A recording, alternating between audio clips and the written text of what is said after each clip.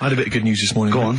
I was on the tube coming down, and I don't want to sound arrogant, I don't want to sound pushy, but I was at Green Park, and I'm fairly certain, Rick, it's not 100% corroborated, I'm fairly certain that a woman pinched my arse. So what do you think of that? Yes. There's a lot of pickpockets around Green Park. No. My wallet was still there. Really? But even if it wasn't, that would have been money well spent. But the wallet was still there. So what do you think of them apples? Eh? So what did she just pinch off? I can't confirm it at this stage, exactly what happened, but it certainly felt like a pinch. I looked round, there was a woman behind me. Right. She was fairly old. I think she's probably in her mid-30s. Right. Kind of reddish hair. Right. I don't know if she's listening. Right. But she knows where I am. And so I don't know how to proceed, really, Rick. I don't know if it's worth putting up some posters around the Green Park area. Well, what you could just to try and corroborate it. If you saw a woman pinch the lanky guy's arse, you could probably get in contact with British Rail and go back over their CCTV cameras, yeah. And then they could probably zoom in and, so identifying sort of birthmarks, or she might have been holding some up. Then I could hire a private eye. Yeah. Again, money well spent. Well, so there you go. I'm just saying maybe maybe things are looking up. Things it's getting are towards Christmas. The worm has turned. I mean, it's a little sexy story to get the show going. It is but pretty what do you make of that then, Carl? What do you think of that, you're Carl? quite damning. What's your answer? Well, I mean, you're quite a tall fella. Sure. So she must have really wanted to sort of reach up and have a pinch. Mm. Do you know you think she was a dwarf? She did it with her teeth. He didn't say she was a dwarf. No, but Steve's taller than, his arse. Yeah, but his arse isn't 6'9", is it? His arse is about 3 foot off the floor. 4 foot? What? 4 foot off the floor? No, I don't think so. About 3. She'd have to be a midget to have to reach up to pinch Steve's arse. How many cats do you say you've got through? I'd say whilst I was living at home. I mean, it's still on the increase even though I'm not there. So whilst I was there, probably 5. God. Oh. Yeah. And were you upset each time, or you just got used to it? It's one of them things, isn't it? Like I've said before, when you first see something, it's a bit of a shock. Do you know what I mean? It's like the Elephant Man or whatever. Yeah. First time you see him, it's that sort of, oh, look at that. Yeah. Do you remember the first time you saw Steve? No, I'm not being funny. Do you remember the first... Yeah, but I've said this before. It's always... Then you get used to how people look, and you don't... No. I'm going to burst. You have to play a record. No, but... Because I just see Steve's... What have we got now? Right, so we're looking into animals that we get rid of. I've spoken to someone about snails. I've spoken to someone about jellyfish and that. And looking at cockroaches today. She's an expert. She's just not just some random person. No, she works in a museum, a good museum. I said I'd give it a plug. It's the one near Knightsbridge. It's got dinosaurs and that in it. It's worth seeing. And Natural History Museum? Yeah. So, It's not sure. He's not sure. This is what happened.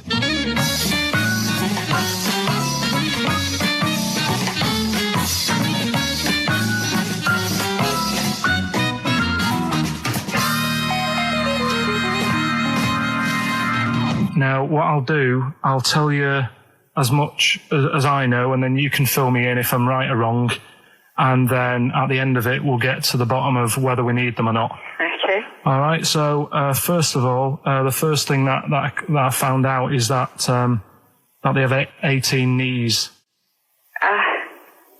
That's not exactly possible. They're insects, so they have 6 legs. Yeah. And a knee is usually the junction between femur and tibia. That's sort of classic human knees and every other animal knee. So with 6 legs, you can only have 6 knees. Could somebody sort of got mistaken for seeing one that was a bit double jointed? I think you're grasping at straws or something. All right. Well, we might have to come back to that one then. Okay. They can hold the breath for 40 minutes. Well, they don't do that because they don't breathe in the same way as us. They breathe through little spiracles, holes down the side of the body. So, no, they're not a very apt simile because the method of breathing is so different. What do you mean? Because insects have a totally different system. They don't have lungs in the way that we do, just breathing through one part of the body. They're actually breathing through every segment of the body all of the time.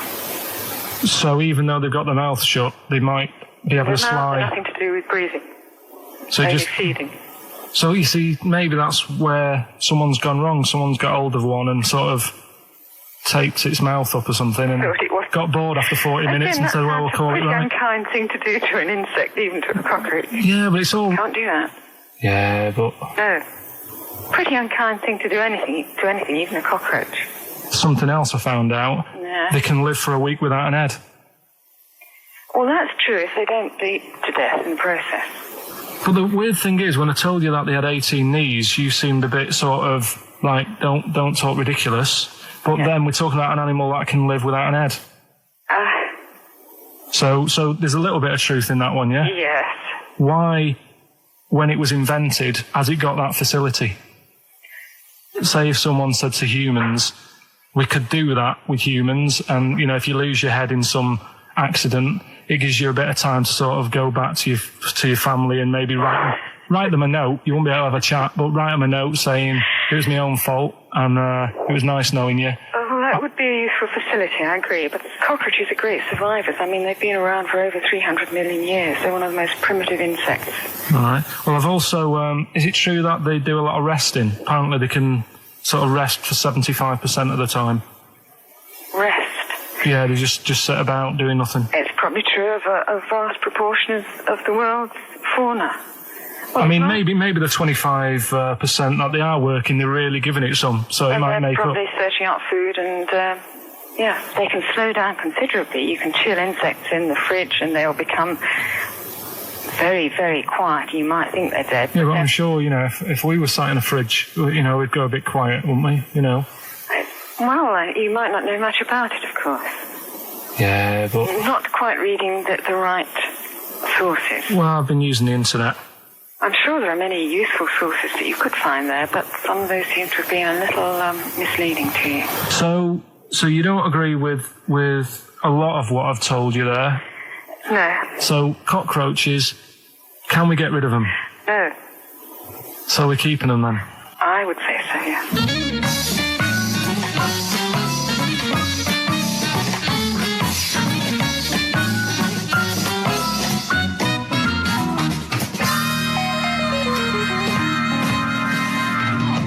I think we should get her on more often because she sounds like she'd be a bit of an ally, really.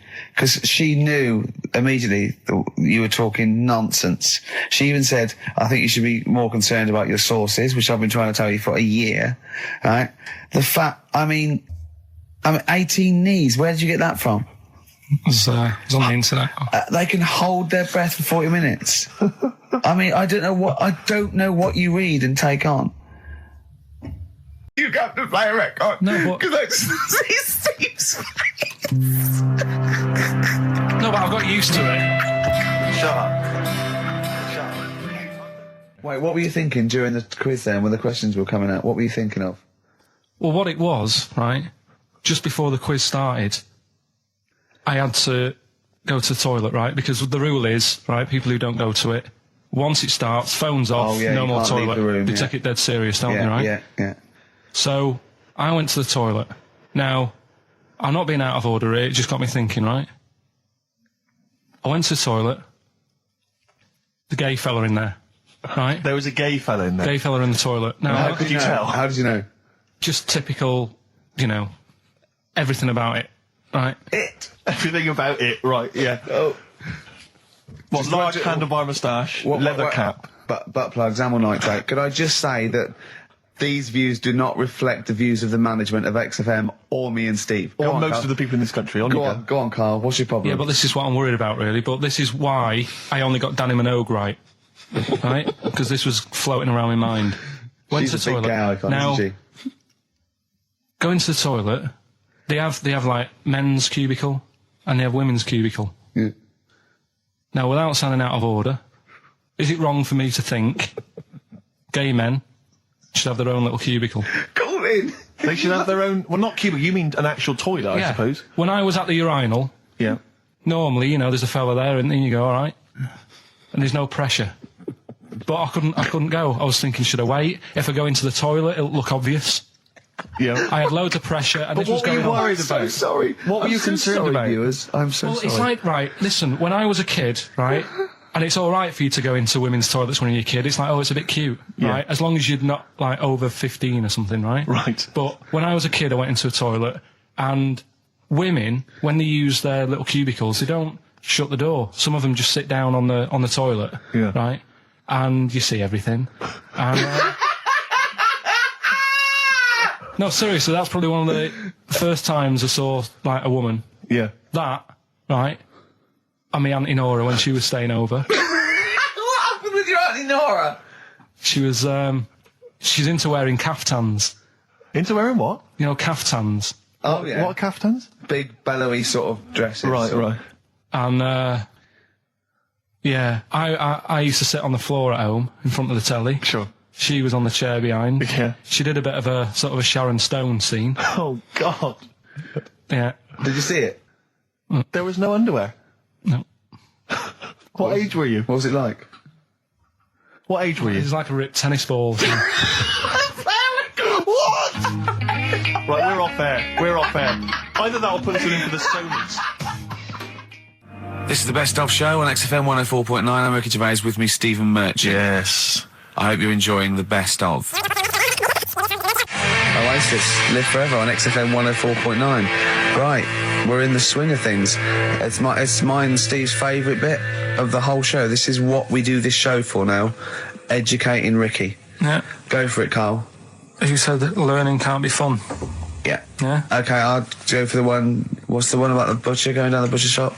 You've got get your kit on, we're off down the butcher's. Yeah. You going for that one? Yeah. Well, do you know the saying, don't let the cat out of the bag? Yeah. Do you know what it means? Yeah, well, don't give away a secret. Right. Well, do you know how it came about? No. Well, ages ago. Before, like... Ages ago. 17th century? Yeah, before, like... Yeah, 17's good. Yeah. Before, like, you know, proper butchers and Dewhursts and supermarkets and that, you used to get these blokes who sold meat.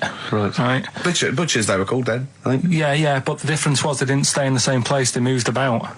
Right, so they'd turn up on a street corner, right, and he'd have, like, loads of carrier bags of, like... Carrier bags?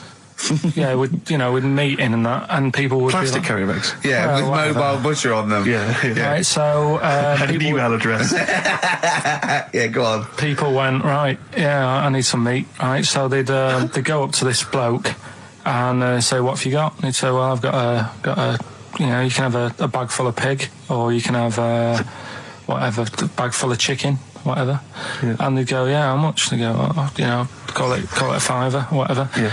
And they'd buy them, and to make more money, they didn't always fill the bag with what they said was in it. Oh, I thought that might be the case. Right? Yeah. So what Did they they used ever to do... put cats in there? Yeah.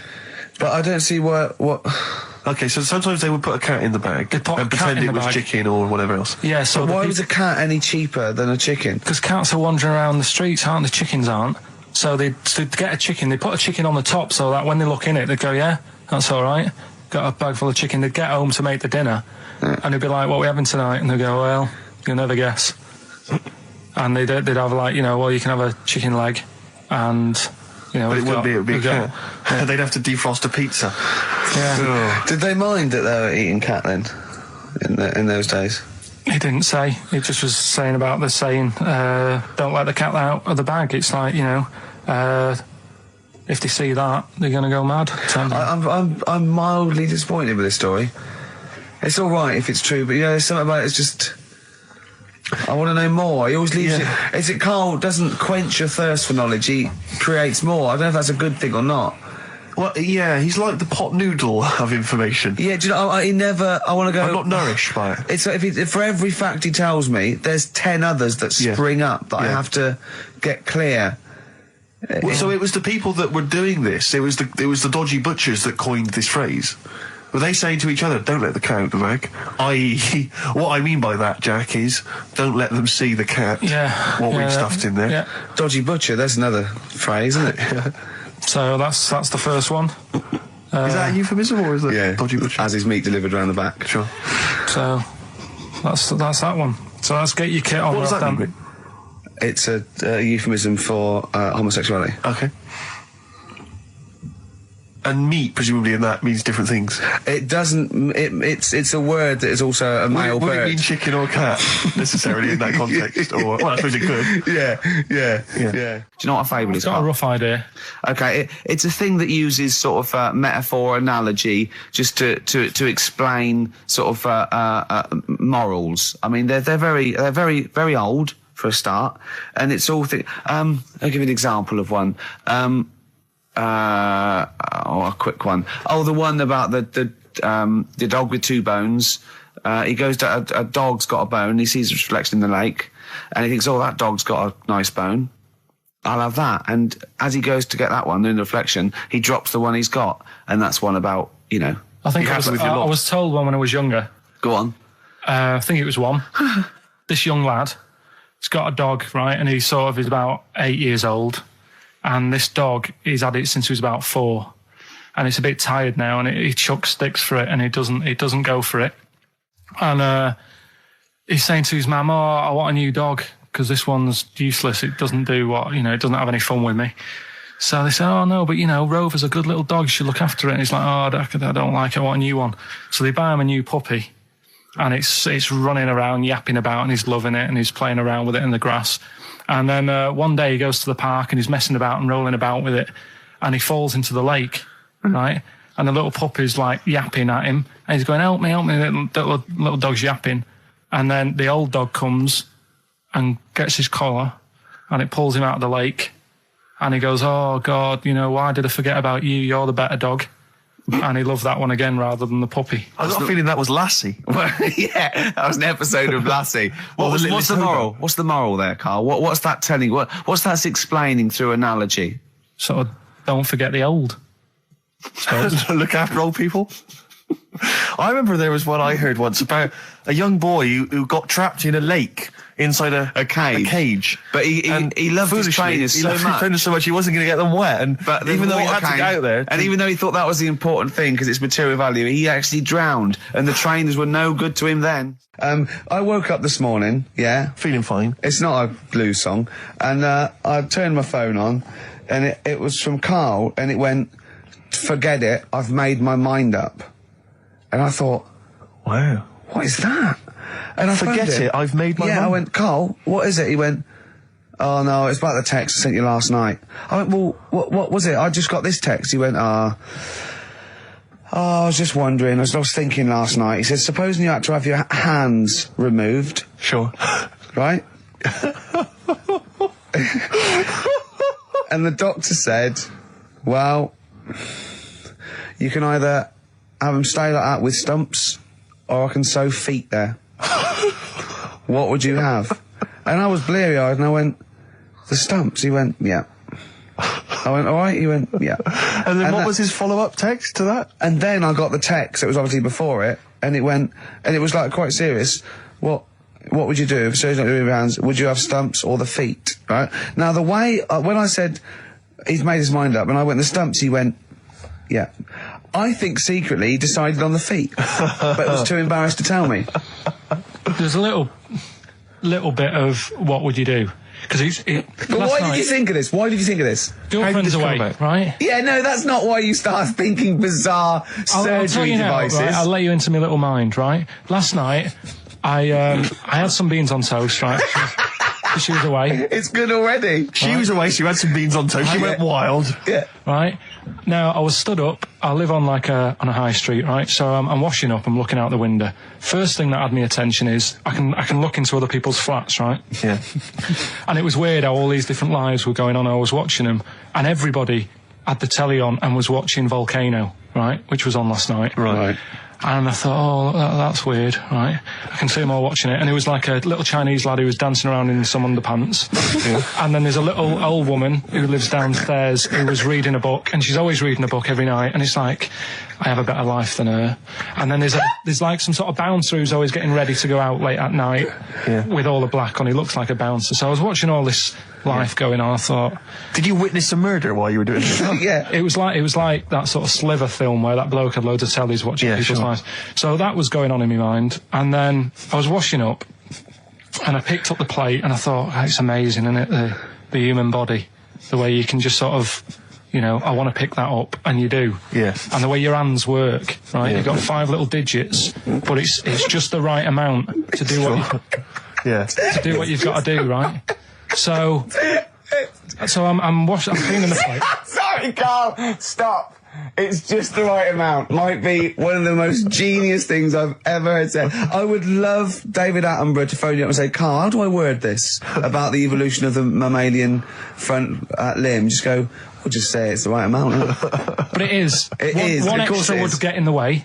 Yeah. And one less would just make it that little bit more tricky when picking up a bit of a slippery dish. Sure, or buying gloves.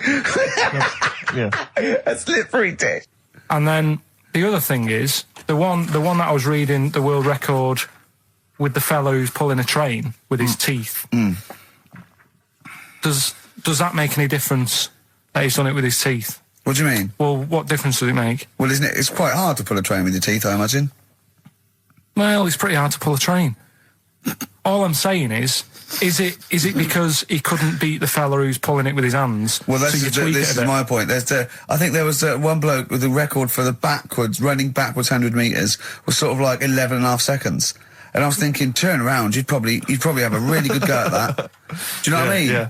It's sort of like doing a marathon with a milk bottle on your head. Take the milk bottle off and see how fast you can go, you twat. But you can just tweak it, like the fella who has done the pegs on the face, right? Yeah.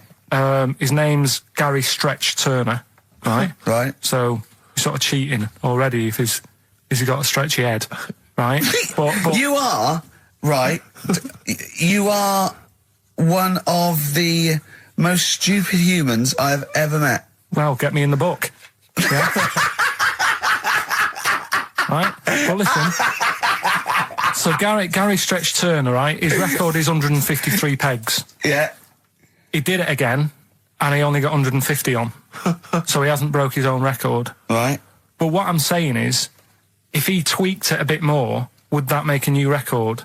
What?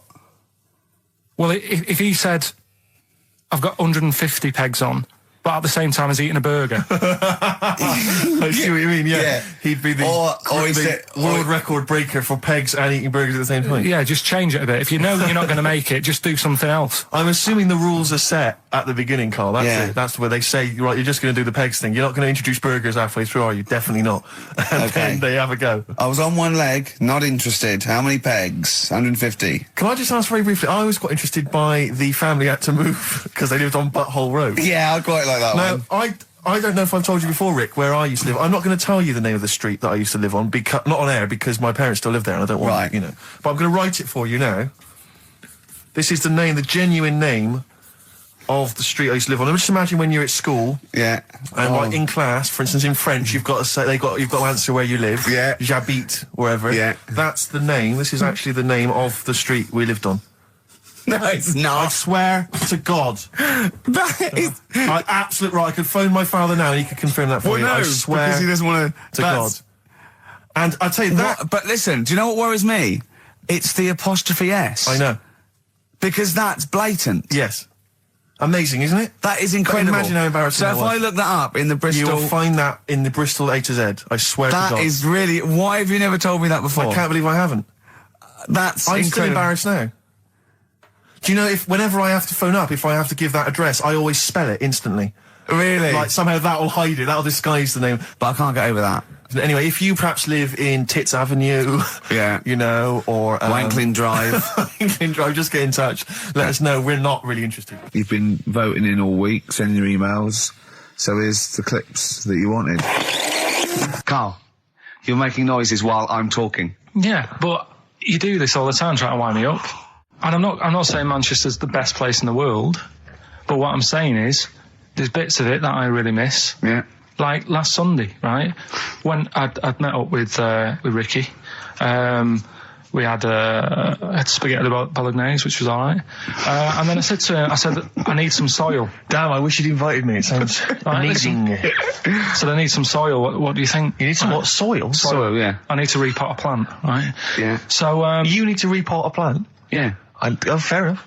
So I'm like, where you can't see these shops in London. Do you know what I mean? There's nothing around. I took him straight to one in my street. Yeah, but near your street, and that's probably the only one in London.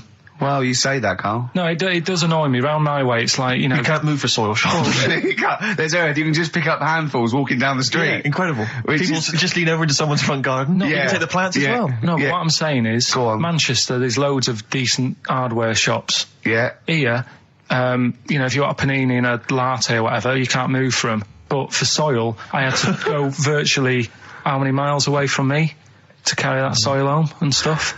Yeah. It's not good. I mean, London's all right, but if cities were sort of... It's neglecting the peat market, really, well, there's barely any mulch available in central London. I'm sick and tired of not getting a good, decent compost of a Sunday. Indeed. So, you know, I'm thinking of moving to the north, where there is loads of soil and gravel. Indeed. And animal shite. Whatever. Yeah. So you were going to say, if you were marking cities out of 10, what would you give London? Well, if you were marking them on, like, you know, on what they have. Right. As opposed to what? Well, as opposed to... How you spell it. Say, like, I think the greatest city in the world is Rome. Right? Okay. It's pretty amazing. Yeah. Have you been? What? Yeah. Why do you think that, though? Just because, like, you turn a corner and there's something there that's really old. Right. Like, you're going down a normal street. Go and stay in a Derby and Joan club. Yeah. No, but it's like you're going down the road and then you turn a corner and like the Colosseum's in the middle of a busy road. It's like, what's that doing there? Yeah. And just when you think there's no more, you turn another corner. It's almost as if that was there first. Yeah. Well. Yeah. But do you know what I mean? London. Yeah. What have we got? You know, Trafalgar Square's world known. And you go there, what's there? Yeah. Do you know what I mean? So there's a lot of space there. Get one big B&Q. In Trafalgar Square. To cater for the whole of people who live sort of central Londonish. Yeah. And then I'd be happy, but what I'm saying with Nelson just popping up through the middle? Because you can still see it, couldn't you? Yeah. It's a great idea. So B&Q could be like the whole sort of flat thing and make it sort of grey so it looked like rock, and then Nelson popping up... Make it classy is what you're saying. Yeah. Stone clad it. Yeah. So it looks like you've made an effort. Exactly. And then you can pop in, and then you can go out and go, oh, look, Nelson's column. Oh, look at that, isn't Nelson? Oh, look at that. The victory. Defeat. That's fantastic. One of the greatest living. Yeah. I need some nails. Yeah. Perfect. Killing two birds with one stone, you say? But why isn't there more than them shops? Because when I went into yours, every time I've been in there twice now. The first time was to get a shower head. Right. And I went in there, couldn't resist buying something else. I ended up getting some super glue as well. Blimey. Hey, big spender. And then, last Sunday we went in there, got 2 bags of soil, not one, I bought 2. Yeah. And I bought some scissors to cut plants with. Secateurs. Well, Scissors. you never know when you want, you might need more soil, I suppose. Well, I've got You've stocked out now. Where'd you keep it under your bed? Sorry, this isn't going out, is it, this conversation? It's not going out on air. I got a feeling it might be. Which leads us nicely into... Knob news. Oh, it's the welcome return of Knob news. Right, okay, it's very much like the news at 10, this, isn't it? I do a bong, or in this case a schlong, and he gives me the headlines, the knob news of the day. Where have you collected all this knob news? Was there a lot of knob news this week? It was mental this week. The amount of stuff. The way it works, you give us the bong, I'll give you the headline. Okay. Steve decides which stories we're going to talk about. And now on XFM, knob news. Schlong. Man grows knob on his arm. Schlong. Man gets doctors to make him a second knob. Schlong. Turkish prisoners made hole in cell wall to produce third inmate.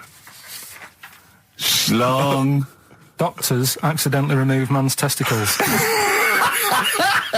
So, well, can I straight away go for the accidental removal of the testicles?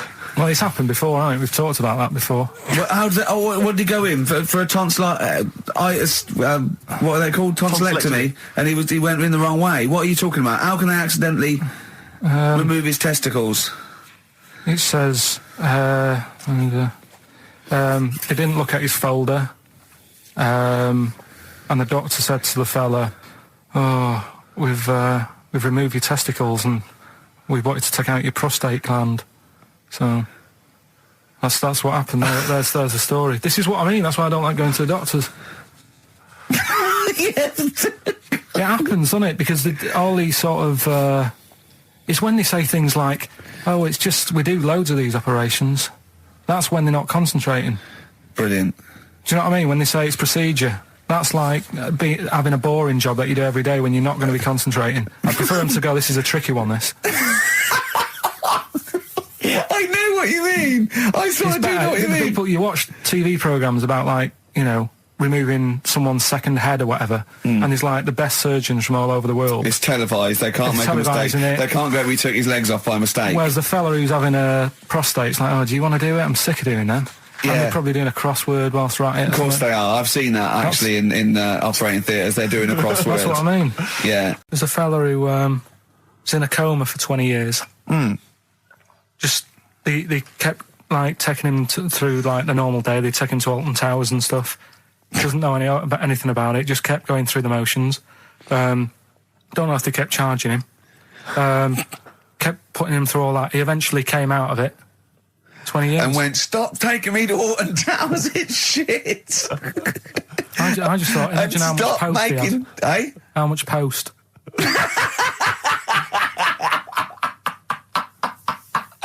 Oh, Did you read about that guy in the paper, Carl? He, sorry, on the internet. He in about, I think it was about 1984, 85, he had a terrible car accident. But this must be it. He went into a coma. This must be what he's talking about. Well, they didn't take him to Alton Towers. Of course they didn't. But you've got to try and decipher the truth from the conjecture, from the thing that I mean, don't forget, Carl realises that he's had a dream. He talks to Suzanne and goes, that was good, wasn't it, last night we were in the plane? She goes, no, that's a dream. He goes, oh yeah, where's my cornflakes?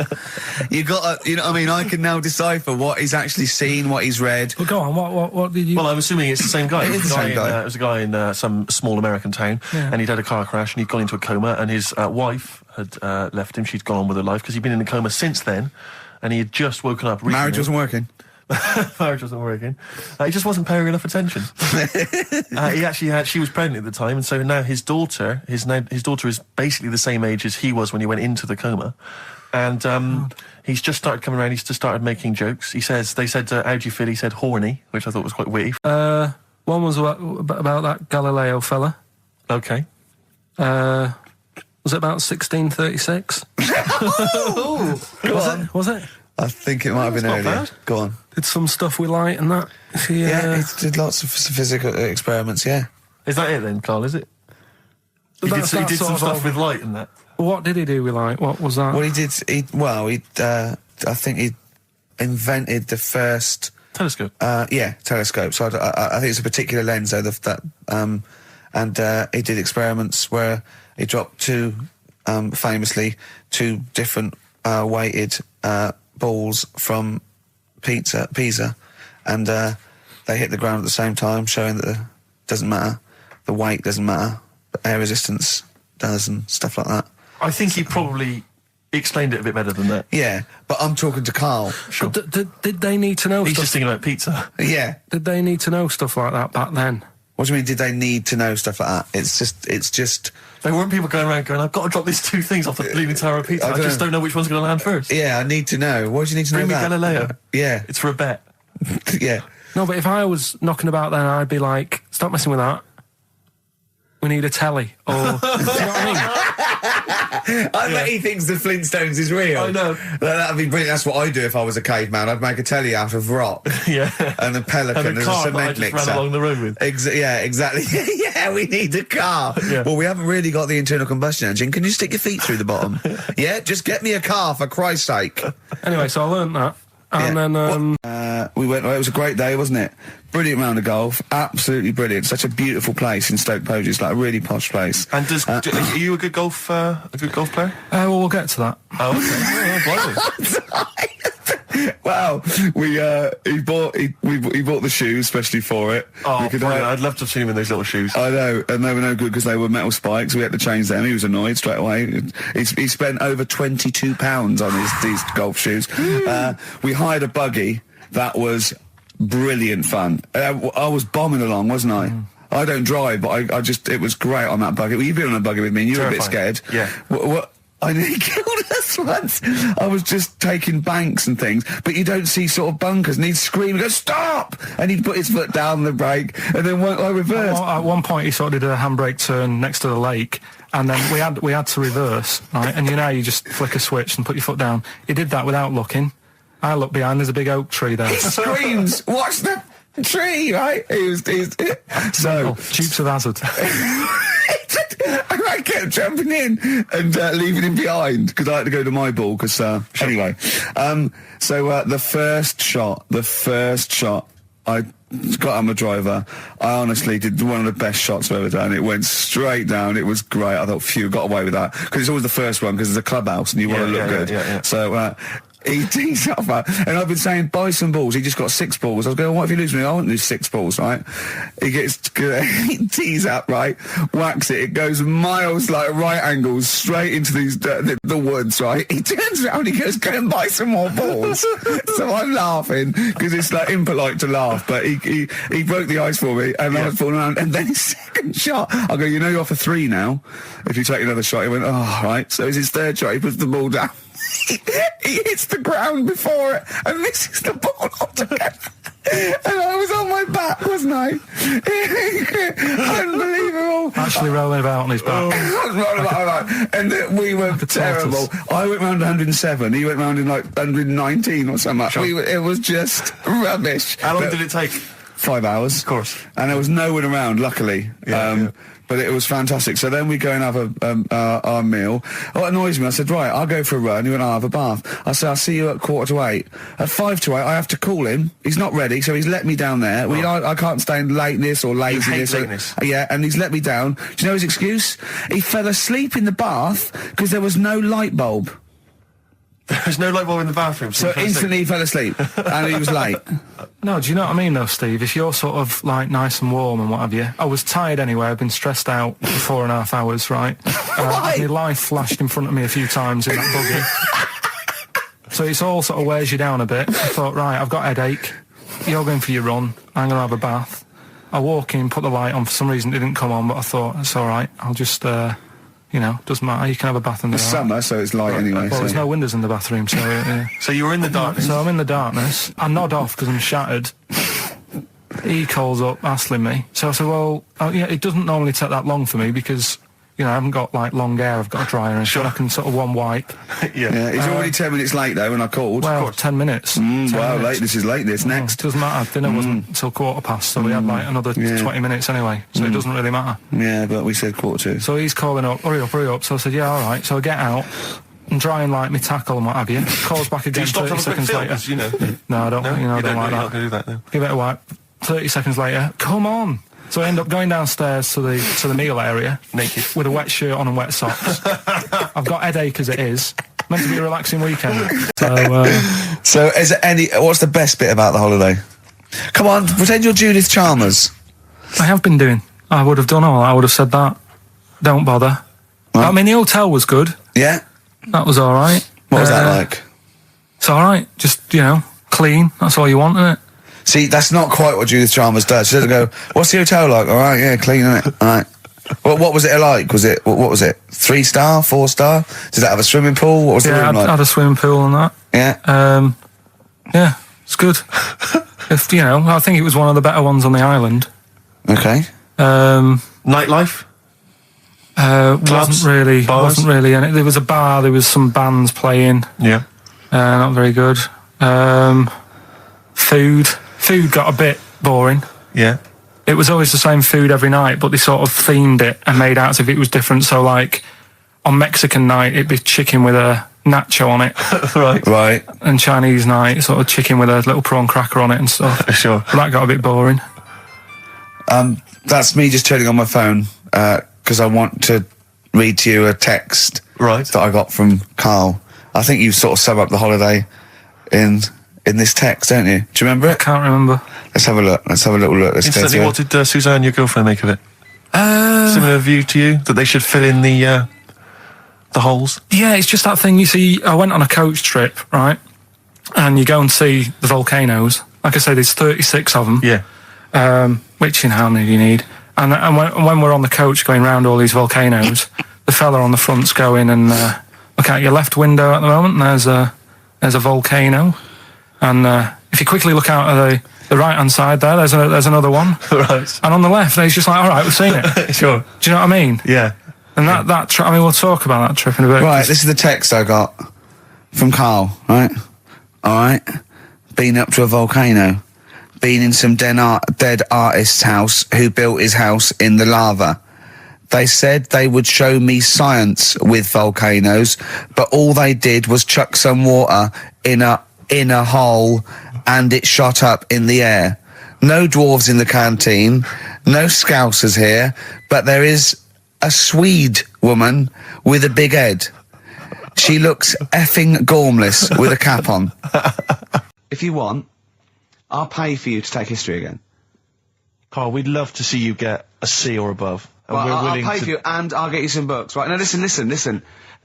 We can, let's get, I reckon, when are the exams? June?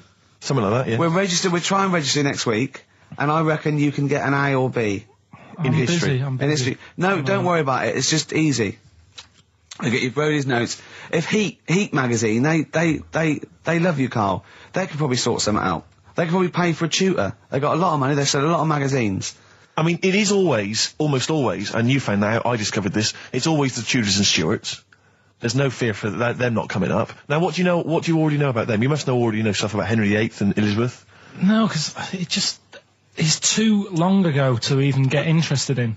Do you know what I mean? You can't. Is that why you relate didn't- to it. Okay. The Anderson thing, it was like, God, you know, I bet my mum and dad were in an Anderson shelter.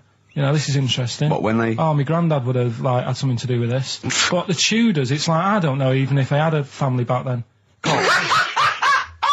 Play a record. If we come back Hang to on, this. hang Sorry, on, hang on. Steve, Because I need to introduce my the new feature. Yeah, for the I record. don't know if I had a family back then. Carl, Give me listen, let me genius, just Carl. ask you now, right? If you can finish this sentence, we've got a chance. Divorced, beheaded, died. Divorced, beheaded.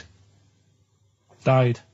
What is it? We just need to do a little bit of work, but otherwise I think you're going to be fine.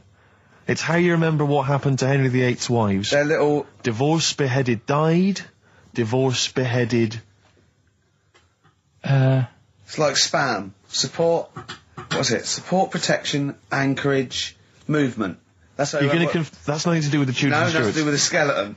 Yeah, see, no, we're not doing biology. Mnemonics and acronyms. and What happened to Henry VIII's last wife?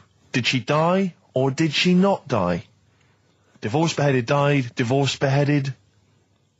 Do you know that the only king that has got a moustache is...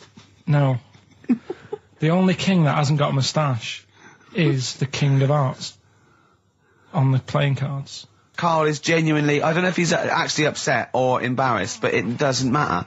Why does it matter? You were 15 and didn't go to school. If you were my friends, I think you would have just said, oh, we can't find them. Why? But you just It's matter, nothing though. to do with that. Well, what do you mean? What do you mean? It's ridiculous. Do it again because you want to learn, because there's great things in the world to learn about. Don't worry. Look, GCSE is vocational. Is vocationally for a 15, 16-year-old to go on to do A-levels or whatever, or to get results. But you don't need that because you've done very well. You don't care about the Tudors and the Stuarts. I mean, you know. I mean, I've had a couple of jobs, not this one, because you don't need qualifications to get a job. Obviously. In the radio. Yeah, obviously. You're absolutely right. But Yeah. the ones that I have got in the past, I did, because I didn't collect them, I had to lie. And I didn't like go mad. I didn't say I had A's and stuff. But I didn't put history down because I didn't even know I did it. So it's a bonus. I kind of treated myself to like a D and a couple of C's and that, so it's like, well, it's not... I love the fact that Carl even then was honourable. It's like, I'll at least put down the ones I think I took and lie, but the ones I didn't take, I won't lie about. Yeah, and don't give yourself a B. If they're going to find out you lied, give yourself a B Well, next it time, could Carl. backfire, couldn't it? I mean, my brother's a bit mental, and he used to do things like go for jobs and say, oh yeah, I've done this before, like being a mechanic, and he's never even picked up a spanner. And yet, he'd have the confidence to go and try and fix cars. Well, I'm not that daft, but, God, and he... Who do you blame for this? That's just an easy way out. I have to blame myself. No? Yeah. What was the teacher like? Well, there's loads of different ones. I didn't like... I mean, the history teacher, it is my own fault, because with her, she's a bit mental. And I used to kind of stop the lesson by saying, oh, miss, tell us about your fireplace you've got that is made from a gravestone. Because that's what That she would had. stop any English teacher in their No, 'cause- tracks. and she loved telling you about it. So Yeah. it was like, oh, I learned brilliant. that from a So teacher, that's why I yeah. didn't know about divorce, head loss, and all that. Yeah. Dandruff legs. Because- Horse, head loss, dandruff legs. But remember now, divorced, beheaded, died. Divorced, beheaded, survived. That's all you got to remember. So yeah, the things that annoyed me was like you get bored sat around the pool after a couple of days. I'd read my book. Yeah. You know, there wasn't much going on the. Not even any complex. crabs to throw sand at, was No there? crabs or anything. They wouldn't bother with Lanzarote, right? So decided to go on a little trip. That's when I saw the volcanoes and that, 36 of them. So we go on the trip, and the thing that annoys me, it does happen every holiday that you go on. If you go on a sort of a package thing, they have these trips, right? And you pay about 40 odd quid, and they give you some wine, so it make it feel like you're getting your money's worth. But how many of these trips have you been on then? Loads. Probably about 12. More holidays than I've had. Go on.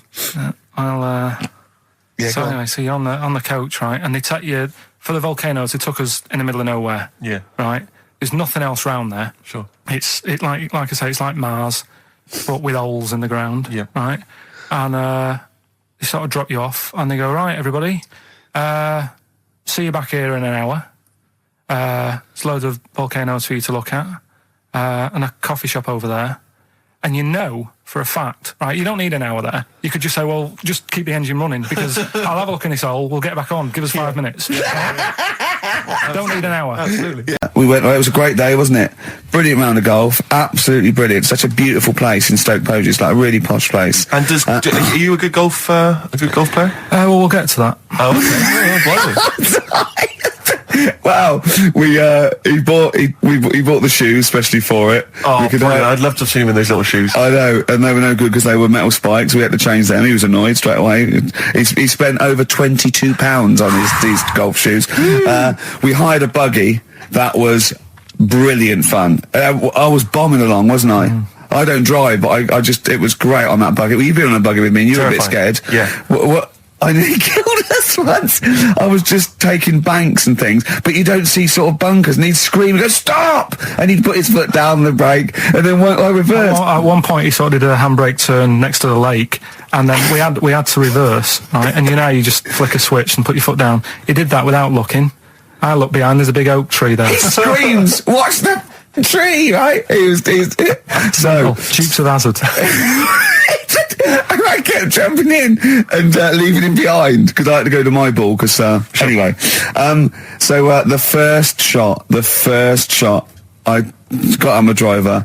I honestly did one of the best shots I've ever done. It went straight down. It was great. I thought, phew, got away with that because it's always the first one because it's a clubhouse and you want to look good. Yeah. So. He tees up, and I've been saying, buy some balls. He just got 6 balls. I was going, what if you lose me? I won't lose 6 balls, right? He tees up, right? Whacks it. It goes miles, like right angles, straight into these the woods, right? He turns around, he goes, go and buy some more balls. So I'm laughing because it's like impolite to laugh, but he broke the ice for me, and I was falling around. And then his second shot, I go, you know, you're off a 3 now. If you take another shot, he went, oh, right. So it's his third shot. He puts the ball down. He hits the ground before it and misses the ball altogether. And I was on my back, wasn't I? Unbelievable. Actually rolling about on his back. And we were terrible. I went round 107. He went round in like 119 or something. Sure. It was just rubbish. How long did it take? 5 hours. Of course. And there was no one around, luckily. But it was fantastic. So then we go and have our meal. What annoys me, I said, right, I'll go for a run. He went, I'll have a bath. I said, I'll see you at 7:45. At 7:55, I have to call him. He's not ready, so he's let me down there. I can't stand lateness or laziness. Yeah, and he's let me down. Do you know his excuse? He fell asleep in the bath because there was no light bulb. There's no light bulb in the bathroom. So instantly he fell asleep and he was late. No, do you know what I mean though, Steve? If you're sort of like nice and warm and what have you. I was tired anyway. I've been stressed out for 4.5 hours, right? My life flashed in front of me a few times in that buggy. So it's all sort of wears you down a bit. I thought, right, I've got a headache. You're going for your run. I'm going to have a bath. I walk in, put the light on. For some reason it didn't come on, but I thought, it's all right. I'll just... you know, doesn't matter. You can have a bath in the It's summer, so it's light anyway. Well, there's no windows in the bathroom, so... So you were in the darkness? So I'm in the darkness. I nod off because I'm shattered. He calls up, hassling me. So I said, well, yeah, it doesn't normally take that long for me because you know, I haven't got like long hair. I've got a dryer, and I can sort of one wipe. Yeah. He's already 10 minutes late though when I called. Well, 10 minutes. 10 minutes. Late. This is late. This next. Doesn't matter. Dinner wasn't until 15:15, so we had like another 20 minutes anyway. So it doesn't really matter. Yeah, but we said 1:45. So he's calling up, hurry up. So I said, yeah, all right. So I get out and dry and like my tackle and what have you. Calls back again 30 seconds later. You know. No, I don't. No, you know, I don't like You're not that. going to do that now. Give it a wipe. 30 seconds later, come on. So I end up going downstairs to the meal area, naked, with a wet shirt on and wet socks. I've got headache as it is. Meant to be a relaxing weekend. But anyway, so we have our meal, which is really nice. And then we're sitting in the bar. I'm having a cigar by the fire. Yeah. Like, we're having a rather nice Pinot Grigio. Yeah. He's there going, I've got headache. Is this 1955 that you live in? I know. Yeah. It's so right. And we are knackered because, you know, he's not used to work. I've seen him moaning, falling asleep. He's not used to it at all. And you've been on your feet for over half an hour. Yeah, right. So, we didn't even walk around the golf course. We had a buggy. Yeah. It wasn't even exercise. That was Bowie and Waterloo Sunset. Right, Carl, it's a questionnaire about happiness.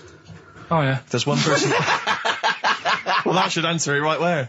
The first question, Carl, on a happy scale of 1 to 10, where are you on the happy scale? Is it at this moment or in general? Well, I would say generally. Okay. Yeah, but you don't always have to like... I mean, I think I'm happy in that, but I don't always show it. You never show it? No, but it doesn't mean I'm not happy in that. Like, I'm all right at the moment. I'd say I'm probably on a... It's probably on about an 8. I was probably at about a 9 when I woke up, right? And then sort of fell out with Suzanne over a haircut. Yeah. Right? She went for a haircut and came back with something that I didn't like. Sorry, what did you say? So when your girlfriend walked to the door, she had her hair done, you said, I don't like it, alright? She could tell by the look on my face. But don't you say, no, I'm happy with it, I just can't tell. I'm loving it. Because then she won't have it done again. Oh, Carl, I just cannot get over you. I really can't. No, but you haven't seen it. Right? So then I was fed up, but then I thought... Sorry, what authority have you got to talk about haircuts? Yeah, you had officially from a barber in Manchester above a railway station in a shack, it was £2 a cut, told you had the hair of a Chinaman. Well, you wish you had the hair of a Chinaman now, you got no hair. You're a little bald man with your mouth open, so don't... Is she listening to this, Suzanne? Sitting at home with a woolly hat on? I don't know. But she knows now, doesn't she? What did you say? What words did you do about it, though? I just said you look like someone out of Slade. Interestingly, that's what I look for in a girlfriend. Oh, God. Which one of Slade? That one with the funny... Not Dave Hill. Yeah. The one with the crooked fringe and the goofy... She had her teeth done as well, did she? She had 2 front teeth put in. Dumper. So anyway, So prior to that, you're on a 9. Then you saw the haircut, you're on an 8. Yeah. Yeah. And now then, what you're on? I'm probably on about a 6 at the moment. Why? What's happened? Well, while Star Sailor was on, bit more head squeezing going on. So, yeah, about a 5 or 6. So generally speaking, what would you say you are? About 4. You're on a 4 normal. Alright. What would you give someone who wasn't very happy? What would you give them? What are you thinking, Carl? Depends why they're not happy. They're low, okay, so what would you give them? I mean, yeah, depends, innit? If it's someone who's just lost their arms and legs in an accident, you don't give them a lollipop. Sure, or some mittens. Yeah. You give them a hat. Yeah. Yeah. And dare I say it, a smile. A skateboard. Yeah. Yeah. I don't know. You don't know. You got to answer the question. All right, so hang on. Let's assume that you've upset your girlfriend because you slagged off her haircut. What are you right? going to do now to feel go and make her happy? How are you going to cheer her up? And not buy her a baseball cap. I don't know yet. I haven't thought about it because I've got this to sort out, haven't I? So when I get home, get her some gel or something. Oh, God! Oh, Christ. Oh, that's a wonderful, wonderful clip, and a great record that preceded or followed it, I'm not sure. But, could I make some dedications? Yeah. Because last week, just before we had to come in to record this, I popped out trying to get onto the tube, and I had a nightmare, because there were millions of protesters, so-called protesters. Now, a lot of them obviously doing good work. There was one fella, I think you'd have appreciated it, because I know you are very politically active, and I think this guy has really studied hard, and he's realised the best way to make his voice heard on the international political stage is to ride around on a tricycle wearing a jester's hat. He was really shaking up the bloody government. I wouldn't want to be George W. Bush about now. Not indeed. Once he sees that. Once he sees that guy. Imagine his aides rushing in and going, George W., look at this guy. Where's that? That's in London, England. Okay, call off the forces. Is that a large tricycle? Yeah. Is he wearing a nappy? Get me Colin Powell. Why'd you call him Colin, not Colin? It's the way he likes it. Don't about. Just call off the troops. There's a in a jester's hat. Call the troops off. Just bleep some of those bits. Well, we're running out of time. We've got to get on with the show. It's near the end. I hope you've enjoyed it. I hope the scientists stuck in a big, hut in the middle of nowhere in pitch darkness, 10 of them. I imagine they've been fascinated, Rick, by the finger up the arse discussion. We had Chinese don't age well, gingers, all that. The big fat kid. Well, actually, they're probably secure in the knowledge that if they want to kill some time and it's dark, there's nothing better than stick your finger up someone else's ass. Exactly. So enjoy that. But they've been hanging on for Rockbusters clues, I imagine. There's the answer. So give us the clue again quickly. All right, so the first one was the fella let his wife know how he got the bruise on his legs. Go on. Right, that was Courtney Love. Yeah, Courtney Love. So that's Courtney Love. So that's the first one. CL. So that one's fine. The second one, that Potter. What am I doing? Letting that one go? Just let it go. Just let it go. Am I just letting that go? Annoyingly, we haven't got time to take issue with it, Rick. Okay. That Potter lad, he's got a lot of bottle, hasn't he? Doing all that stuff with the wizards and that. Go on. That's Brave Harry. Yeah, the Bravery, current sort of XFM band, the Brave Harry. That works as well. No, it doesn't. And the last one. No, it doesn't. No, it doesn't work. The Buddhists. It doesn't work. Won't be able to get in their temple without Doesn't these. work. Brave Harry. Doesn't work. Brave Harry. The Brave Buddhists, Harry. Buddhists won't be able to get in their temple without these. TM. That's the monk keys, right? So who got all them? The monk keys. Who got all them? Like Which band are called the Monk Keys? the monkeys. Oh, the Monkeys. Yeah, the monkeys. From that classic first album, Velvet Underground and Nico, which apparently peaked at a disappointing 171 in the US charts. Think of that. And that's obviously Louis de Velvet Underground and Waiting for the Man. Yeah, great track. So we were talking, we were doing White Van Man, and we got onto genetically modified babies, but and then somehow Carl started telling a story about someone with a horse, and then he got onto, he was trying to make money selling flowers. Just do the flowers briefly. Well, hang on, I just want to recap slightly. So there was a family, and who had the horse in the family? It was. Because you lived on an estate in Manchester. So the mother was a right pig, apparently. Well, I don't know whether that's relevant. You don't need to go that far. But what I'm trying to do is like make a picture for you so you understand. What did she look like? Who did she look like? Bit of a, and no disrespect to her, bit like Pauline Quirk. Quirky, yeah. Right? Okay, I knew you were going to say that. Yeah. I knew it was going to be Pauline. Did she have any tats? I've never got that close to her. Okay, all right. So who had the horse? Was this her son or her husband? No, her daughter. Her daughter had stolen a horse. Yeah, from I don't know where. There was I think there was some stables down the road or something. And they kept the horse in the house with them. They kept it in the house. Did they didn't get have caught? it for long. No. Sorry, and you said you were in the house one day and you saw the horse. No, what happened was I was. They did this thing at school about raising money for charity, right? For some local charity. And they said you can do anything to raise money, and they came out with all these ideas, and I thought that's good. What was the charity? I don't know. I thought forget the charity. Yeah, that's just a good way of making over it. So you're a charity. So I asked my mum for some. Cause she used to have a lot of flowers around the house. Sure. I said, can I just take some snippings off them, and I'll go and buy some plastic cups, and got some soil out of the garden, planted the bits of plants in them. Yeah. Got a tray. Yeah. Had about 25 plants on it, selling them for 25 pence each. Excellent. Did you sell any? Yeah, sold loads. Did you just cut? You didn't just cut them and stick them in the soil? Yeah, they want to survive. Oh. But I think people sort of thought, good on him for trying. But anyway, so I went round to theirs because I thought their house could do with a bit of colour and stuff. Yeah. Because it's a bit rough. So as I went... The horse went, thank God for that breakfast. They've been feeding me kitty cat. So I got up to the door and they opened the door and it was one of them houses where... No carpet. Yeah, a horse in the living room. You know. We've all been there. And the horse was walking around the living room. I looked quite happy and everything because I always say that about animals. Black Beauty was on.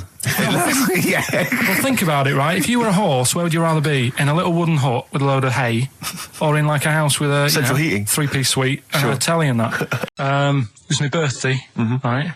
Went home after working with you a couple of Saturdays ago, right? Girlfriend was like, open your card. And I said, no, it's my birthday on Monday, I'll open it then. You obey by the rules, certainly on birthdays. Birthday rules. Well, there's no point. Well, exactly, chaos leads that way. Yeah, right, so... not an anarchist, never has been. So anyway, she was kept going on, it was doing me head in, so I said, all right, I'll open it. Yeah. So I opened it, ticket fell out. Surprise holiday to one of the Canary Islands. So... And what was your reaction? I mean... First one was, we haven't got enough money. Right. For this, but I didn't want to ruin it, so so I didn't go on about that, and I said, oh, it'd be great, so I can't wait. So, did you say it in that tone of voice? Well, it was good timing because I was tired and everything, and I'm not a big holiday fan, but the timing was right. Yeah. Do you know what I mean? It's the same as last night. I don't always like a curry, but last night... You're in the mood. You get that sort of, oh, yeah. Curry, you had a feeling. Yeah, you had a feeling. You thought, and then lo and behold, like, you were eating the curry. It's weird, isn't it? Isn't it weird, the paranormal? Isn't it weird? They work in mysterious ways, ghosts. Yeah. So anyway, right, the island, if I was on with you here, I'd probably say it's a bit barren. Okay.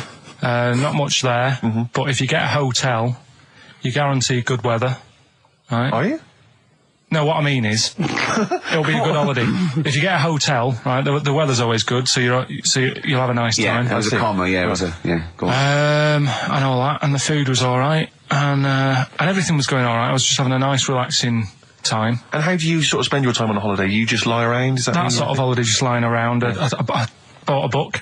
You bought a book? Yeah. Okay, ghosts? No, it was short stories, right? About it was ghosts? it was about like special days in our time and time before me and stuff. Oh, yeah. And it was like, it was telling you about how in, I think it was 1814, the Thames frozen up. Yeah. And all these stories are told by eyewitnesses. Yeah. Right? So there's some fella who was around in 1814 and the Thames was frozen and people used to put market stalls on there and they'd do the shopping. It was like an Oxford Street. Was that Mad Liar Charlie? No, because he's famous for that. Well, I'm sure, you know. No, I think that was Mad Liar Charlie. Right. Yeah. So I was reading that, and then after a couple of days was a bit like, boring. Yeah, you can only do sort of so much lying around. And so much reading. So Suzanne said, let's go on the beach, have a walk. You ain't gone on the beach? Where had you been up to this point then? In your room? No, just like around the pool, just relaxing and having a swim and that. Yeah. So she said, let's go on the beach. I said, all right then, yeah. So wandered down to the beach, and first impressions are, it's all right, it's clean. Your criteria is so basic, it's weird. Hotel, yes. Roof, good. Food, adequate. Beach, clean. Next. So I'm walking along, and everything's good, and, there's a woman feeding fish bread, which I thought that's different.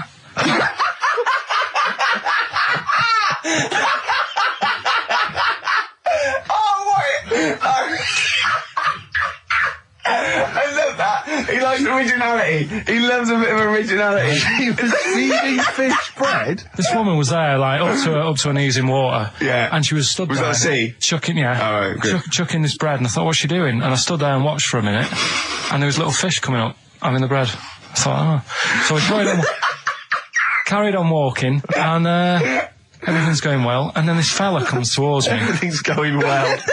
That's I haven't fallen over. Clean feeding bread. 2 points for originality. Fella comes walking towards me. Oi. He's only got no pants on. Oh. So I said, Suzanne, what's going on? Why did he turn to her? Like she knows more than him. So she said, oh, yeah, it's, she said, yeah, it's a nudity. Is this going to be a long story? Could you pour that coffee? Can you give me that coffee over?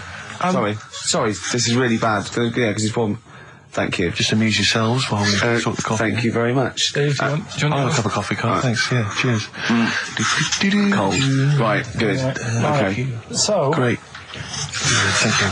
So she said, yeah, it's a nudist beach. So I said, well, why, what? I said, we're all it's all mixed up. Normally on a nudist beach, it's a nudist beach and you don't go wandering on there when you get your clothes on and that. So it annoyed me a bit, because there wasn't any signs. So this fella's getting closer. Well, the knob out was a sign. Yeah. Right, so he's getting closer. And he walked past me. It was an old fella. and he walked past and he had a hat on and a little pipe and a big rucksack on his back. Right, so he got me thinking. Not strictly naked. I'm walking along and I'm thinking, right, why do people want to do this?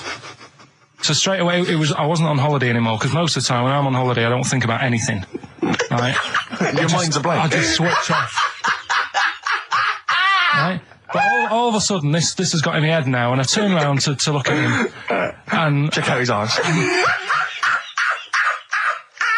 And this bag, right, I swear, it was massive, right? What? You had a massive bag? The bag. His rucksack? His rucksack. Oh, right, okay. When he said there was an old couple coming towards me, I said, what was lower, the bloke's bollocks or the woman's tits? And he said, well, that was another point, she might as well have worn knickers. Because you can see it. That's what he said to me. So you saw the bag? So it annoyed me, yeah, because the whole idea in it, this is what I think, I mean, I might be wrong, right? Might be wrong. Chances are you never have been. You never have been before. Being nudist, right? What's it all about? So I'll tell you, on that point, Carl, let's play a tune, let's come back and we'll discuss... What are we going to play? We'll discuss that very issue. We've got some ideas, we did chat about this last week, Carl, in your absence. Alright, well, we'll play the choral. Okay. It's a good one, this. Yeah. Coral, Dreaming of You, on XFM 104.9. I'm Ricky Gervais, with me Steve Merchant and Karl Pilkington. If you just joined us, Carl is walking down the beach, and a man has just passed him with his knob out. Yeah, his testicles out and his huge bag, apparently. Right. Now, we'll sum this up, you know, quick, because we did talk about it last week. You know, you did call me and tell me some of these things, and we sort of mentioned it last week, but you just want to say just give us your thoughts on nudity. Well, what I don't understand is, right, nudity, I thought it was all about, you know, sort of being free. Yeah. Natural, letting the breeze, you know, blow around you and that. That's all I can think is of like the bonus of doing it. But you can get that by just having a pair of shorts on, right? Because I'm not one for getting my kit off. It's just something a bit weird about it, isn't it? Normally, if I go for a walk on the beach, I'll put a shirt on. Sure. But leave it unbuttoned. Yeah. Oh, right, yeah, tease the ladies, sure. Do you know what I mean? Yeah. But it just feels a bit weird. So it's best to cover your back anyway, because the sun... Yeah. And all that. Advice, yeah. But when I saw him, and I thought, well, right, is he doing it to sort of be free and be comfy and all that? And then I thought, but he's carrying a big bag, right? I've got a pair of shorts on, and I'm not looking at him thinking, I bet he's really comfy. Do you know what I mean? I wasn't going, I can't wait to get home and get my shorts off. They're really annoying me, these. So... and that's just it. I don't get what it's all about. Yeah. Sure. Yeah. Sure. Well, okay. Well, my advice to you is don't go to nudist beaches again. Well, I didn't go again. That was Steve, I'm flabbergasted. But also, you don't like spending money, right? He's mean and weird looking. Valentine's Day. Are you sort of, you know... You've got to love him now, haven't you? What are you happier with? The fact that no girls like you enough, right? This is really mental. Or are you happy because you don't have to spend any money on a card for someone? A little from column A, a little from column B. Right, let's have more monkey news. What have we got? No, we've got so much to get into this show. Insults. We don't need the insults. I think we've got enough. We don't need the insults. Yeah, there's no more insults. What angers me with Carl is, you know, he's been planning that. No, I haven't. I was thinking about it on the way in because Valentine's Day is coming up and I'm not a big fan of it. Right. Condoms? You bought your girlfriend a box of condoms for Christmas. I don't think you can have a go at me. To be fair. No, but I don't just treat her on Valentine's. I'm always... Do you know what I mean? You don't even treat her on Valentine's. You don't even treat her at Christmas or on her birthday. When do you treat her? Hang on a minute. Wait a cotton picking minute there. Oh, why I order. Wait a minute. What was that? Tiffany dog. I treat your girlfriend better than you, and I've only met her twice. I took her out last night and she enjoyed herself. Where'd you go? Until she had to write the check. Where'd you go? To a chippy. A really... No. Play a record!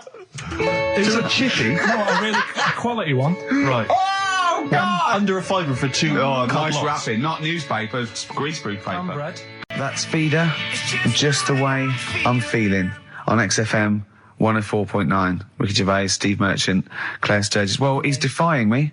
He's not calling in. We're going to give out his number and he's not calling in. That's even more annoying. Who does he think he is? I don't know who he thinks he is. I'll tell you I'll tell you who he is. Yeah. He is a little bold Mancunian. Let's never That's let him who he forget that. is. I don't know who he thinks he is, but there's the fact. Just, Carl, call in, because you're annoying me and Steve. He's been slagging you off as well, Steve. Well, go on. What's In he the saying? week, you know, he was slagging you off. I mean, in the week, I was joining in and laughing along, but now I'm thinking but now I'm thinking that you're more on my side than he is. Thanks very much, Rick. I'm glad to see you've come round. He said he was. I was in the pub with him and Johnny. All right, so there's a little audience. Good. And he went, have you seen Men in Black 2? I went, no. He said, have you, Johnny? He went, no. He went, there's a thing in it that looks just like Steve. And I went, what? He went, it's a thing, it's got really gangly arms and bulbous eyes, and it just works really fast in the Aliens registration thing. And I went, all right. I said, we'll bring that up Saturday. Since he's not here, you know, what do you think of that? Well, the reason is, I think the problem I have with is this, that if I was to say things like that about Carl, I'd destroy him. He'd be a broken man after I'd finish with him. Call in, Carl, or Steve's going to say a few things about you. I'm going to get a couple of home truths out there. I can't believe it. I cannot believe it. Yeah, we were, you know, at the time I was joining it, we were having, you know, slagging you off on other things as well. Sure. But now I'm thinking, maybe you were wrong. Maybe I was taking the mickey out of the wrong person behind their back. If you receive any phone calls from people you don't know, we don't know anything about that. Instantly, we don't know why that is happening. That is just going to be a weird, spooky thing. So, and don't bother telling the story about Men in Black 2 either, because I don't think people will be interested. Actually, on the subject of Men in Black 2, what? Have you seen that, Steve? No, I haven't, Carl. Tell me about You it. should see it. Go on. Why? Because there's this thing in it. Go on. What, a stupid, bold Mancunian tosser? No, weirder than that. There isn't anything weirder than that. Big eyes, it was gangly. Keep talking. And you've got to see it, because you wouldn't believe how the likeness and that. You've got to get the film out tonight. Right. It's not as weird, it had a normal voice, right? He's done you and he's not even here! I'll tell you what, mate, it ain't worth coming in next week. Stay on the line, Carl. Play a record, Claire. Kings of Leon, Molly's Chambers. What do you think of that, Carl? Alright. There's a surprise. Another insightful remark. Steve is not a fan now. Not only does he know you've been slagging him off behind his back. No, I wasn't slagging Steve. If you get it out on the DVD tonight, you'll know I'm not slagging you off. It could be your brother. I love the fact that it makes it worse, but he's thinking you're going to go, oh, he wasn't slagging me off. It does look like me. I do think I'm an alien. I love the fact that you hope Steve will go, he's got a point. It's a spitting image. Yeah. I am, seriously, Carl, I'm really angry. I'm so angry with you at the moment. You haven't seen it yet? No, I know, because I know what it's going to be, and I'm just... Why? I'm fuming. I'll tell you why I'm angry, because he doesn't do it in jest. No, but what do you think it's going to look like? What do you think this thing's going to look like? Going to look ludicrous. It's not going to look anything like me, but he's going to pretend it does. Go on, what? Go on. No, it does look like you. Yeah, of course it does. And you looked like the Human Z. Well, I mean, to be honest, you did a bit, Carl. You walk like him, you're bold like him, you got a sort of gormless face like him. Any more? I don't smoke. That does. I'm not arguing with you. I'm not well on that. Oh, you're not well. What exactly is wrong with you, you whinger? Well, it's just, do you know, like I always tell you about the restless leg syndrome I've got? It's like that, but all over. So you're just shaking around the house? I'm just, yeah. What do you look like, Elvis? What are you doing? You're shaking around the house. I'll tell you, with your bald head, you probably look like an enormous vibrator. Oh, God. That's what you probably look like if you strip naked. Oh, you'll have the Scottish widow coming round. Oh, dear. That's, what's her name, by the way? I heard you talking about that. That's, Amanda Lamb. Amanda Lamb, who's in the Place in the Sun programme. Is she actually a widow? Is she a Scottish widow? Just Hoots, man, my husband's dead. Do you want any money and a bit of my clam? Brilliant. All right. That's the sort of quality you've missed out on today. Well, anyway, you're going to be back next week. We need you back next week. Yeah. Yeah. Well, how do you know? Also, how did you know you were going to be ill today? Because you phoned and arranged this yesterday. Convenient. And I spoke to you yesterday and you didn't sound very ill. I felt ropey yesterday. You've got a bit of a bunged up nose. Even though I have a bit of a bunged up Even though I was nose. ill, I still sorted it out. Yeah? I'm a little bit sweaty. Even though I was Carl, ill, sorting it out does not mean you phone up Sturgis and send her down. That's not sorting it out. That's making things worse. Have you learnt nothing? Thanks, Claire. If you're not part of the solution, you're part of the problem. Mate. Yeah. My leg's a little bit achy. Wearing wet jeans. I put wet jeans on again. My lasagna it was frozen. Can you hear the venom and hatred in our voices today? I need the phone number of your girlfriend. Let me explain why. I was lucky enough, once again, to be on your quiz team this week. Ricky... Still to beat me. He's still to beat me with his team, yeah. Second I came. The gang here and some friends, we sometimes go down to a pub quiz in the local area, and I was very nicely, I was invited by Karl to be on his team. Twice now I've been on that team. Ricky's always on another team. And what can I say, Karl? Do you mind me saying this now? Because I've analysed the team, and it's very much your team, and you've put the team together. You've recruited some excellent personnel. Your girlfriend's very, very good on the team, as is one of her work colleagues. And you normally bring in, someone like myself. I like to think I'm providing something with the entertainment section. I seem to remember last time I answered at least 6 or 7 questions that other people hadn't got. So I felt I provided something there. Karl, I rather like John Harvey Jones, who used to be called in to sort of troubleshoot companies. I see why you are not winning ever, and it's a rather pricey contest, isn't it? It costs a tenner to enter per person, and unless you get in the top 3, you're not going to get to see your money back. No. So I think you're going to maybe need to step down from the team, because Karl, I'm not sure. I am not sure. You consider yourself a kind of player manager, but frankly, I'm not sure you're providing enough. Right. See, this is funny, because as bad as I imagine you are, I don't think Steve would make it into my team, so he's getting a bit cocky here. I want to know what your opinion of him, because he's told me he's great on it. Well, you bang out of order, first of all. Okay. Do you have a good night when you're with us? I tell you what, I wish I'd lost a tenner every time I've come down. That would have improved it. You point out there about the football analogy. Mm-hmm. Alex Ferguson, when did he score a goal? Right. He doesn't. He tells the others how to do it. Right? That's He my doesn't role. take up one of the 11, though, does he? No, exactly. It's not like you can only field 10. Yeah. Because we only got 10 again. I want to be in the 11. Exactly. He's not running around in midfield, falling over. Yeah, shouting, "Oh, what have I told you?" Yeah. No. Right.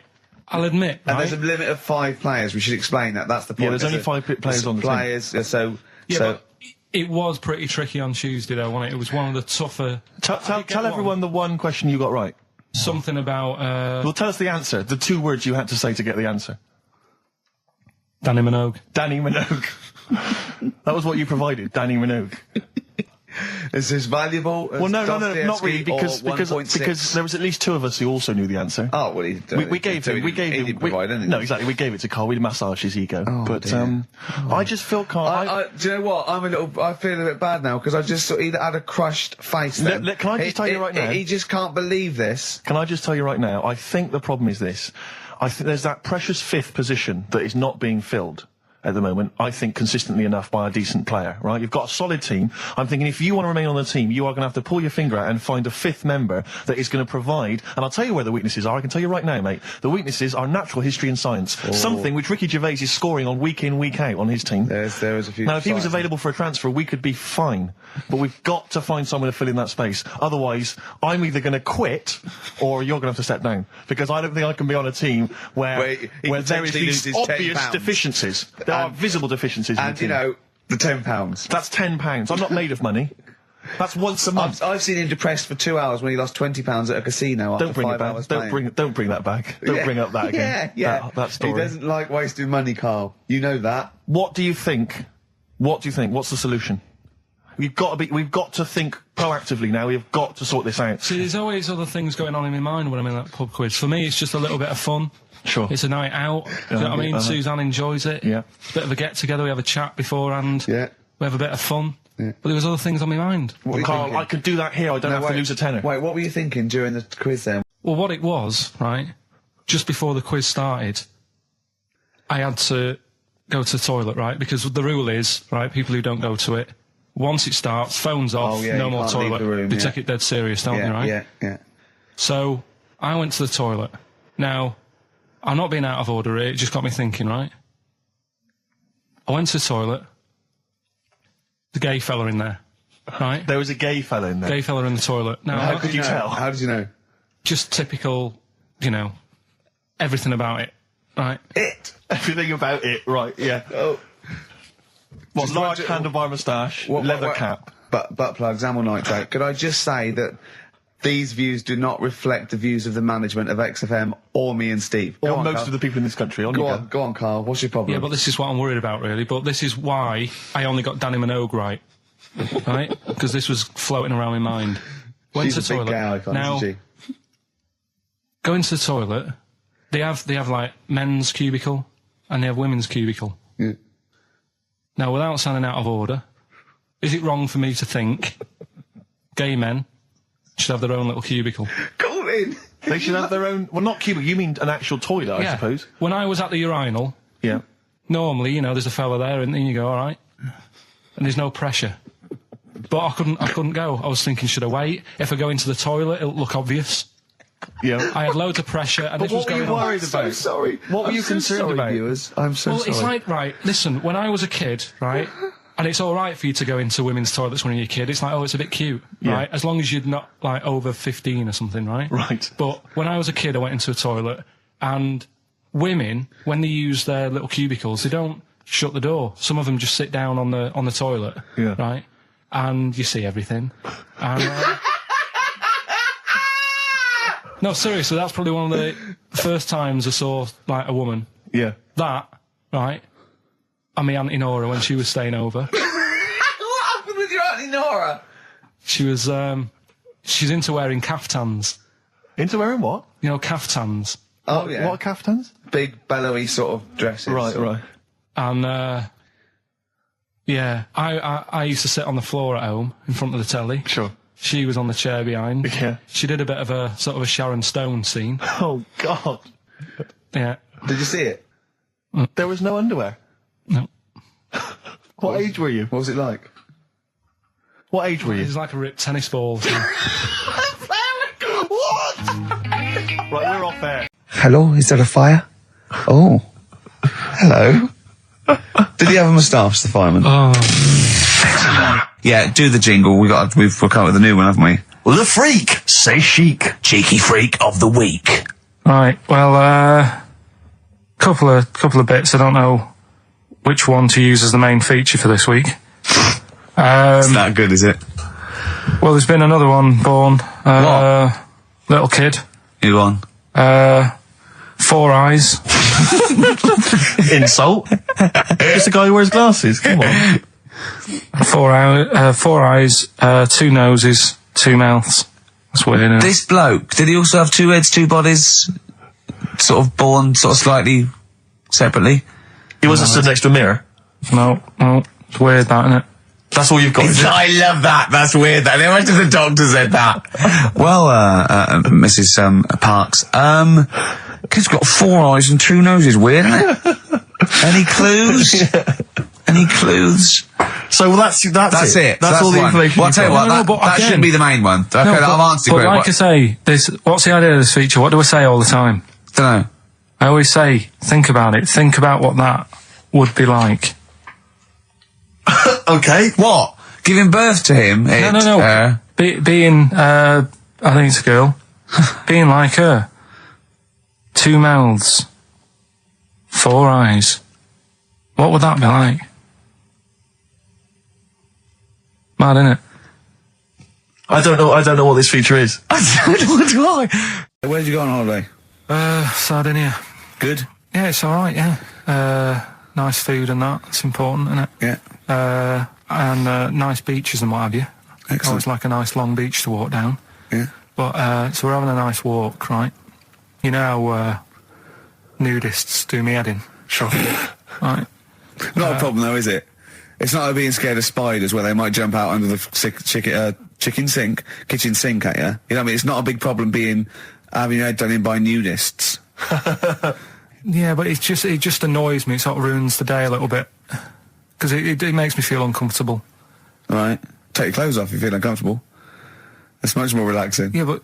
Well, anyway, right, so I'm walking along the beach, right? Lovely long beach, what have you, you know, watching the sea, picking up shells and that. And what are you wearing? What's your natural beach club? When he says picking up shells, I imagine he's on all fours going, yeah, like that, you know what I mean, looking at things. Just like washing his nuts in the sea to get them tasty. Yeah, going into the sea and then kind of shaking himself and all the water flies off. Yeah.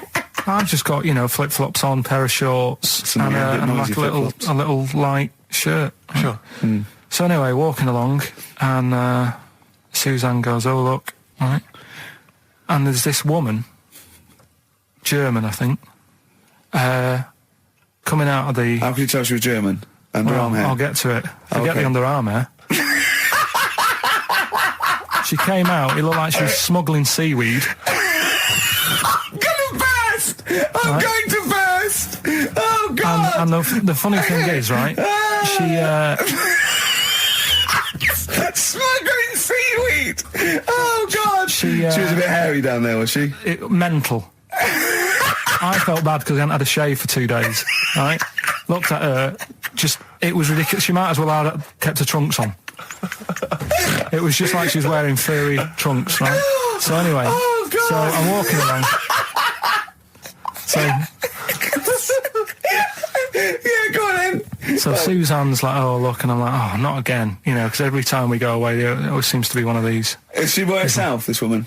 Well, the weird thing was, she was with her husband, right? Yeah. But he had shorts on. He was happy, right? But every time, like, because I walked past her, and he sort of ran off, because he's embarrassed. Do you know what I mean? There's nothing normal about it. What can he do? He can't go, "All right, mate," because he knows it's odd, right? How old was he?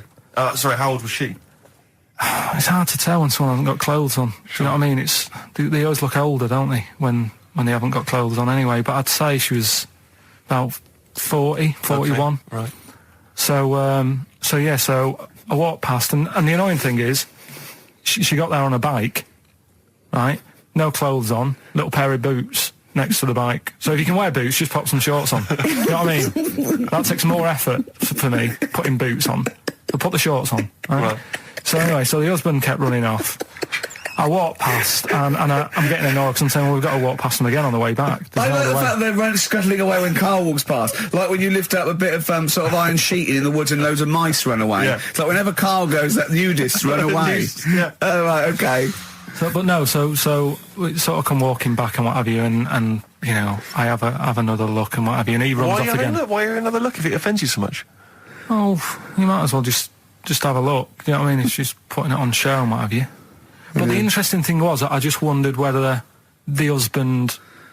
If the husband were nude, you'd looked at his tackle. Because remember, when you went to see those two strippers, and it was a woman and a man, and they whipped their shorts off, you said you looked at his tackle first. I think any bloke would.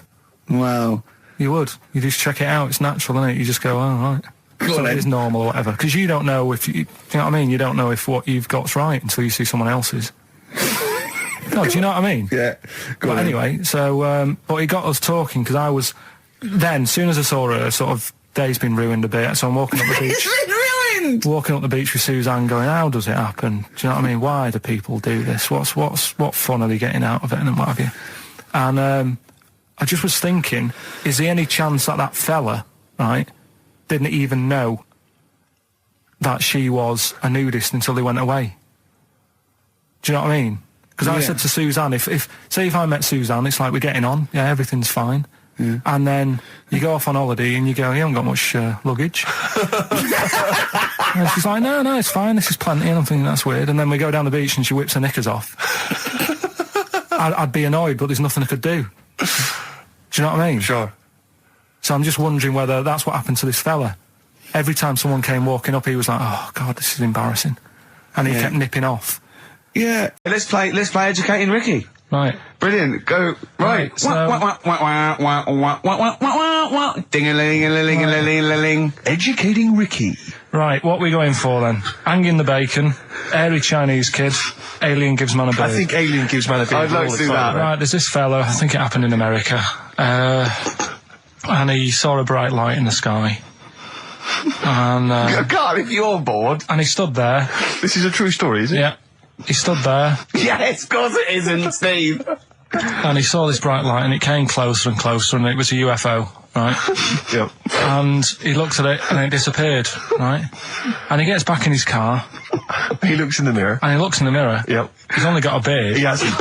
You sure it wasn't someone else who got in the car and he was still standing out there? No, right? What? And it turned out, Yeah. he got home and said to his wife or his girlfriend, it's a bit weird. So I just got out of the car to look at a bright light, and I got back in the car, I grew a beard, and she said, never mind your beard, where have you been for 3 days? And what had happened is... He passed out because he was pissed. No. The UFO had taken him for 3 days. Yeah. But he'd only thought that he'd only looked at it and it went away. Yeah. But what had happened is, he took him and he grew a beard because he hasn't had a shave. Right, okay. I mean, was Will Smith or Tommy Lee Jones anything to do with this at all? Did you see this on a video maybe and thought it was an educational film? No, it's from a book that some kind person sent in to me. Here. Can I just ask again, just again, I'm just throwing this right back at you. Do you think there's any other possible answer here? Right? A man is absent for 3 days from home. He's the grown a length beard. of time that it could take to grow a beard, lest we forget. What if he hadn't actually seen a bright light in the sky? What if he was lying? What if he was lying? He got knocked unconscious. He'd had a car crash. Just any lying. number of other No, things. just lying. Or he was just lying. Yeah, he'd been on a bender, getting pissed for 3 Yeah, days and that with was his his mates. excuse to his wife. And they went, Dennis, what are you gonna tell your wife? Well, wait a minute. Wait a minute. He's not going to believe I was out with you, lads. Just say you're only away for a minute. No, I wasn't away from it because of the beard. Oh yeah, look, it looks like you've been out for 3 days. Well, we have. That's Exactly. right. Okay, we've got to cover that then. Alien abduction. Great one.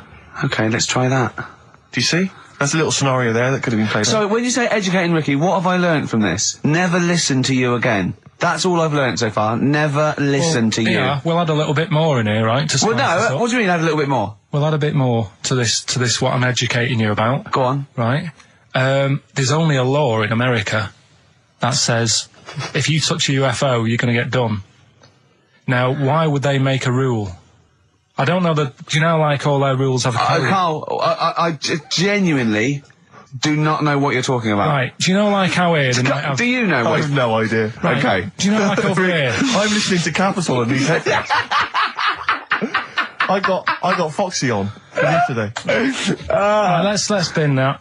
No way, it's great. No, I want to hear about Airy Chinese Kid. let's play a tune. And Okay, let's come play a back with tune, come back with Chinese Play Kid, back definitely. some doors. Yeah, I Yeah. just thought I'd go back, take it back to the 60s. This is a tune that a friend of mine sent If me. you touch a UFO, you get done. Soul Kitchen from the Doors.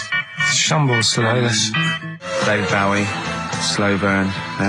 Quite a Eno trilogy Yeah, feel not bad about at it. all, yeah. Lodger Is it and a sort new of tune? low type. Yeah, but yeah. Enjoyable. Now, okay. That's stressful, isn't it? I think we've got things working now. We've had people coming in and out, just shaking their head going, shouldn't have bought that desk. But it's all sorted now, I think. And, You notice how it took about What? 25 minutes for them to come down as well, though? Do you feel like we're maybe quite low in the pecking order in the building? Definitely. You know, it's like Capital First, Capital Gold. They can shoot off to other sort of pirate stations. People's car radios, then they come back here. Oh, dear. Oh, I had a job at Richard Sounds. Yeah. Light fitting was buzzing. Now, but we've got, thanks for staying, listening. Right, okay, educating Ricky. What have we got? Airy Chinese Kid, go on. Right, yeah. This is the. I didn't want to do this. What do you think you want to do it? Well, I wanted to give you three, and I gave you one. It was like the alien man gets a beard or whatever. Yeah, which was total rubbish, so this one should be better, maybe. Hairy Chinese Kid. Right, well, we've talked about hairy people in the past.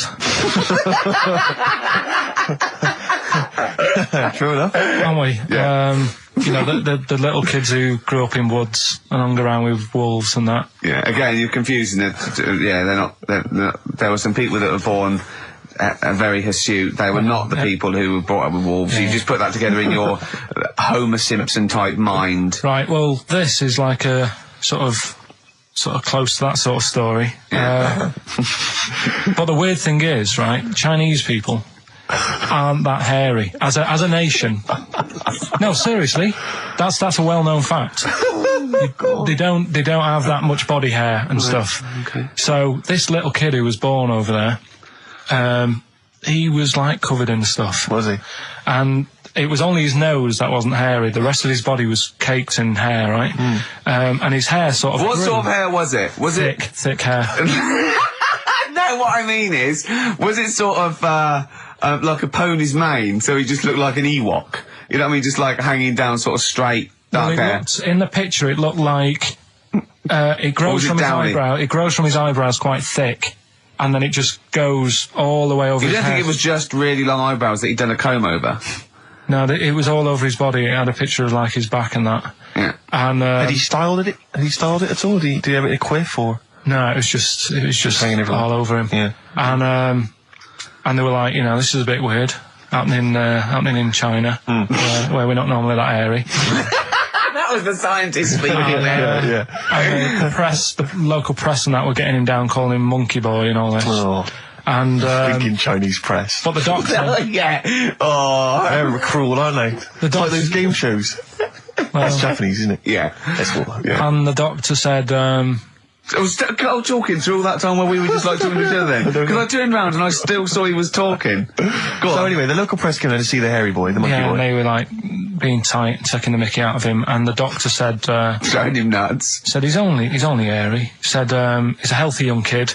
The only faults he's got is he's got a little bit of eczema and a boil. And he said everybody should just treat him the same. And I think he grew up a healthy kid. Yeah, so that's the. That's the end of the story. That's not a story. Why? But I've got nothing. I don't know what to say to that. So someone in China was born slightly hairier than the rest, and he was normal apart from eczema and a boil. That to me isn't a story.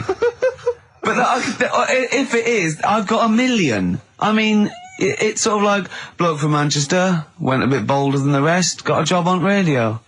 He was normal. I mean, that's not a story, is it? Do you know what I mean?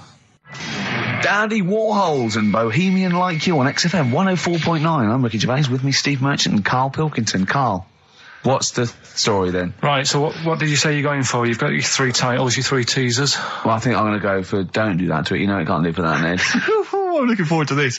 Right. So this is educating Ricky, for those that have just tuned in. Now, something that Ricky told me about when he was educating me was that a cockroach, if you cut its head off, it lives for a week. Yeah. Right? And the only reason it dies is it can't take on water. Sure. It doesn't have a great time in that week, though, does it? No. I mean, it doesn't get much done, I don't know. It just needs water, and because it can't find any, like its eyes, it eventually dies. Yeah. Right? No. So what? No, it's not. That's not. It's Anyway. You can't drink. Anyway. So have you heard that one about worms? Okay. I have gone. If you cut a worm in half, Yeah. a lot of people have said in the past that it'll turn into 2 worms. Right. But that isn't actually true. Okay. Who said that? No, it used to be like, you know, Kids at school said it on, kids at school and stuff. Yeah. So that, you know, a lot of people think that. Don't pick him up on stuff, Steve. It's bad enough. Sure. So, but what they can do, if you get a worm, right, and you find out which end its head's at. Right. If you you've got its head there at the left-hand side, right, and if you sort of cut it in half, Right. but not in half, so there's more of its neck than the tail, if you know what I mean. Yeah. Yeah. The bit that you've cut off will sort of die, and the rest of the worm will get better. So in a way, you can cut it in half, and it'll survive, but only one half will survive. Okay. Yeah? What have you learned there? I wish you hadn't chosen that one. I know, because it's nothing, is it? Yeah, You know that joke, how would you tell a worm's head from its eye? You put it in a bowl of flour and wait till it farts. Yes. Right? I told my mate that, right? And he went, what if it coughs? Yeah? Yeah? Yeah. Yeah. So, there is a bit of truth in that myth of cutting one in half. Where did you get this information? I don't understand where you get this information That was from the Fortean Times. It was like the myth about worms. Yeah. That was the big article that week. Did it take you as long to read that article as it took you to tell us just then? I like the fact that it starts off debunking a myth that we hadn't heard of anyway. Exactly. You know the big thing about cutting a worm in half and making 2 worms? No. Yeah. What's the other one? It's not the thing to do either, by the way. Don't go doing it. No. It's not very nice. But, it's cruel. But it can get by and if it's you do. pointless. Yeah. There's no scientific worth in that. Well, there you go. Okay then. So the others now, you see what I do. No, I'll tell you the other titles. You're not having them yet. That's the whole idea of this. People will be driving or about to go out doing the shopping. They'll think about that now. What was the other 2? Well, the other 2 They won't think about that. They've forgotten that. No, they will. No, they've forgotten that already. If only it was raining and what's tomato with you. Right, I'm looking forward to that one. Use Rooster's Pride Pop Soup as a snack with crackers or toast. Still thinking of a normal knob. An appetizer, again, or a soup base. That doesn't really work as an Indian. No, a spoon. That's disappointing. We'll work on that, though. The darkness growing on me on XFM 104.9. Going well, isn't it? I've enjoyed it so far. It's been a bit naughty and everything. Yeah, a bit smart. Nothing wrong with that. No. I was on the way in today, right, Steve? Mm-hmm. Walking in. Always walking in. I get left early and stuff. I like to get in early, get some bits done, that. Yeah. Monkey News, songs of phrase. That sort of thing. And living in London, right, there's a lot of shops that open early and stuff. Do you know what I mean? People say that's a good thing about London. Yeah. It's almost like 24-hour city and stuff, right? I'm walking in and there's like, you've got your news agents open. Obviously. Selling newspapers and that. That's good. They've got to be open early. Yeah. Then you've got your coffee shops, your Starbucks. You'll have a cup of coffee in the Do morning. you know what I mean? They're doing well in the morning. Yeah. Then you see like the odd restaurant and you think, well, maybe they sort of got the doors open, but they're preparing for lunch. So you think, fair enough. Yeah. I'll let that pass. Yeah. Carrying on walking down the road. Bondage shop. Open. Sure. About 10:30. Yeah. Busy, was it? There's a couple in. Really? Some good offers. 10:30 for a bondage shop. I'm assuming if you're into bondage, though, you stock up at any time, day or night. I mean, you don't... Yeah? Well, I assume it... I suppose you get up and you go, I've got nothing on, I need to be a bit tied down. Yeah. I need some rope. These clothes are too baggy, I need more belts. Oh, God. I need more straps. Yeah, get some rubber on my face. Weird, don't it? What were you doing in there? So, just having a browse. But, so a bit worried really, because the things that I've noticed this week like that's probably a little bit small. You've brought your soup in. I just found it out there. Sorry, yeah. It is Rooster's Pride, cock soup, noodle soup mix, chicken flavour. But I mean, do they not know that is obviously just going to be used on the Graham Norton show and Chris Tarrant when he's doing his show abroad? Yeah. I mean, do you know what I mean? Well, how could they call it cock soup in this day and age? Don't keep saying it. Well, no, it's fine, because you can say cock as long as it means the male we've done this. Oh, do you mean a chicken? Yeah, look, it's a picture of a chicken. Yeah, sorry. What did you think it meant? No, I don't know, I had thoughts in my head. Okay. Sorry. Yeah. But, there's something else that's a bit sort of... A bit blue? A little bit blue, but then it's real as well, do you know what I mean? Well, it's a that problem. excuses it. Go on. There's a programme We in the couldn't week. have said the cock soup if we'd made it up, but because it's real, it's Yeah, fine. yeah. We also couldn't have said the cock soup if we'd have meant a male penis. Thankfully we don't, so... We mean a little chicken. You go on. Yeah, this programme was on. It was Wednesday night, something. About this little lad. Yeah. Who was a fella and a woman. At the same time. What do you mean? Like a cartoon with a secret identity. By night. What do you mean? He had both By day a sexes? boy, by night a Yeah, woman. he had it all. What'd you... Sorry, wait. So he had male and female genitalia. Yeah. So what do you call someone that's born like that? Weird. Yeah. Like, what's the term for it? Uh, Go on. You know it. We've talked about it before.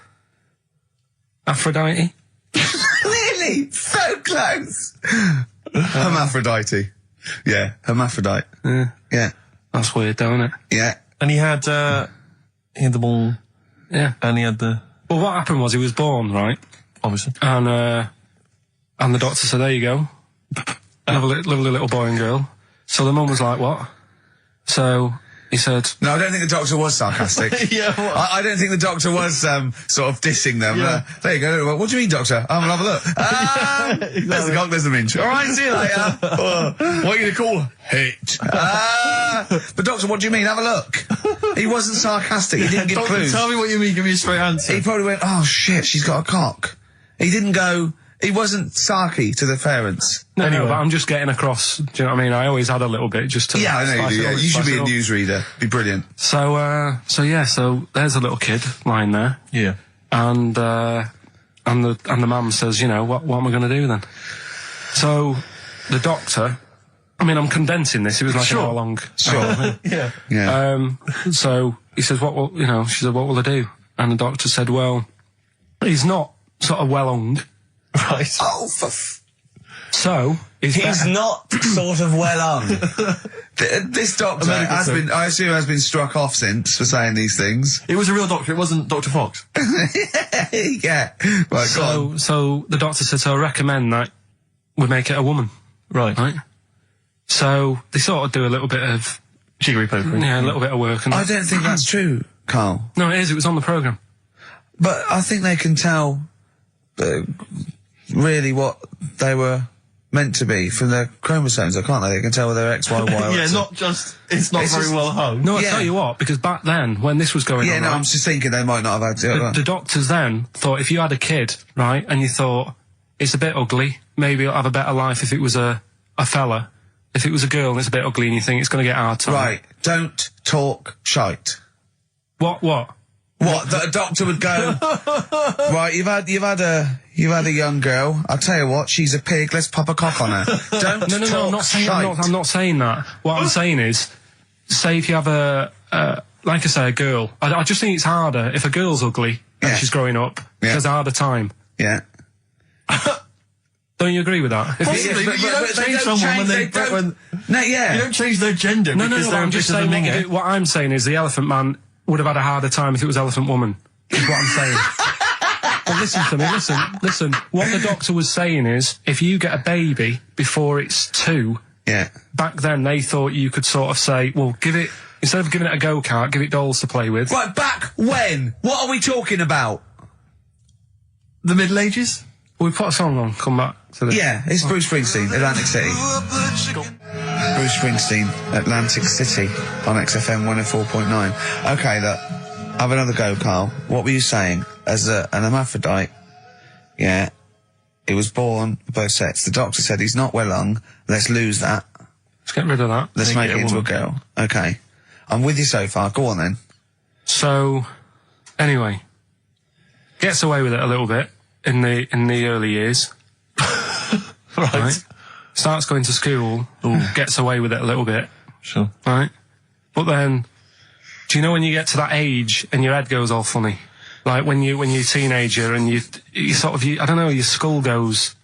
Mine never did. What are you talking about? No. Yes, That what do you sort of mean your head goes all teenage funny? years when you look a bit odd. Do you know what I mean? You go from being quite a good-looking person and then your body starts growing. At a different rate, so Yeah, you never know till 21 whether you're going to be a looker or not, or whether it's just... Yeah. I know, Right. go on. Yeah, I'm still waiting.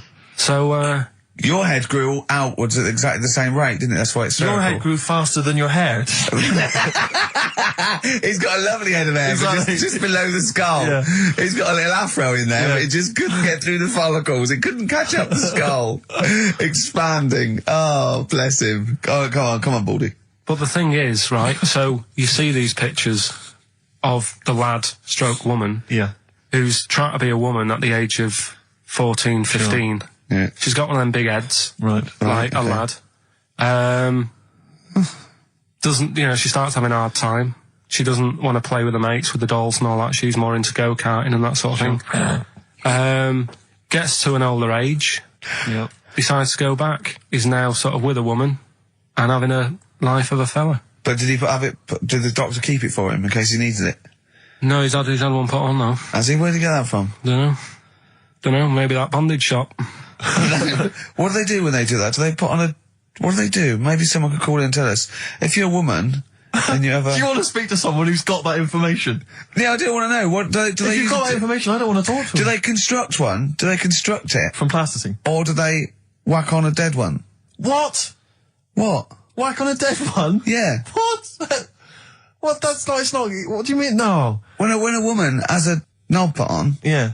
to have a sex change, where do they get it from? Is it constructed? Do they find, like, I don't know. From a donor. A donut? From a donor. Oh, well, yeah. A donor? A donor, yeah. Yeah, but presumably it's like Maybe there's someone who well, wants after to they're become... dead, I mean. No, I thought Very maybe few people, it's not like giving someone a kidney and then sort of like celebrating maybe with if you're them. a guy and you want to become a woman, you've got one to spare. That's true. Yeah. Well, a swap.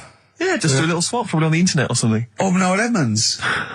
What do you mean? On Swap Shop. He's not a man. No, but you could go, we got a fella here who, got a lovely, nearly new, unused penis. Yeah, Keith Chegwin out in kind of Bognor Regis. Wants a couple of tits and a fanny for that, so, call in. It reminds me of the, do you remember the John Wayne Bobbitt story? Which it's always seemed odd to me. I never really kind of got all the information. Do you remember that one, Carl, where the woman cut off her husband's penis because when he was sleeping? I think he was sleeping and she drove off.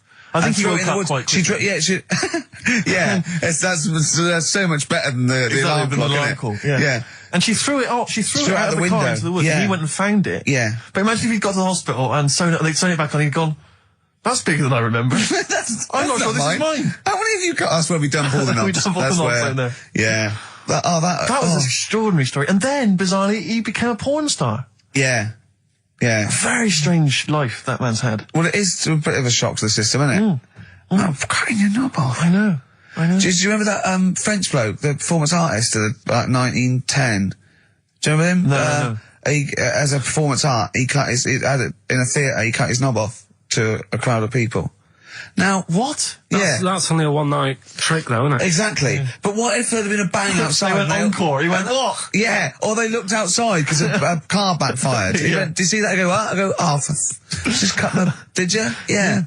Think of that. Sacre bleu. I know. French are funny, aren't they? Cutting your knob off for your art. Weird, isn't it? Longview. Further on XFM 104.9. As we're having so much fun with penises, I thought perhaps I should just mention... That's a slogan. We should just mention this story, briefly. It's in the paper today. A Russian is selling what he claims is Hitler's mummified penis for £12,000. Yeah. Ivan Zadurprov says his ex-Red Army soldier dad hacked it off as a souvenir after storming the tyrant's Berlin bunker after his suicide in 1945. Yeah. Why did he wait till now? He's found out that that might get a bit of £12,000. Which doesn't seem a great deal. Doesn't seem a great deal of money, really. Well, it's useless, isn't it? True. You're not going to be able to use it. It's not going to be able to. It's not going to be a donor. Imagine that if you walked round. Yeah, you'll never making love to a girl. You'll never believe who this is. Yeah. You never believe who's doing you, love. Exactly. This is going to freak you out. This is, just relax. Exactly. Okay, sit down now. Was that all right? It was brilliant, yeah? So you enjoyed it? Yeah. Right. Are you a fan of the Third Reich? Exactly. Well, no, awful racist. Okay, let's go a different tack. Yeah. You did like the sex. I love the sex. Okay, then. Yeah, it's not going to be Hitler's knob, is it? But, I like the idea that, I mean, you're in the Red Army. Yeah. You've just stormed Berlin. Yeah. 1945. You crash into the bunker. You've gone through terrible. How you've lost 20 million comrades. Unbelievable. Oppression everywhere. It's been going on for years. You're in there, you see the man. Here he is, he's dead. He's dead, the figurehead and leader of one of the most despicable, You turn to your friends, there's a tear in your eye. Yeah. And your immediate thought is, I ought to chop off his todger. Yeah. Well, no, I said Bagsy. I said Bagsy is Winkle. I said Bagsy is Winkle outside. Whoever it was. Yeah, I didn't know it was going to be Hitler.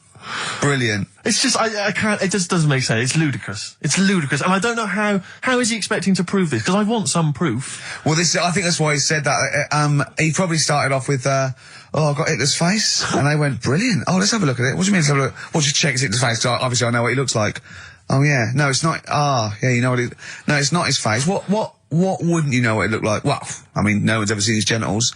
That's what I've got. Yeah. I've got his. It's got a little swastika on it. Is that Has that proof, has it? Yeah, little Have you got tattoo. his ball? Well, no, the Albert Hall's got one, his mother's got the other, so I don't know. See, the Albert Hall, I would have thought, would probably be paying that £12,000 because apparently they've already got his ball. Yeah, they got one of his balls. They got one of his balls in the Albert Hall. His mother's got the other. Yeah. But if they got the Todger If they as well, can track down the one his mother's got, they would have a complete set of Hitler's. I'm just hoping it doesn't fall into the hands of some kind of crazed genetic scientist. What, I could clone it from his knob? Clone Hitler. Back to, I don't even want to think about the future if that's the sort of way we're going. Exactly. If that's the sort of way we're going, Carl, I'd rather not know about it. What do you make of it, Carl? Weird, isn't it? It is weird. I mean, I don't want to go on for this too long. We've probably got about a minute left for the first half hour, and I reckon should can this sort of... What, 30 minutes of genital talk? But That's enough just on a quickly, Saturday afternoon? Go there's on. one in a museum. I think it's like that London museum. What? One what? Well, do you know like how people are buying weird stuff and that to put in museums? Yeah. There's this device that, I mean, think about it, years and years ago they used to torture people, didn't they? Yeah. Really badly. And the device Yeah, that there's they've got... no real good torture, but go on, I see your point. Yeah, but this device, right, think about it, you've done something really bad years ago, Yeah. right, and you're thinking, oh, what are they going to do? Do you know what I mean? Could do anything here, it could be the end for me. The device they've got is this thing that you put on your bits, as a fella, and it's sort of metal, so it means you can't sort of, you know, get excited. It puts a stop to you, sort of... That wasn't a torture device. I think it was a Victorian thing to stop adolescent boys wanking. They used to have things like wrist things as well with like spikes on them. It's not a torture device. Isn't that? Well, not really. Imagine that being captured by No, I was right. gonna You're say, I never was going to get gonna hard say. on again. All right. Not really a torture device, is it? And there wasn't that many nice-looking women wandering about anyway about them, was there? You didn't get excited about stuff. What are you talking about? Well, they filthy, they stunk and everything back then. What are you on about? Right, we've covered that. No more of that talk now, right? Let's move on. Filthy. All Victorian women, filthy and stinky. Yeah. Oh dear. Bit of Rolling Stones Yeah, and then let's set go up for the it. old songs of phrase. Yeah. Stones, Beast of Burden. We've not played it before. It's an absolute gem. You're saying that a bit, sort of a bit gay? No. Is that what you're saying? No, but what was... Suzanne accused me of that in the week. Why? For being a bit gay. She said, I'm sure you're gay. Why? Just because I was moaning about stuff. She said, oh, you're a drama queen. Right, well that's What were you moaning about? Not having enough gay sex? no. She didn't have a knob. Yeah. It's going, oh, why don't you get yourself a nice little knob? Yeah. I mean, can I call you Frank, please? Could you wear this false beard? Yeah. It Yeah. was just, well, we'll talk about it later. It was about the Seven Wonders. I just wasn't that impressed. He said, well, we're saying that, yeah. Well, we got a top show coming up, haven't we? But if you are a little bit, kind of, just a little bit sexually, you know, don't be afraid to let it out. I mean, if you want us to relieve you of it. I'll tell you what. Let's have a little bit of Maggie May by Rod. Oh, it's a Can't beautiful quite day. killing as yours. I was talking to Carl the other night, because I've been rewatching for some reason that film Witness with Harrison Ford, where great he's a film. policeman that has to protect a little boy who's part of an Amish community. Amish? Yeah. And I tried to explain to Carl... You look plain, John Book. Exactly. Yeah. Exactly. And I was obviously trying to explain the Amish to Carl. He'd never heard of them. Completely stony-faced. Amazing. Amused. Now for those... Okay, you explained it to him, have Yeah. you? Okay then. Yeah. Now I don't know what you said, but I'm assuming you got it right, right? Carl, now tell me back now, what are the Amish? They're just people who sort of live like in the olden times. So to them, they're sort of in about 1842 or something. So they're getting old papers and that. They haven't cut up to. No. They haven't cut. They don't have telly. They don't deny that the 20th century has happened. They just don't want to be part of it. They look up and they see planes and they know what they are, and they go into the town and they see it in the window of Dixon's telly. They just don't want to be part of it. No, they're still living. They are still living like it's that's what I mean. Yeah, but they don't. They know about everything else. They just don't want to be part of it because they think that the sort of the revolution was a bad thing. They think that society became more and more depraved, and they wanted to go away from it, and they want to go back to old values, and they think they don't need TV and jets in that way of life. They can survive in the old way because the old way was better. Missing out on Live 8. Yeah, but they haven't had Band-Aid yet. Yeah. I think this is the problem that Karl had. He in his mind, they were just a bit delayed, so that in his head they were slowly moving towards the 20th century. They wouldn't be able to watch most of these bands, all their electric guitar. They'd be allowed to watch Tracy Chapman. Yeah. Doing an acoustic set. Yeah. Between the bands. Yeah. That'd be all right. But no, in Karl's mind, it's like if he... Although they wouldn't like Fast Car. They wouldn't like a scene about that. They go, I don't know what you're talking about. Pony and Trap. You got a pony and trap. That'd be all right. But are they still... Do they still get sort of rubbish posts and that saying we need your money for this, or get behind this charity? They live in an isolated community. They're farmers, aren't they? They're farmers. It's an agricultural community, and they're obviously very staunchly religious. In actual fact, it would suit you very well because you hate crowds, you hate groups of people, you don't like the modern world. You'd love it down there, wouldn't you? He wouldn't like getting up at 4 o'clock to milk a cow, though, would he? Well, no, but he'd get used to it. Go back to bed, couldn't you? It's probably out. I mean, have they got anything to do with the Hare Krishna people? No, nothing at all. Because out of all the religions, that's I'm not a religious person. I don't understand. You're only saying Hare Krishna because you've got the head. That's the only reason you think it'd be... I'm halfway there. Yeah. But the thing is, out of all, you just what was that? Money just fell out of my pocket where I'm nearly laying down. That's the danger of wearing sweatpants everywhere you go. I'm only ever lying down in a chair. No, I'm I've never been a religious type. If people want to do it, I let them do it and what have you. Good of you. But out of all of them, I want one that's not going to take over your life. I don't want one where you've got to get up 3 times a day and you've got to go and pray and that you've got to get up early. Forget that. It's getting in the way. But if it's something like... I was walking to work the other day, right, across Oxford Street. There's a little Hare Krishna fella there. And he sort of had... he had a leaflet and stuff. And he said, are you interested? And I said, what do you do? And he said, well, we're against getting stressed out and what have you. And he gave me a plum. They hand out food for some reason. But I sort of asked a few questions. That's just the imagery. These 2 bold people, one of which is wearing an orange smock, holding a plum in the middle. He hands the other one a plum. It's almost like you can imagine some kind of religious painting. Exactly. Yeah. But what is their sort of main thing? Because he didn't really tell me that much. He was a Japanese bloke, so I didn't know what he was saying that much. Why? He wasn't speaking English? Not very well. He wasn't the best sales bloke to send out for them, is what I'm saying. Yeah. But what's that? Are they? You're saying they're nothing like? Well, I believe Hare Krishna is a kind of as an offshoot of a sort of Buddhist faith. It is. I think they are Buddhist, aren't they? Yeah, and obviously their kind of trademark, as it were, is that they have to say. I believe they have to say Hare Krishna, Hare Krishna in a certain rhythm, in a certain order, a certain amount of times per day. That's why you see them walking down the street saying Hare Krishna, Hare Krishna, because it's actually a sort of religious chant which they're obliged to do. So you see, even if you go into the Hare Krishna faith, you may find yourself, in Tesco or whatever, forced to say Hare Krishna, Hare Krishna. Perhaps out loud, not just thinking it. Yeah, no, out loud. You can put it on an iPod and you couldn't put that on an iPod. No, it doesn't count. No, I think you have to actually say it. So I guess that kind of eats into your social life a little bit. And there's the wearing orange as well. Particularly frustrating, I imagine, if you're in a cinema or a library.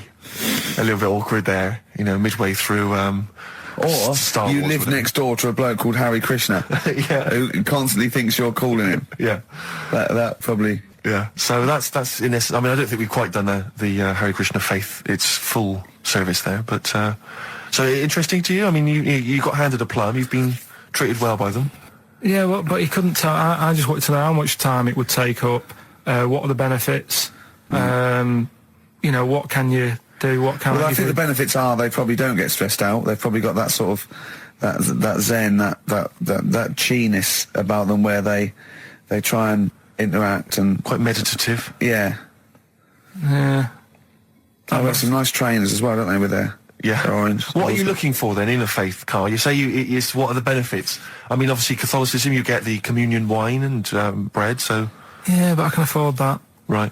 Probably, just I like the Crusaders. I was forced into joining that as a kid, because a mate sort of joined it, and he sort of said, "Are you joining?" I sort of swore at him. I said, "I'm not doing that." Right? Yeah. He said, "Right, if you don't come with me, I'll tell your mum that you just swore." So I was like, "Oh." So I went. So I went along, and I used to just go on the Friday when they played, Sabutio and stuff. And then I went on one Sunday, and it was totally different. There was no Sabutio. There was no sort of Table tennis. the thing where you hold a thing and knock things over. Skittles. There was all that on a Friday. Went on the Sunday. It was rubbish. He said, "Right, sit down in this room." They gave me a Bible. Thought, this looks too heavy, this is too big, I'm not interested in this book. And I never went again. I used to hide on a Sunday when they came round. And that's been the only sort of... Why did it suddenly turn out to have to hide on a Sunday when they're coming round? Because they wouldn't leave. They wouldn't leave. Who was it? Were they adults? It was well, he seemed like an adult to me at the time, but he was probably about 27. Well, that is an adult. Yeah, but do you know what I mean? He seemed a lot older when I was a kid. Yeah. And he came knocking and that, and he used to say to me, "Mum, I'll just tell him I'm ill or something." And he used to hang around to see if I'd eventually come out to play and that. And if I did, I think they would have grabbed me and took me there. I love the idea that for you, religion has to bring with it some kind of gift. It's like, join our faith and you get an alarm clock radio. It's like something like I think religion does bring a gift. Usually, it's the gift of the Lord. Well, the gift of everlasting life, isn't it? And that's the problem with it. A lot of people believe in it because they think. But for Karl, his feeling is like that should be a given. That's safe. I'm definitely going home with eternal life. But what else can I have? Is there an iPod? You have to have a religion because obviously I don't have a religion. I don't miss it, and I wouldn't want one. I'm an atheist, and that's out of belief. That's out of logic. And we don't get into the politics or the morality of it. Why do you feel you need a religion? Why don't you just get a hobby? Well, I didn't want one. I don't want one. I just was saying that. If I was to get one, which one would I go for? Is what I'm saying. I'd like to see you perhaps as a Jew. I think Judaism would suit you well, I think. What are the hours like for that? Tough. Can be tricky. That's what I mean. I don't want anything that's, And they have a day where they don't eat and stuff. I couldn't be doing that. So then they have days when they eat too much? Yeah, but what happens if I'm not that hungry that day? Like I say, I don't like change. No. I like my Cheerios in the morning. I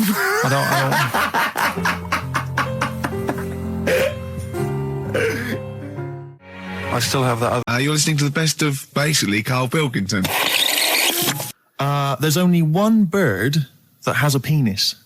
It's not a joke. It's not a joke. This is a genuine trivia question. I'd say... I think I've seen one on this. Is it an ostrich? Right, you're going for ostrich, Karl? I'll go for ostrich as well. Right. Did you come up with that yourself, or...? Yeah, I was going to say that before you said it. Well, guys, you went for ostrich. Chicken? You're both wrong. It's actually the swan. The large chicken. Yeah. That's a bit worrying then, because I thought I saw an ostrich penis, so what was I looking at? I don't know, were you just examining it closely at the zoo? What were you... I was just... It was probably a strap-on.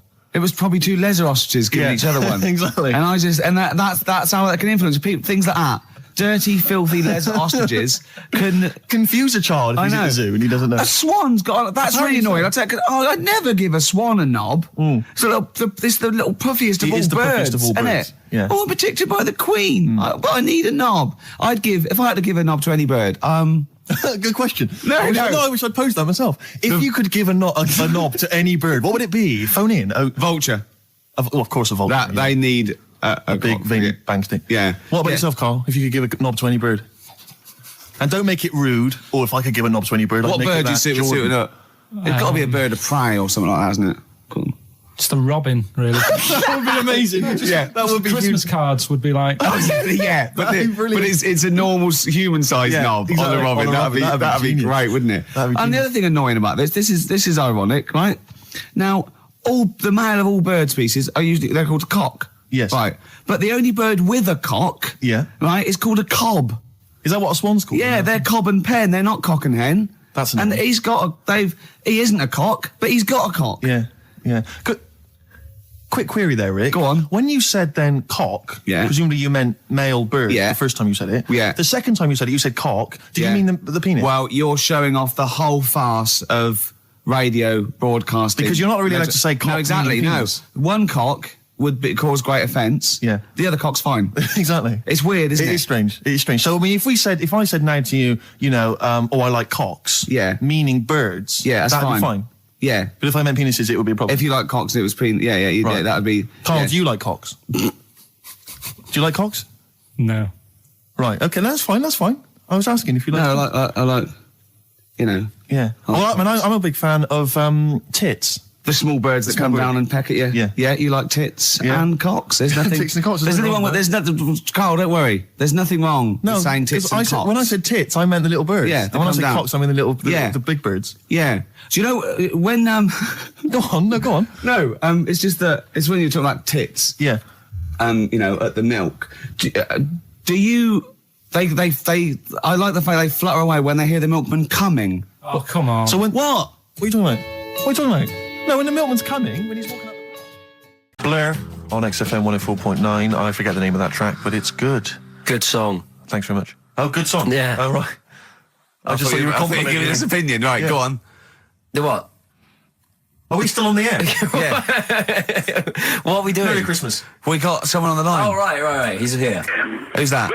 Ricky, Yeah, go on. it's Jonathan. How are you? Good. It's only TV's Jonathan Ross. Ross, turn your radio down, you idiot. I'm here. I like to. I haven't got a radio on. What are you talking about? We can hear the feedback. Well, I haven't got it. It's not my fault. It's your incompetent radio station. And also, didn't you hear? We said don't call in. We don't want to speak to the listeners. I'm not a listener. I'm a visitor to your shores. I'm special. You know that full well. I know you're special. Right. Yeah, exactly. What have you got a name for the band? Yeah, you ready? Yeah. Blump. B-L-U-M-P. I tell you for what, you can't have a normal word. If it's the monolith band of all time, if it's the big, you can't have a regular word. It doesn't make sense. How can you have a regular word? All these ideas you've come up with are rubbish. You need a word which only stands for that one thing. No one's heard it before. No one will use it again. Blump. I can't help but feel that that's a more appropriate name for maybe one of Ricky's bands. I love seeing that picture of him in that band. You see it everywhere these days. He was like a girl. He was like a little girl in a suit. It's like a little dyke at a wedding. What was that? That's got to be the kettle calling the pot black, surely. Yeah, I've always got nothing but 100% heterosexual. We're not sure about. There's not anything wrong with it. I know that, but look at you. I actually had to get that in. There's not anything wrong with it. I'm Jonathan Ross. Oh dear. I was thinking the other day, right? Oh, yeah? The Comedy Awards. Yes, sir. You didn't have to say some awful things about poor celebrities, poor has-been celebrities with coke addictions and fat lips and faces that where surgery's gone wrong and everything. And when they're on the show, they're going, "Oh, you look lovely." Yeah, I'm nice so well, I'm nice to them to their face, but obviously when I'm not with them, I like to let my true feelings be known. What's wrong with that? That's how everyone Well, I'll tell you what, you can get anything off your chest you want on this show. Any celebrities you want to talk about? There's no one listening. Yeah, it's just between me and you. A lot of people listen. They listen to my show, and after they've had a few hours of good laughs, they like something bland to just cool them down afterwards. So they flip over. We know this happens. Did you mention my DVD on your radio show? You know what? I forgot to mention it. Christ! I meant to mention by the office, but I forgot to mention it. And then I thought afterwards, it's not like he needs the cash, is it? It's not like he needs it. It's not like it is, but he's probably earned more money in a short space. You're like a lottery winner, and you've got about as much taste. You're like one of those burglars who's won the lottery. I am. I'm dressed like an Albanian window cleaner at the moment. Burglar from Reading who won the lottery, and now he's fritting it away on what? I do feel sorry for my neighbours. I've moved into a really nice place. Now, I feel like it's the hillbillies. No, it's nice you've moved in there because it's nice. It's given them something to sort of talk about behind your back. You've united the whole block. Right, go and play with some Japanese wind-up toys now. I'm going home to play Mario Double Dash with my son. It's going to be a good afternoon. I phoned you once after I finished my show. It was about 3:05. Yeah. And I don't mind if I said, "How you doing?" You went, "It's brilliant." You said, this is what you said. You went, "Everyone's out. Jane's taking the kids out. I've already masturbated twice, and I'm playing with a new Japanese toy." I'm masturbating now. I just wonder if there's one more contender. I don't know who this was, Ian, that phoned in with it, but possibly it's topical. Deathly Hem. Yeah. Deathly Hem. It's brilliant. Oh, it's Deathly Hem. Please welcome to the stage, Deathly It's Hem. Deathly Hem. Who's that? We've got to give it to I don't know who that was. Oh, well, if you came up with Deathly Hem, email again. Deathly Hem. It's the greatest name for the greatest rock band of all time. Will you please welcome to the stage, Deathly Hem? It's golden tonsils. Isn't it?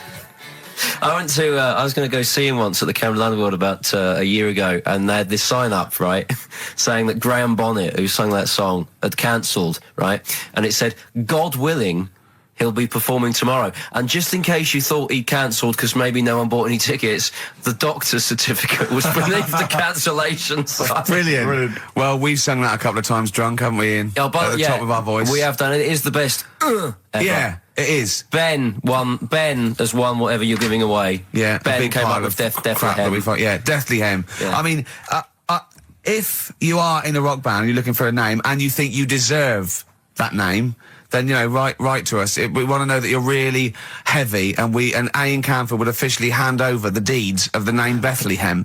Deathlyhem? Deathlyhem, yeah. Deathlyhem. They only play at Christmas. You only play, like, big venues at Christmas, and it's all things about, like, fighting, like, good versus evil, and God versus the devil, and you got to write songs like that, yeah. Yeah. Deathlyhem on XFM 104.9.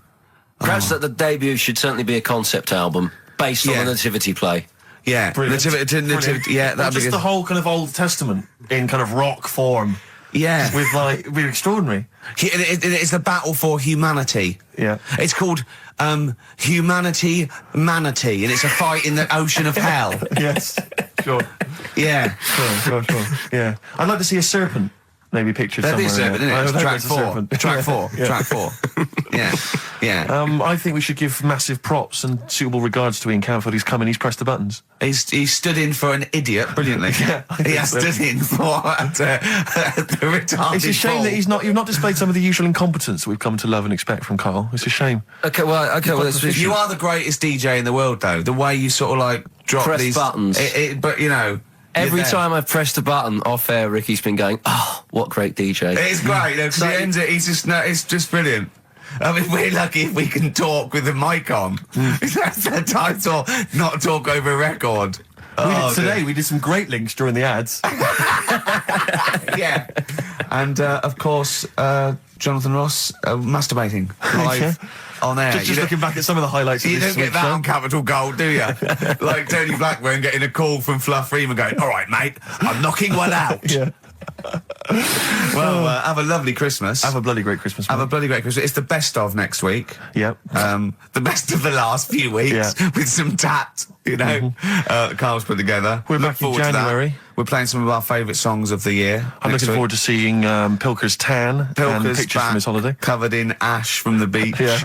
And we're back on the 3rd, I believe. But Ian, do you want to introduce something? This is Ian's choice for the day. Yeah. We'll see you next week in spirit, and then we're back on the 3rd with Pilkers. Over to you, Kampf. Yeah, enough of Jonah Louis. This is Paul Di'Anno, ex of Iron Maiden, doing Santa Claus is Coming to Town. Talking of sleeping, oh man alive, I went to see the last part of the Lord of the Rings trilogy.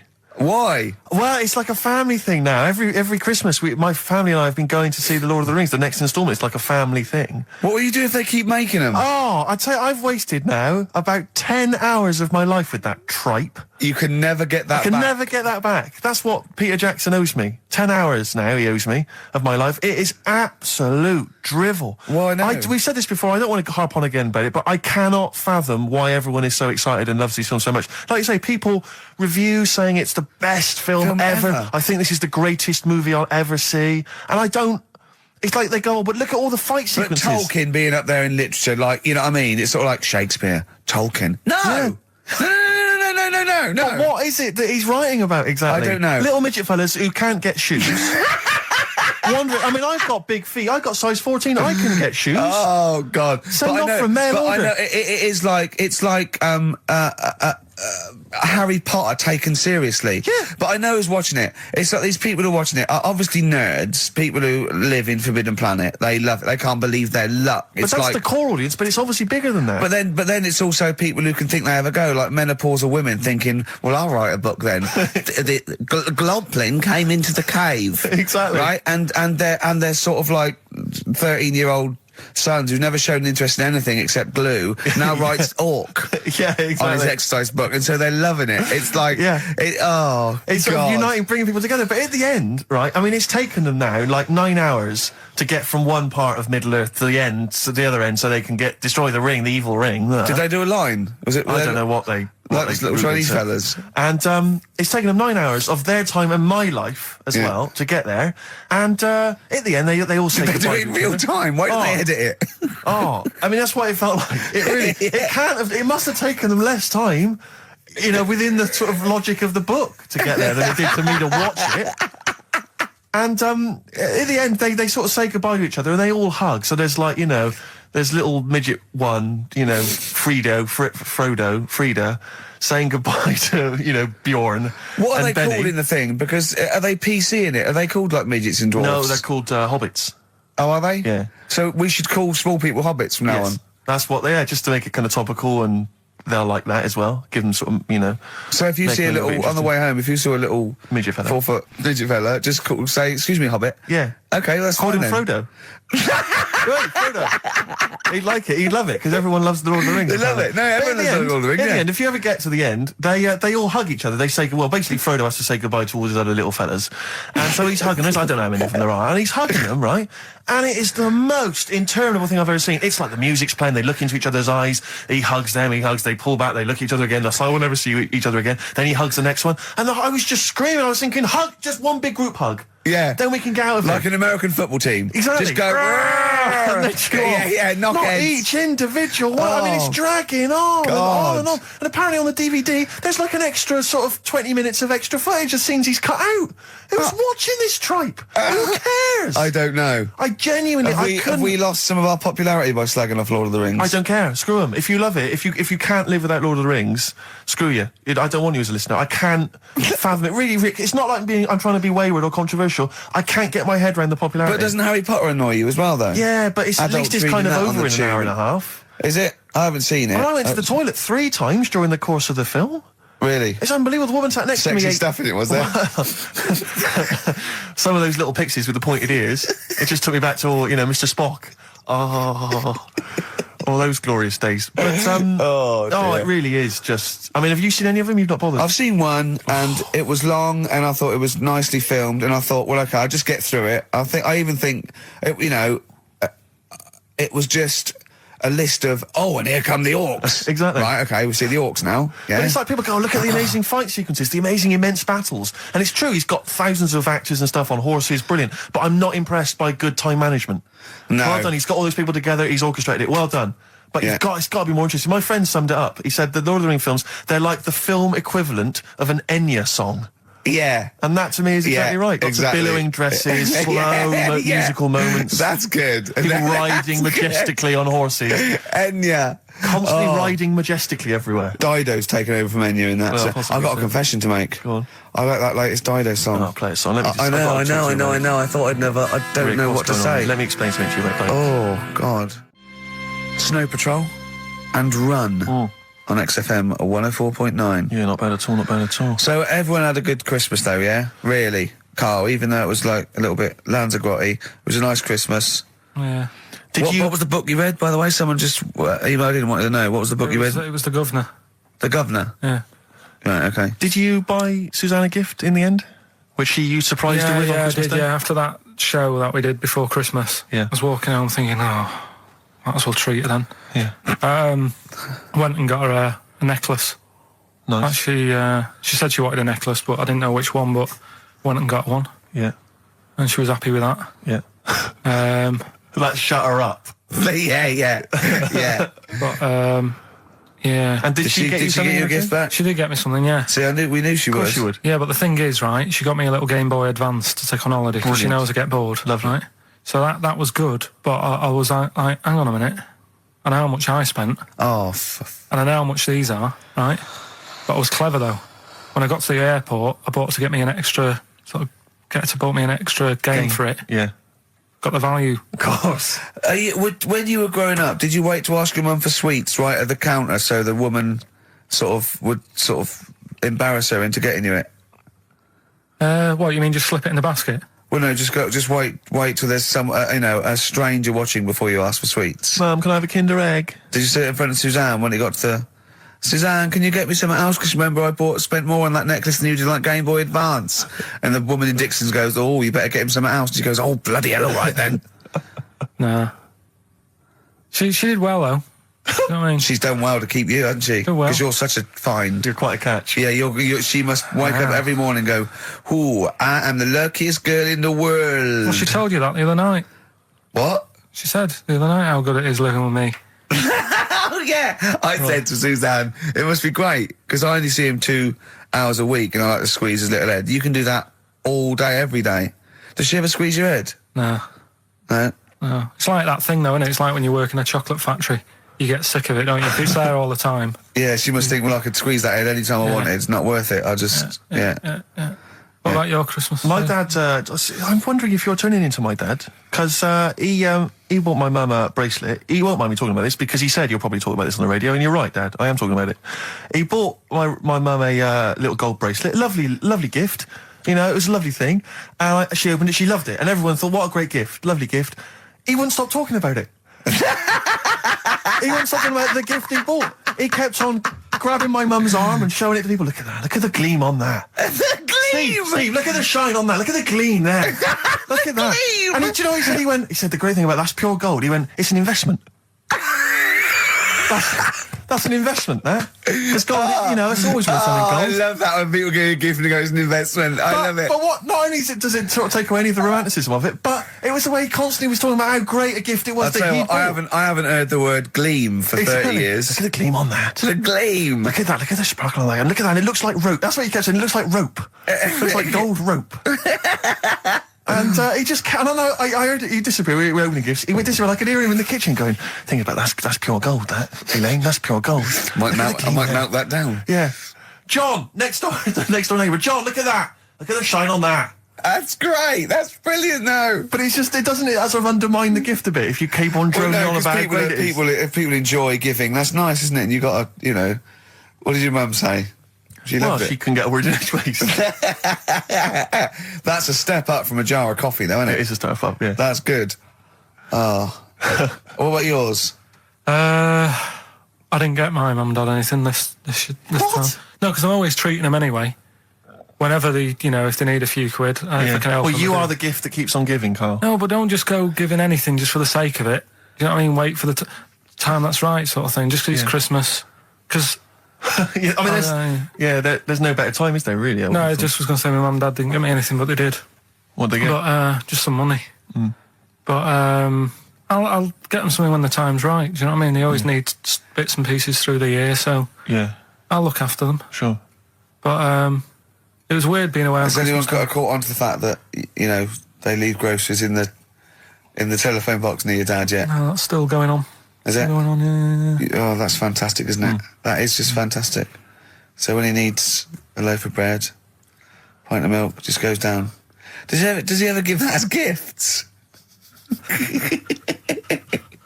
Now listen, are we doing the film thing in a bit? Oh. Got more prizes. Yeah. Is it better than Rockbusters? It's all right. I did it in a bit of a rush because I was only in yesterday, wasn't I? Sure. Well, yeah, if you take 3 holidays a year, then there's not enough time for the work. Me and Steve like to, put our priority into, doing the work, coming up with a good product, and getting a holiday when we can. We haven't. I haven't really. Well, I love a holiday, Rick. You know. I love a holiday. But I don't do the holidays for me. It's for Suzanne, isn't it? She's the one who likes going away. With so you? I'll just go. Yeah. So I'll go with her. Do me bit. When you were playing Game Boy, right, and you'd looked in a hole, and you were reading your book, what is she doing? She'll make things seem more interesting to me. Do you know what I mean? So, like, when we're at the Owl and the bus driver said, "You've got an hour here," I said, "Why have I got an hour here? I go to a funeral with someone who I loved in a ground and don't spend an hour around it. Why do I want to... Do you know what I mean? Why do I want to spend an hour looking in this?" Wasn't that terrible when you're out, you just shot up in all this magma? Yeah. That was terrible, wasn't it? That was the worst funeral you'd ever been to, wasn't it? But she'll tell you that would make funerals more interesting. If they just... It was a cremation and a burial. Yeah. You just put them in a volcano and they go, 2, 3, here they go, whee, up to heaven. I was having a conversation with my flatmate about songs that would be inappropriate to have at your wedding, at your funeral. And horny, surely is one. It, yeah, it was what we were thinking. Really? Yeah, it was the first one we came up with. I'm horny, horny, horny, horny. That was the first one we came up with. Isn't Robbie Williams' Angels one of the... Yes. Biggest and ones. I think Wind Beneath Your Wings. Yeah. I think is apparently quite popular. Oh, yeah. Yeah, we play that on Auntie Nora's, can't you? Bit of Boston? Yeah. A bit of who? Busted? Boston, more than a Boston, feeling. right. It's much more than a feeling. Boston, more than a feeling. XFM 104.9. Well, Got some good prizes. Absolutely, yeah, we'll talk about those later. Oh. Because, I mean, was it last week that you had the classic? Was it, I can't remember, I'm paraphrasing, Carl, apologies. Something like, I'm here in Texas, I've fallen in a puddle, and my knee has got wet. yeah. Wet Knee Houston. Whitney Houston. And Yeah. also, it was last week when there was a little bit of confusion over the one for Holly Valance. Of Right? course. I don't think it was confusion, I think it was your error. Yeah. No, it wasn't. And it because- was Holy Valance, and you meant Pelmet. Then One. Becky, who called up that time and said, "Oh, if you're getting mistaken with Pelmet," right? She sent me an email in a week saying, "I've done a bit of research. Yeah. It was my fault. I've made an error. Yeah. It is a Valance." Okay. And I know about Valances, as I told you last week. At the very end, my auntie loves them. Yeah. Right? She makes them. She started off just like putting them on top of the sort of window around the curtain. And then she thought, oh, I can do more with this. And she had a little coffee table that had magazines underneath. And she said, I'm sick of seeing them magazines when I'm sat down. She sounds like a Pilkington. So I'm sick of seeing them magazines when I sit down. so she put a Valance around the table. She just got Valances around everything now. Right? Then, next step, she tapes everything. She never actually watches telly. She tapes it all because she gets sick of listening to the adverts and that. Yeah. So she tapes everything. So she's got loads of videotapes and that. And the video used to get on her nerves. When she was watching a film, she'd see the clock changing. Oh. And it distracted her from the film. So she put a Valance around that.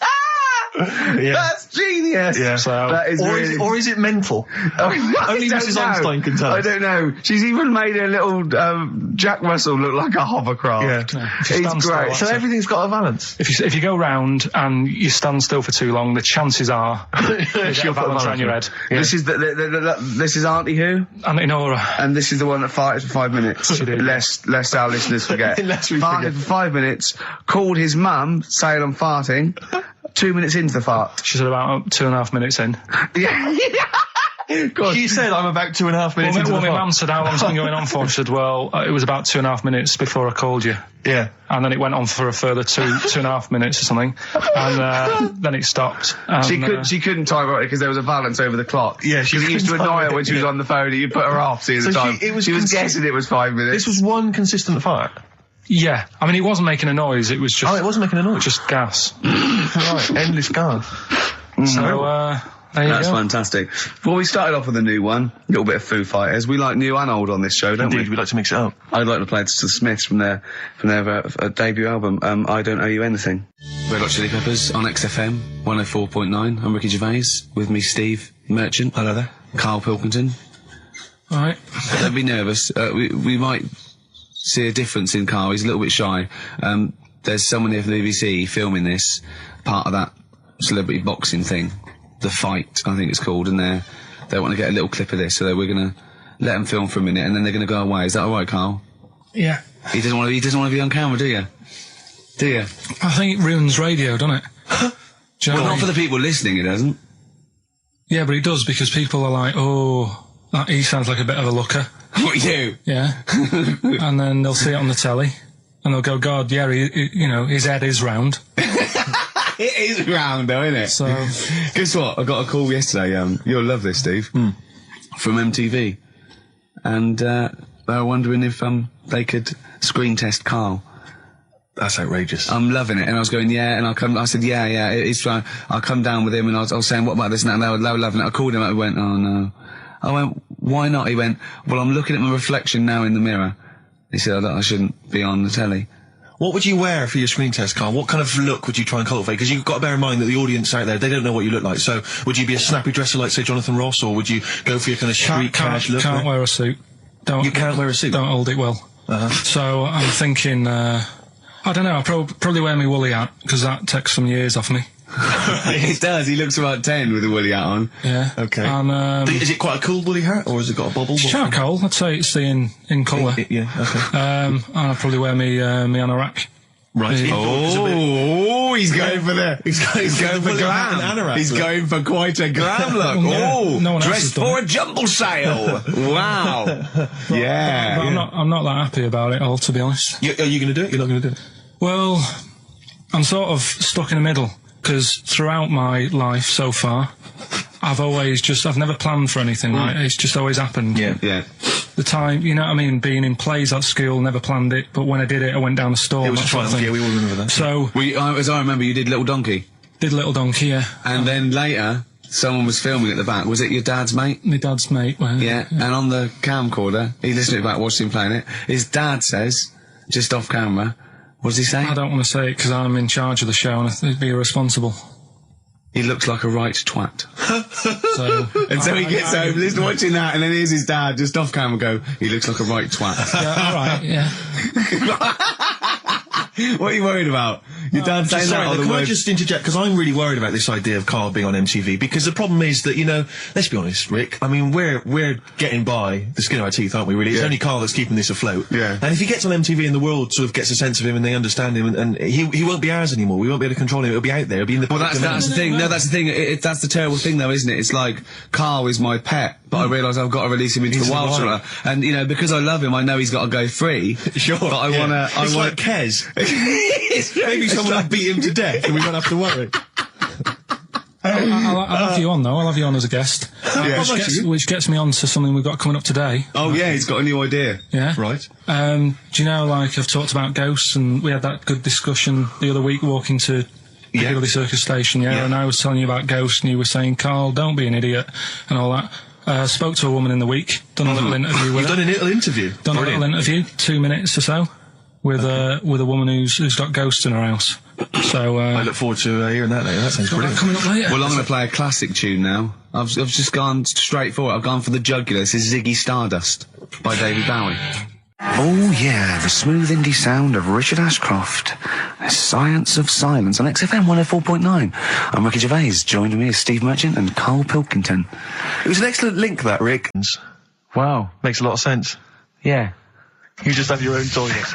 I'm Ricky Gervais, with me, Steve Merchant and Karl Pilkington, and a few new characters, Steve. I can't believe As I that. said, you know, I know you love Moyles and his sort of wacky stuff, and Chris Moyles, Edmonds, one of the greats, one of the and greats. Edmonds, and just all Oh, no, Edmonds.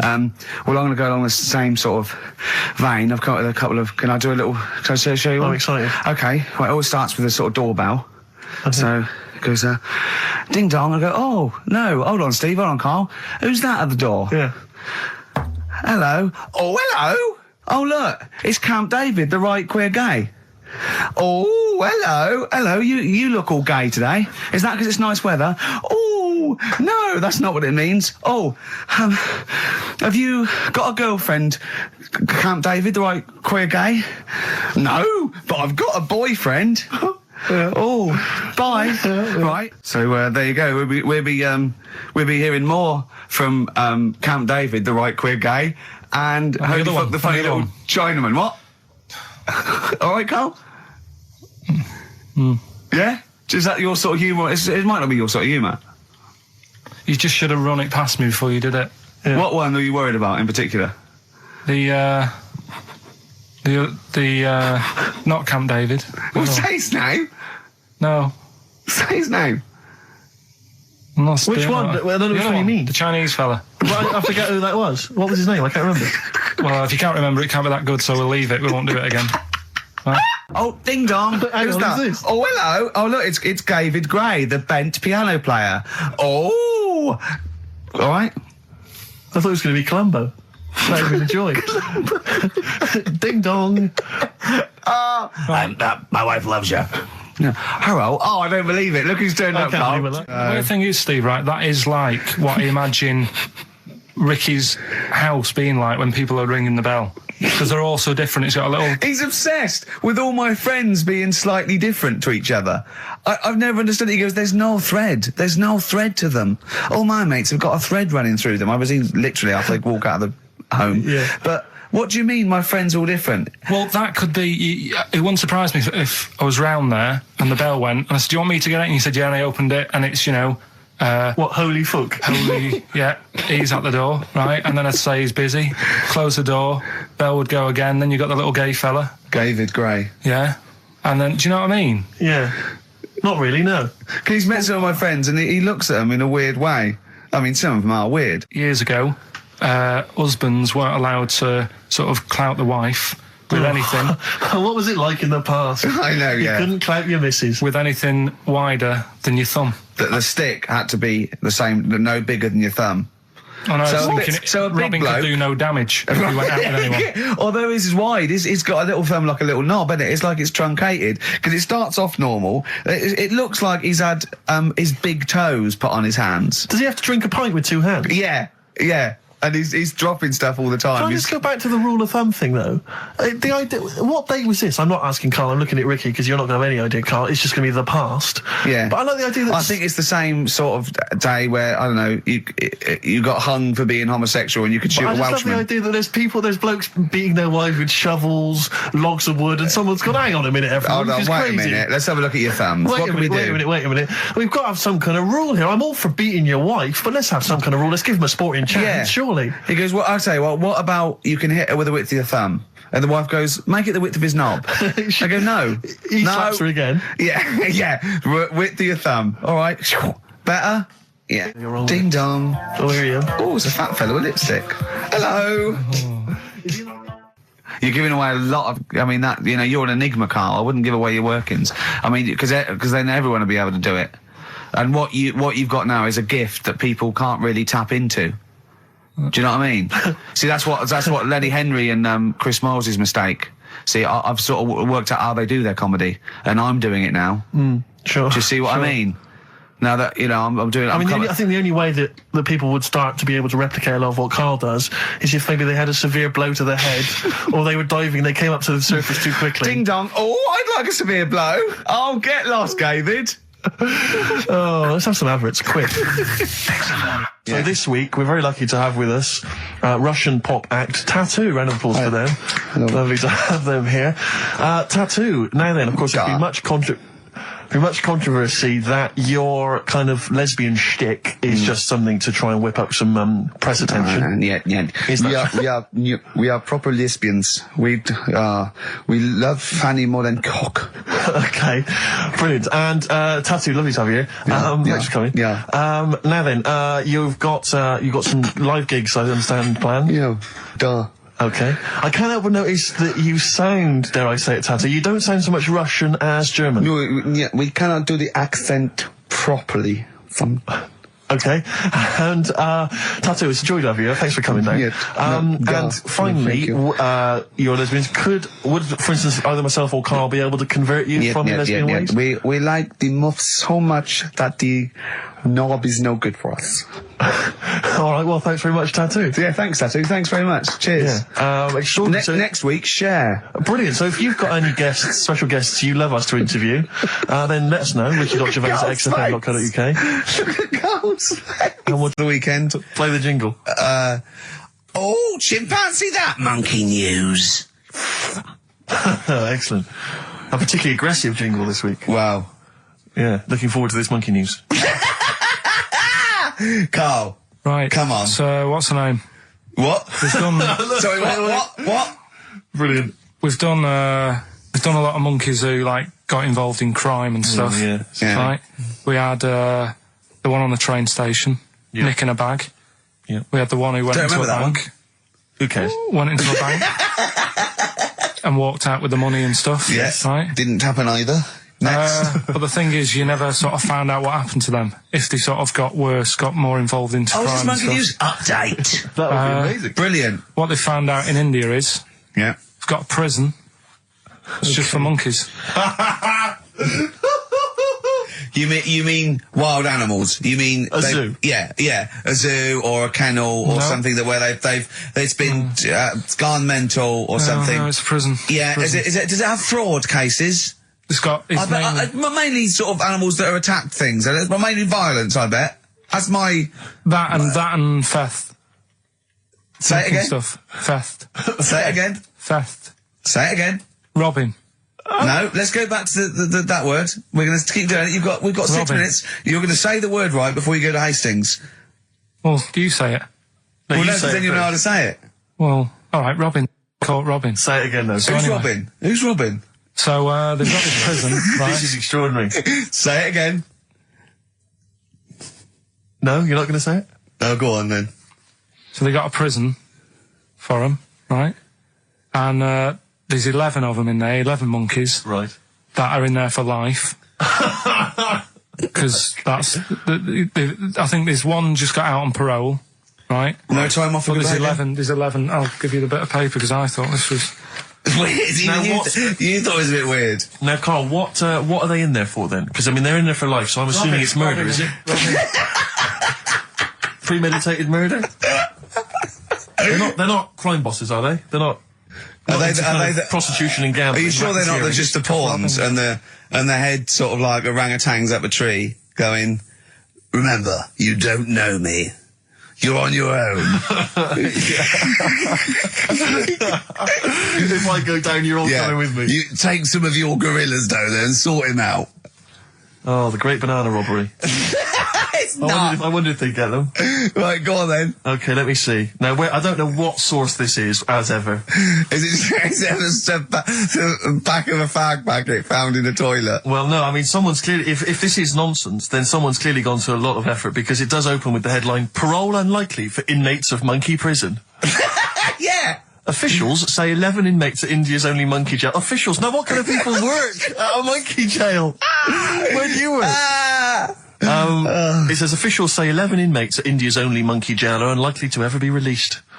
The prison in Patilia houses monkeys apprehended by game wardens in Punjab state for thieving and attacking people. The Daily Telegraph reports how the monkeys at the prison in Montebello snarl and glare at visitors from their heavily barred cages. 2 monkeys were released a year ago after exhibiting good behaviour for 18 months in the jail. They have remained out of trouble. Prison can work, that's good. So all basically, 11 monkeys... they were aggressive wild animals that were taken away from the public for their own good. And robbing and that. Wildlife officials believe part of the problem has been caused by thieves training monkeys to help them. Lorry drivers training monkeys as guards for vehicles, and itinerant entertainers using ill-treated monkeys as part of their act. It's the monkey that takes the rap. It's a shame, that, isn't it? That is awful. They didn't know what they were doing, did they? Oh, so there you go. What do you think of that, though, Carl? What would if you could visit them, like Lord Longford or something? What would you say to them? You go there and you get a visit a week or something. You know. So can you get us a video? Alright. Do they get conjugal rights? Do you reckon? You wouldn't be interested in that, though, would you? They get what? Would you be happy to give them their conjugal rights? Yeah, would you? Fair enough. Alright. Off to Hastings. Off you go. Yeah. I'm always educating. I'm always telling you about stuff that I learn about and that. That you get off-hand and know. And like, even recently, he thinks it ruins a film. Do you know what I mean? Because there's no need for it to happen, is there? Really? Yes. Why? Sometimes it's warranted. If the film itself is there's some films it isn't though. Some films it isn't. Some films it's arbitrary. I think the films that him and his dad watched together on Channel 5. Yeah. Probably not. Is it only on Channel 5 in your house? But let's put it. Yeah, if you're watching, I don't know, a late night Friday night, from 1983. Yeah, Illegal Briefs. A beautiful lawyer has to defend a man who may be a killer. She falls in love with him, but does she know the real man? Oh dear. You know what I mean, though. Lest you forget, of course, that I... Love Heat. With the bloke that is now in... Go on. Of course, that I, according to the Internet Movie Database, I once appeared in one of those films, in the film Killer Image, a Canadian film, I believe, from 1989. According to that computer... it's all wrong, isn't it? It's all wrong. It's all wrong. Of course it is, yeah. Apparently, I was in that, and I played the role of Kirk. Was it a porn thing? No, I think it's just an erotic thriller. Oh, right. I suppose it You only had a very small part, though, didn't you? Indeed. Yeah. But no, do you know what I mean? Sometimes you don't need to go that far. Say, like in this Jesus program, right? Film. What's it called? The Last Temptation of Christ. Just like talking. You know what? What's his name? Is it Ralph in The Simpsons? Yes. I drawed a kitty cat. It's like talking to that. Yeah. No, but right, this temptation thing, right? Do you know, often we don't get that many complaints on this show. We don't get very many complaints. And I think that's either because there's no listeners, or B, it's because most people agree with Karl, and that terrifies me. Or they let him off, because it's like, you can plead insanity, you can go mental and kill a few people, where they go, oh, he's a bit bad. No, but was it because, like, they're saying that he was having it away, or is it because you saw it? What got the complaints? The complaint was the very suggestion. It was a blasphemous thing, not the fact that you saw an actor's knob. So what about if they just cut it down a bit and you like saw the little stable door closing? It wasn't the baby Jesus having sex. It was the grown man. The stable door shutting. No, but you know what the nativity scene? That is brilliant. The wise men saying, I can't believe we brought myrrh, we should have brought condoms. Yeah. There's 2 for 1 offering, Boots. Yeah, I don't know what we were thinking. It was frankincense. It's always awful. Should we apologise now to the Christian church as well? Yeah. Sorry, the little Chinese fellas, little Welsh fellas, and the little Christian fellas. We haven't said anything wrong. No. It's like, you see, when I was growing up... Stable door. I love the idea that in Karl's world, he was born in a stable, just thought, well, I love this place. Yeah. I'm just going to stay here the rest of my days. This is good here. Oh, brilliant. But when I was watching telly with my mum and dad, I mean, it still happens now, right? My dad will sort of go, ruined. Good film ruined, right? If some sex scene happens. But what are we talking about sex scene? Are we talking about a kissing, or are we talking about penetration and looking at the camera? Going, are you enjoying this, Pilkingtons? What are we talking about? What is sort of extreme levels are we talking about? Right, last time I was down there, right? Yeah. What was it? Meet Joe Black. Meet Joe Black. Meet Joe Black is a terrible film. Yeah. Right? There was good film. And then it's going to happen because, like, the music comes in. Brad Pitt's keeping quiet. A woman's eyeing him up. Sure. So my mum, my mum's worked it out already, and she's going. Anything on the other side, love? She knows. She knows it's something's. So you can be enjoying a film, and you can be an hour and 10 in, and then some spidey senses of one of them can go, should we turn it over? And the other one goes, yeah, all right. Are you sure it's not them protecting you from scenes of sex? So that what they're thinking is, what if Karl gets the idea to have sex? Yeah. That could lead to procreation. We don't want any more like him. We've got to end the line here. You sure it's not the doctor? Keep calling out going, you are keeping away from women, aren't you? He must never find out. Are you sure they're not embarrassed because they're watching a sex scene with their son? It happens every time, right? There's 2 things that my mum does, right? It's that, if there's sex scene on the telly, she'll go, anything on the other side, love? And the other thing she always says, if ever there's anything on the telly with Elvis in it, she goes, oh, I like him, right? And we all know, we sat there, we know what she's going to say next. Yeah. So you don't even bother saying why, right? And she goes, he likes fat, ugly people.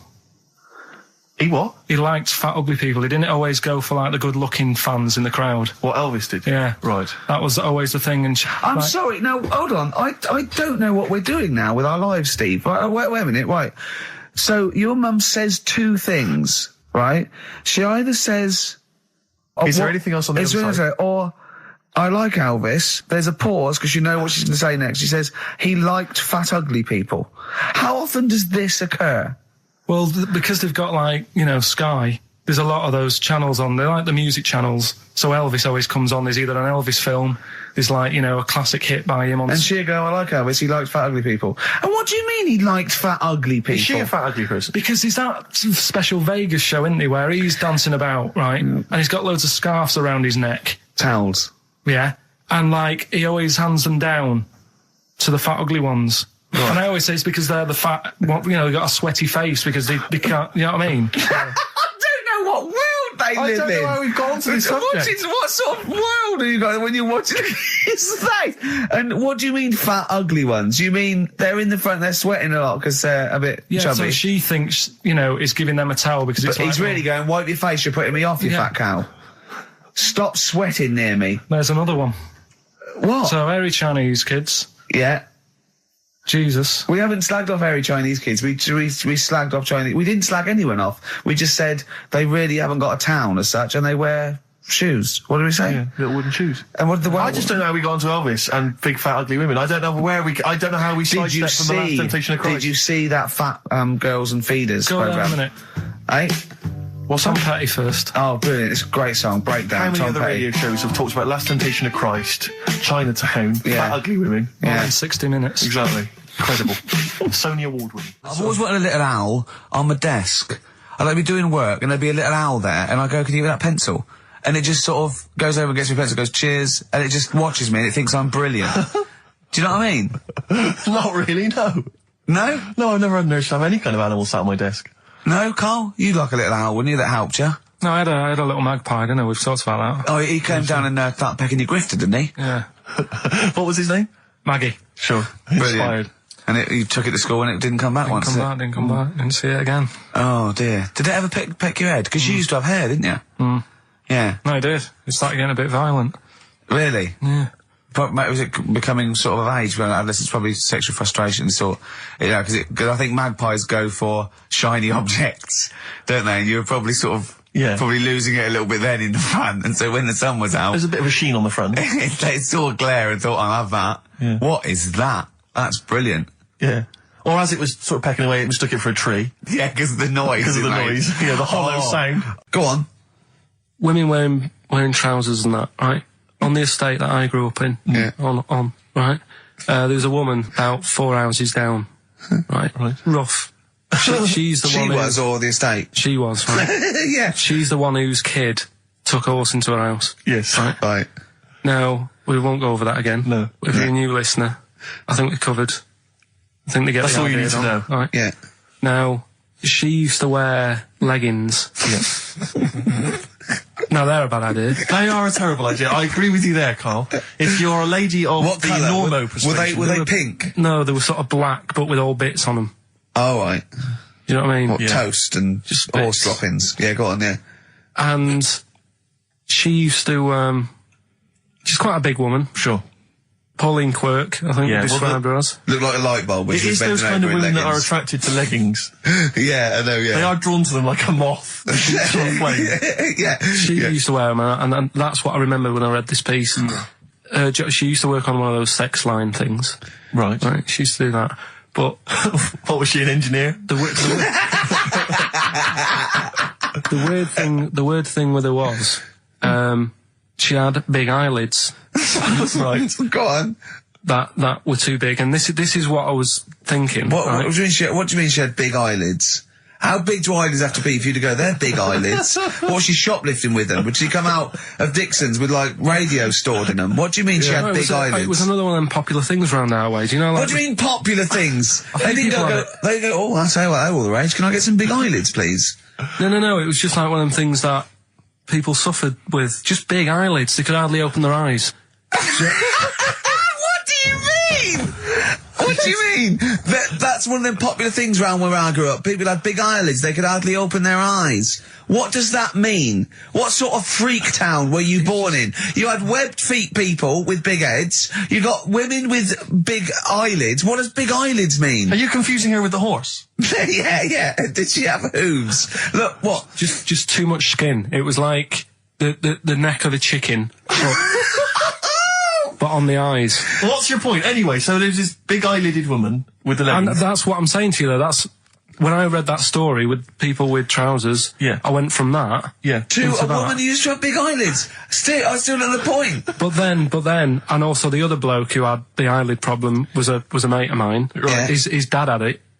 And Come on, pretend you're Judith Chalmers. I have been doing. I would have done all. I would have said that. Don't bother. Right. I mean, the hotel was good. Yeah? That was all right. What was that like? It's all right. Just, clean. That's all you want, isn't it? See, that's not quite what Judith Chalmers does. She doesn't go, what's the hotel like? All right, yeah, clean, isn't it? All right. What was it like? What was it? 3-star, 4-star? Did it have a swimming pool? What was the room like? Had a swimming pool and that. Yeah. Yeah, it's good. I think it was one of the better ones on the island. Okay. Nightlife? Wasn't really. And there was a bar. There was some bands playing. Yeah. Not very good. Food got a bit boring. Yeah. It was always the same food every night, but they sort of themed it and made out as if it was different. So, like, on Mexican night, it'd be chicken with a nacho on it. Right. And Chinese night, sort of chicken with a little prawn cracker on it and stuff. Sure. But that got a bit boring. That's me just turning on my phone, because I want to read to you a text that I got from Karl. I think you sort of sum up the holiday in this text, don't you? Do you remember it? I can't remember. Let's have a look. Let's have a little look. Instantly, what did Suzanne, your girlfriend, make of it? Similar view to you, that they should fill in the holes? Yeah, it's just that thing, you see, I went on a coach trip, right? And you go and see the volcanoes. Like I say, there's 36 of them. Yeah. Which, how many do you need? And when we're on the coach going round all these volcanoes, the fella on the front's going and look out your left window at the moment, and there's a volcano. And if you quickly look out at the right-hand side there, there's another one. Right. And on the left, he's just like, all right, we've seen it. Sure. Do you know what I mean? Yeah. And that trip, I mean, we'll talk about that trip in a bit. Right, this is the text I got from Karl, right? All right. Been up to a volcano. Been in some dead artist's house who built his house in the lava. They said they would show me science with volcanoes, but all they did was chuck some water in a hole and it shot up in the air. No dwarves in the canteen, no scousers here, but there is a Swede woman with a big head. She looks effing gormless with a cap on. All right? So a little reference there to... A Swede woman? What's that mean? Do you mean Swedish? Yeah. Or she looked like a vegetable? No, the Swedish woman. But they've all got sort of quite big bill, aren't they? And I sent him a text. Oh, well, it's just good to be on holiday because, I'm working. He sent back, so am I. Just been watching Sky News. There is a school for monkeys who want to get a band together. Is that monkey news for later?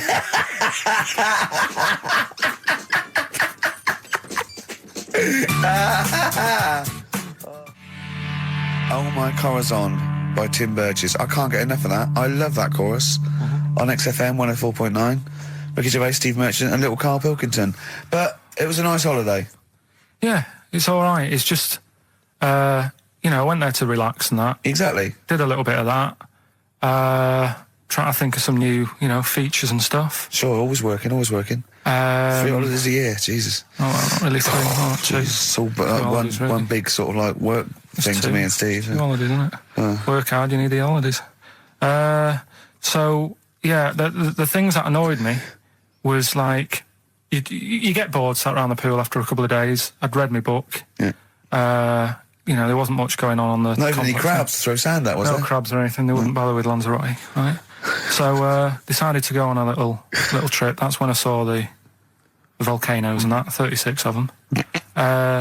So we go on the trip, and the thing that annoys me, it does happen every holiday that you go on. If you go on a sort of a package thing, they have these trips, right? And you pay about 40-odd quid, and they give you some wine to sort of make it feel like you're getting your money's worth. But how many of these trips have you been on then? Loads. Probably about 12. More holidays than I've had. Go on. So anyway, so you're on the coach, right? And they take you for the volcanoes. They took us in the middle of nowhere. Yeah. Right. There's nothing else round there. Sure. It's like I say, it's like Mars, but with holes in the ground. Yeah. Right. And they sort of drop you off, and they go, right, everybody, see you back here in an hour. There's loads of volcanoes for you to look at, and a coffee shop over there. And for a fact, right, you don't need an hour there. You could just say, well, just keep the engine running, because I'll have a look in this hole, we'll get back on, give us 5 minutes. Don't need an hour. Absolutely. But that they've got something going. It's a backhander, definitely. What, with the coffee shop? Definitely, yeah. They go there. And they get everyone to have an ice cream and a coffee, and they sit down, have a fag, talking to the bloke. Yeah, and it's like, cousin. Yeah. How much was the coffee? Was it probably about €3 each euro? So I think it was $3.50. Sure. Yeah. Which is, I don't know, that's about £2.5 quid. Yeah, they've stitched you up. Well, it's like those people who those cab drivers that you'll meet at sort of 3 a.m. who've just got a car. Yeah. And just went out with a car. Yeah. And just I'll pick people up and charge them. Yeah. I got in one once. I said to him, the guy just pulled up. I said, he said, I was in like East London. I'm going back to North London. I said, going to Swiss Cottage. He went, sure, hop in. We set off. He went, do you know the way? I said, well, not really, no. I thought you'd know the way. You're in a cabbie, aren't you? He went, no, don't really know the way there. I said, have you got an A to Z? He went, no. I thought, well, if you're going to go out just on the, just winging it as a cab driver, two things, take a map and a torch. He didn't have either. He said, well, I'll probably get to Camden. I said, well, I'll direct you from there. Drove on for about 5 minutes, making conversation. About 5 minutes later, he went, do you know the way to Camden? I thought you knew the way to Camden. I don't really know the way. I thought you did. Oh. It was Let me out. What's the best job you've ever had still, Carl? Talk about occupations. It is still paper round. Is it still the paper round? Yeah. That's ridiculous. No, it was good though. If you look at it, like, what I liked about it, you're your own boss. No, you're not. You're not your own boss. No, the guy who runs the news agent is your boss. All right. But then once you get out and you've got your papers and that, you're on your own. You want as long as you deliver the stuff. papers exactly to the places he said you are in the time he said. Yeah. It's freedom, isn't it? Any jobs you wouldn't do? I just thought of one that you wouldn't do. Go on. With your sort of mild homophobia. Well, I'm not. Proctologist. What's that? Basically sticking your finger at other people's arses. Right, well, I wouldn't do that, no. Why have you got to do that? What do you mean, why have you got to do that? Why does anyone need that doing? Because they've got to look if they've got an arseache or something. Which trainee doctor makes that their speciality? Do you know what I mean? That must be, right, we got a place for proctologists, and it's you, Meadows. You came last. Oh, seriously, what? I'm not the arse doctor, am I? Yeah, you came last. Oh, I'm a bum GP. I can't believe it. Yeah, you got to, I can't believe this. Yeah. That must be it, mustn't it? Well, presumably no one would choose it. No one would purely. If they can have the brain surgery. Well, what if you're brilliant but you were shy? You couldn't look people in the face. Yeah. You could you could do anything you want. No, I just don't want to look at them. I just want to do their asses. Yeah. Really? Just want to do the asses. Yeah. Yeah. Look at Carl's face. You didn't know there was such a thing as an arse doctor, did you? No, not really. Specialised. He does nothing all day but that. Well, he probably has a sandwich about 1 o'clock. Yeah. Washes his hands. What do you mean he does nothing all day but that? You don't say that about a brain surgeon or thoracic surgeon, do you? No, but that all day. That's not good, is it? I love the fact that I can blow his mind with just things that people take for granted. A dentist just looks in mouths all day. Yeah, but that's a bum job. Just think of that. Oh. So what do you need to know then there? It's a lot to know. You gotta have nice nails. Yeah. No rough edges. Well, you'd be alright, because you got that job handing out biscuits to the old people because you had nice hands, didn't you? So, yeah. And I know a lot about biscuits. I know my biscuits. Do you? Yeah, I know which ones they like and that. Do you? What do they like? What do old people like? Just Bourbons, rich Do they really? Because that's my least favourite. I would never eat a bourbon. I could be starving and I wouldn't eat a bourbon. If you want to let us know what your favourite biscuit is, why not email in? Ricky.Gervais at XFM. But I'll tell you what, with all them eating biscuits, I bet they get arse problems, don't they? So you could double up, couldn't you? You could be handing out biscuits in the morning and checking out. So why would you go and have that done then? What sort of problems then? What do you mean? Loads of problems. Like what? Prostate. And they've got to go there. They have to like have a little, problem. Well, there was that. I told you that story. That bloke. It's not an apocryphal tale because it's about an orderly's report, and this is the bloke that filled out the form of what happened. He went into hospital basically with a sauce bottle up his arse, and on the report, he said obviously, pleasuring himself using a sauce bottle. And on the report, he said that he'd been shopping at Safeways, and he'd come in with his shopping, and he'd forgot his key, so he'd put his bags down on the step, right? And he started climbing up the drain pipe to get in, right? But as he was climbing up, his trousers and pants fell down. He slipped and fell, and the sauce bottle went up his arse. And the orderly said this story would be somewhat believable if Safeway sold their sauce bottles with condoms already attached. That's like a game of Kaplunk. So he I love that he put a condom on it. I wonder if that was so he didn't want to get an infection from it, or he wanted to use it on his chips later. Darkness growing on me. Love that, love the darkness.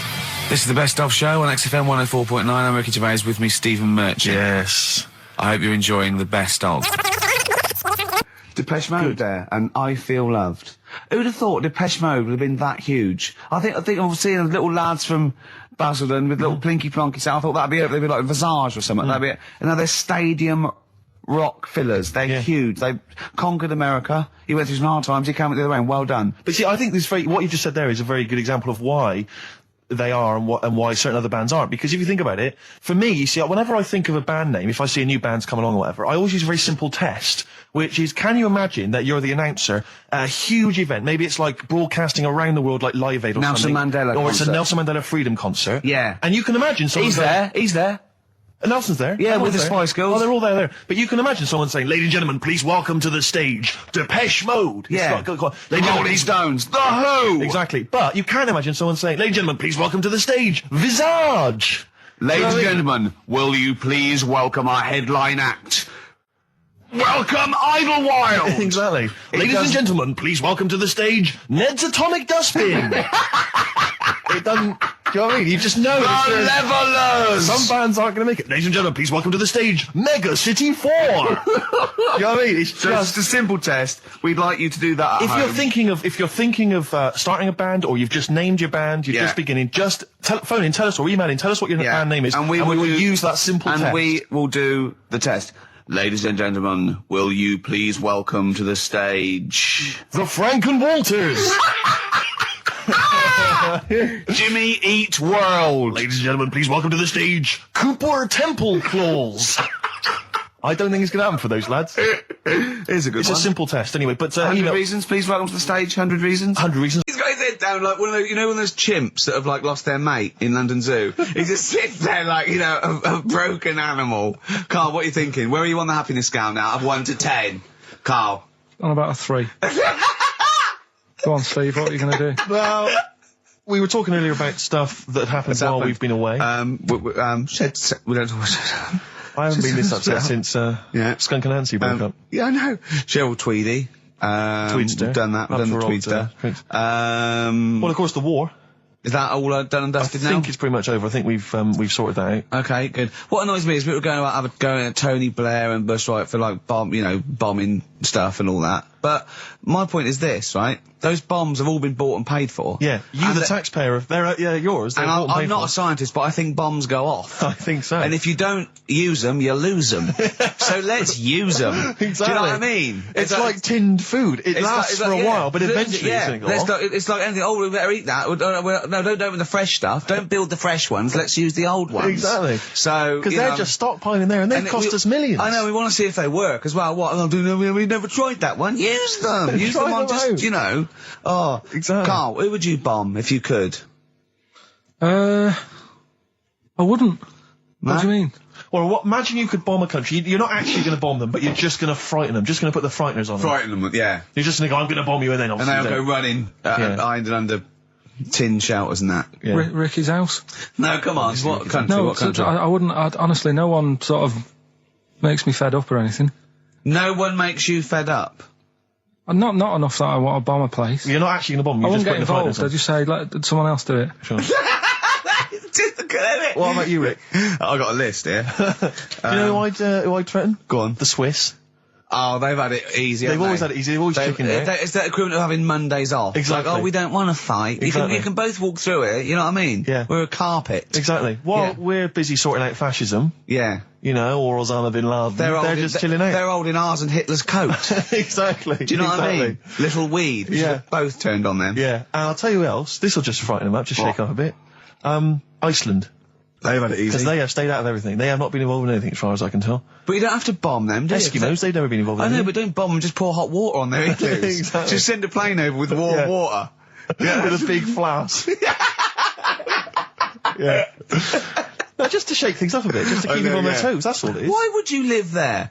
If you could choose, I've If no you're idea. an Eskimo and you're born, little baby, you grow up and you go, what? I'm sorry, I'm eating ice and fish for the rest of my life. Well, fair enough. Having a laugh. Fair enough, like years and years ago, but now, presumably, they're aware of the proper house and the fact you can live in, say, Somerset or the south of France. I know, but it's like, haven't they learned? It's sort of like, they haven't even got, they're not even on as good a thing as the North American Indians. Now they're sort of pierced up. They got smoking gambling. fags. They live in lovely little cages. Drugged up. They're all brought to their little village. They're having a whale of a time. They don't have to go hunting anymore and killing buffalo.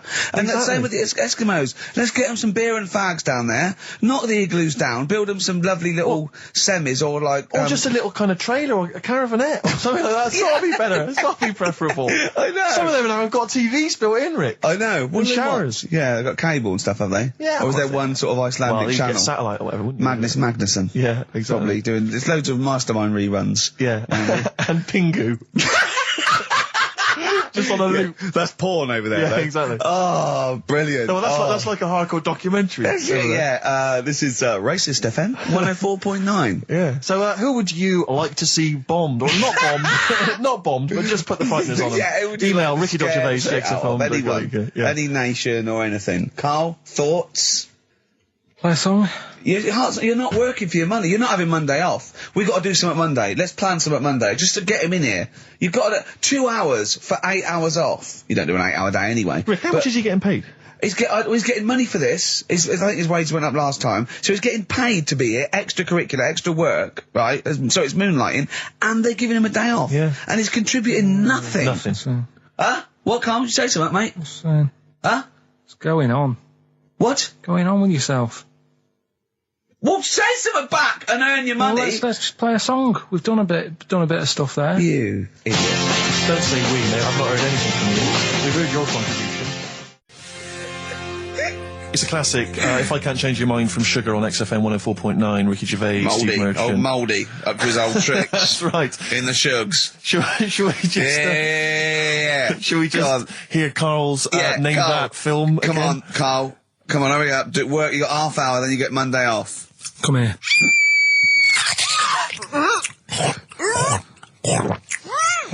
I'm well happy now I've had that.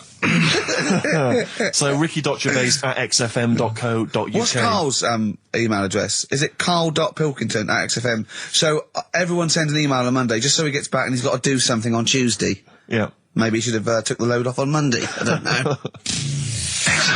BIMP, 50 Cent on XFM 104.9. Me, Ricky Gervais. You, Stephen Merchant, and you, Karl Pilkington. Alright? What are we doing then? How are we going? Carl, how are you feeling? On a scale of 10 now, happiness scale? Just building back up again a bit. Yeah? Why? Probably on about a 5. Oh, that's not bad. What changed it? There's a shadow somewhere. It's already good, isn't it? I'm loving it already. No, right. There's a shadow. I think it was in America. Yeah. And it's on a quiet road. I'm guessing somewhere like Boston. That's what you mentioned. Okay. Right? No. Somewhere like Boston. And people at night used to see this shadow moving about. And they'd go, what's that? Right? And it got known, the town, the little local town got known for this shadow, but it didn't cause any problems.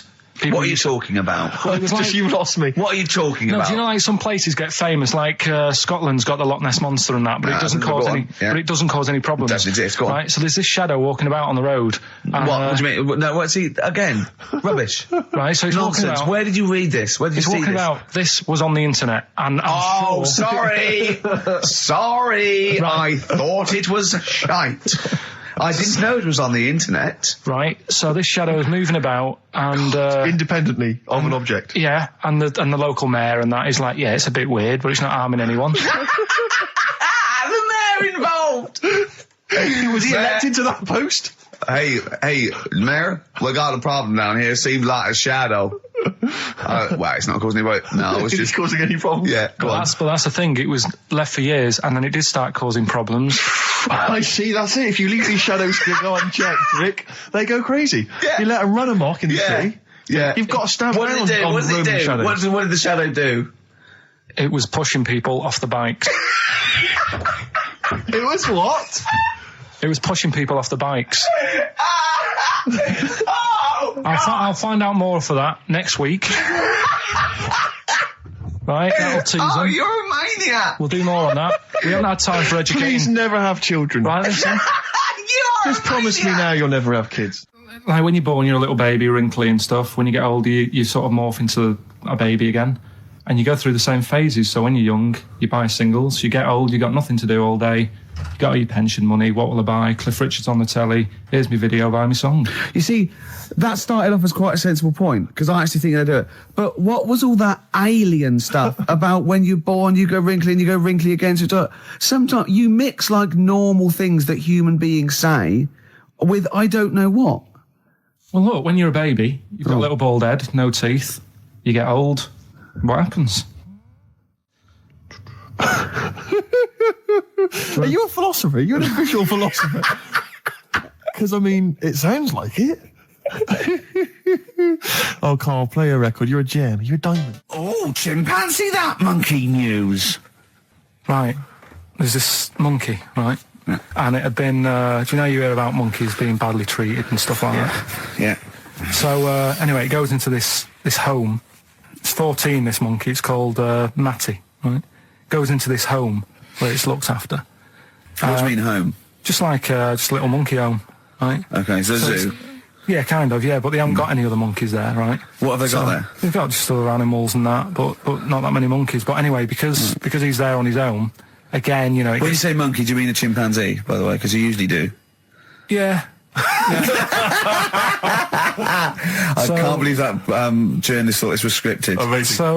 So anyway, yeah. So it gets sort of pally with the people working there and that, and it's smoking fags, it's having a drink at night and all this, right? What do you mean it's having a drink at night? How? It's all here, Steve. I mean, we haven't really got time, but Well, don't say it's all here like it's proof. You've got another stupid story that someone has put onto the internet. Someone sitting at home in their bedroom has put onto the internet. So he's having a fag, he's drinking a lovely glass of Bang Rock Station. Yeah, the wine that's perfect for a barbecue. Yeah. Anyway, it's loving life. It's forgetting about its past and everything, right? When this other monkey comes along, Oh no. Trouble's brewing. Go on. right? That comes in. Something said. Right, forget it then. Forget it. No, forget it. Yeah, but it's all the time. It's not just, I mean, you haven't done that with me, taking your clothes off and that yet. But, like, last night we were sat in the pub and I was saying, right, you know, let's not even worry about new features then. Let's get the current ones, you know, going. Like getting what? Good. Like, the one I was trying to work out, the cheeky freak of the week. Think of that! Yeah, but I was Think of saying, that, though, as a normal conversation. yeah, but I'd looked online, right? I didn't find that much. I found, actually, I'll tell you what I found later. Brilliant. We're looking for them, right? And then at one point, I think you said to me, go and, you know, what about the Guinness Book of Records? Yeah, you know, they'll have, like, yeah. the best freak in the world or whatever. Yeah, ever. So I said, yeah, bring one in. Now, you've got one at home. Yeah, I've got a But you couple. couldn't be bothered carrying that in today, so I had to go out of the pub that I was at, Yeah. nip into Borders, Yeah. buy a Guinness Book of Records, Yeah. out of my own money, $18.99, Yeah.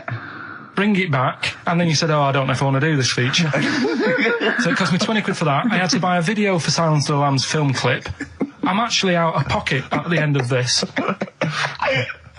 But do you want to work with me is the thing. If you want to work with... people would pay that sort of money to work with me, Karl. You're a lucky bloke. Think how many people think, Karl, he gets to drink and sit. Yeah. Well, you making a cup of tea and I surprised, didn't I? Little surprises. Steve, you know, last night, do you know when I left the pub in a bit of a mood because Yeah. I was just fed up with not getting anything done? Yeah. Walking down the road, I was thinking, how can I get out of this? How can I stop having to work with them? I'm thinking, I wonder if I leave, I wonder if they'll be funny and they'll go, and then my boss will be giving me stick. And I'm thinking, how much notice have I got to give out? And all this is going through my mind. I'm walking home and I got in, said to Suzanne, I'm sick of it. She's going, you need to do it when I get a new kitchen. And I was like, yeah, but how big does the kitchen need to be? I was saying, do we need a big kitchen? Can we get a small one? Have we got enough for a small kitchen? Do we need so many cupboards? Can we just have wood instead of steel? All this, trying to get out of doing this. Yeah. It's always just, I always feel like, you know, because I like to think that I'm not perhaps as bad as him. Yeah, You no. annoy me in different ways. Like what? How does he annoy you? Well, stuff that, you know, I come up with ideas, say cheap as chimps. Yeah. And Karl Pilkington with his brand new show, What's the Song? What song am I thinking? Now, I mean... You're nervous about this, aren't you, Rick? I am. You're worried. Well, because I've heard some of these clues before. And they're ramblings... Sometimes they're close to ramblings of a fool. Right? And it really is like those, what am I thinking? Yeah. I don't know, though. I actually was genuinely impressed by Born Sleepy. I have to give him the benefit That's of one of the doubt better there. ones. Because that was short, sweet, and it worked. Some of these, you say they're not going to be quite as pissy. Some of them are like Emily Bronte novels. Now listen, we're just going to go for it then. You do it, and we just get people to call up because I want to see the general public's confusion trying to work out. Well, why don't you give us your next clue, and then we'll play a track, and then we'll hopefully have people on the line after the track to try and answer it, and you can recap briefly. So give us your clue now for what song am I thinking of? Right, this one. It's about a woman. And she's just normal, nothing wrong with her, or so she thinks, right? But there's the twist. Is this like the Tales of the Unexpected? And she's got like, you know, she's got her mates and she's having a normal life, having a good time and that. And then this thing happens, right? And she starts to stink. And she can't have a bath, right? And she really wants to have a bath. She's dead sweaty and stuff. She's going about her daily stuff. She can do everything else normal. She can eat, she can talk, everything.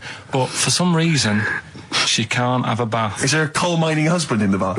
Yeah. Is this born stinky? She can't have a bath. So a woman can't have a bath? Yeah. Is that it? Or a shower. She can't. Okay, leave it there, Rick. Don't try and guess. It's not for us to guess. The general public can phone up and ask questions, so I just go for it. I'm not sure they can they? I think so. We don't want just people just phoning up and I'll tell you getting what about this? Why don't they can ask one question? Yeah. They can ask one question of Carl, then they have to make a guess. Okay. 08700 800 1234. Have we got someone on the line now? We'll just let's do it. Let's go for one. Let's go for one. This is edgy radio. This is letting Carl stuff. live. Go on. Hello, XFM. Hello, I'm ringing about what's the song? Absolutely. What do you think? Well, I'm going for Dirty Diana. Dirty Diana. See, that works. That's a great guess. It does. Yeah, but it doesn't work because why can't she have a bath? Okay, so the answer is in there. I was going to ask you. Well, that's your one question. That'd be the answer. That would be the answer, I'm afraid. What was your name? Shelley. Shelley, thanks very much. Shelley, I should tell you that, you know, that you should never take this personally because no one can really get into the mind of Carl. So don't you know, beat yourself up about this. I don't expect anyone to get these clues. No. So well done. That is a fine guess. Thank you. Thank you. Okay. Anyone else there? Let's hello, XFM. Who's that on the line? It's Chris. Hello, Chris. A question for Carl? Before you give us I haven't thought of a really good question or anything yet. You just want to go for the guess? No, what I thought was, I'm sure Simon Mayo used to do this when he did the breakfast show on Radio 1 years ago. No, he didn't. So you've just pinched this idea, Carl? If you're going to rip someone off, Carl, do not rip off Simon Mayo. I haven't ripped this off. I thought this was a new idea. I was going to do it with sound effects instead, but that's... he used to do that, and he used to get his team to play other characters. You idiot. Well, no, hang on. Not you, Chris. I'm saying you idiot to Carl. Yeah, but nothing's new anyway, is it? So I'm not getting annoyed about it. True. What do you think the answer is? Is it Cornflake Girl by Tori Amos? Good answer. She couldn't have a bath because she'd go all floppy and then go down the plug hole. Good answer. She'd go all soggy. Yeah. So is it Cornflake Girl? No, it's not, but that's a great answer. It could have been. Okay. You're already seeing the error of this, aren't you? I think this is great radio. I'm really hooked on this. I'm genuinely excited. This is really like that. Those so-called lateral thinkers. A man got into a field and dies. Why? Yeah. He ran out of air. No, not the one I'm thinking of. He was shot. Well, no. Yeah, that was a good answer. Well, but couldn't Simon Mayo sue you or something for doing it? Will you stop? Don't mention that. Yeah. Listen, I think if you're going to steal ideas from someone, it should be a brain box like Mayo. I mean, he's the man. The only example of one I can ever remember here on his show, because I was quite young then, was some people were pretending to tap someone's phone or something, and then they got caught, and the answer was just bugging by whistle because they were genius. That was absolute genius. That's absolute genius. See, Carl, that's the sort of standard you've got to come up against. Thanks very much, Chris. The phone lines are hot. Hello, XFM. Hi, is it Candy Perfume Girl? Is it what? Candy Perfume Girl. Candy Perfume Girl? Yeah. Candy Perfume Girl. Is it? Well, who's that by? Madonna. No, that sounds like an obscure album track. No, it's one of her songs. Just think about it. She stinks and everything. She's a normal life. I didn't say she was a sweet or anything. But for some reason she can't have a bath or a shower. Is this a big song? Just to give him a clue. It's a bigger song than Candy Sweet Girl. Thank you very much indeed for your guess. It was really easy. Thank you. Cheers. Sorry. Okay, one more, then we go to a record. Come on. Okay. Go on, hello XFM. Carl, Yeah. is it High and Dry by Radiohead? High and dry. High and dry. Now that's great. She smells, which is another word for high. She's dry because she doesn't have a shower. Carl, if it isn't that, yours will never be as good as that. He's the winner. Whatever you're thinking of, that clue is brilliant. What's your name, mate? It's Richie. Richard, I mean, you can't beat that. That's a bit too lateral. Don't be stupid. It's perfect. He's made yours into a clever clue. He's made high, she smells, dry, she never gets in the bath or shower. It's not that, is it, Carl? No, it's You not. don't even get that, do you? Not really. Have you ever heard of the word high being used to mean sort of smelly? No. No. Oh, what? That was where you went wrong there, mate. Richard, I'm declaring you the winner, even though that isn't the I answer. don't think Thank we you. should give up this early. Can we Rick. just let's play a song and, Let's play a song. Give it one more chance, because if people think about it, it is really easy. I'm not going to find out the answer now because I've got to go out. Okay, we'll do it very quickly. Stay in for 10 minutes. We're just going to play a new Coldplay track out. Okay, let's play Coldplay and then we'll come back with this. Carl, it was you that worked out the maths and worked out I was 28 because they just worked out I'm 27. You are 27. No way. Yeah, I asked you, didn't I? And I said, but what I sort of questioned was, I said, well, if you're 27 today, that means last week you were 26. well done, yeah. That's irrelevant. So therefore you assumed that I must be 28 then? Yeah. Whereas I assumed you were using, your knowledge of maths, such as it is. I wouldn't do that. No, sure. Wow. I actually got lost in that conversation because I genuinely didn't know what he meant would mean last week you were 26. I don't know what that meant. I don't know what it meant. Wow. Well, it is Steve's birthday. But it would have been 26 last week. Sometimes you genuinely frighten me because it's those staring eyes. There's nothing behind him. It's this little bald head. Looks like Davros looking at me. Genuine fear on his face when he enters into a conversation with another human being. What bit don't you understand? If he's 27 today, he would have been 26 last week, and he doesn't look 26. He didn't look 26 last week. He looks older than 28 today. You've started on his birthday. You're still having a go at him. Carl, I don't look like the kind of hot stud that I actually am, but face facts, that's the truth, mate. Yeah, live with it. Get with the programme, jeez. Well, let's have a little bit of cake. Okay, oh, that's appropriate. See The what I did? birthday. But you mean the band, don't Yeah. you? Not the cake. You haven't actually bought a cake, have you? Got anything at all? How did you meet your girlfriend? Through work. What, through her work? What, you phoned up and said We worked at the same place. Oh, you're right. Yeah. You're quite an enigma, aren't you? Could you give us more on that? At work. You met her at work. What, she came in selling sandwiches? She was going through the bins outside.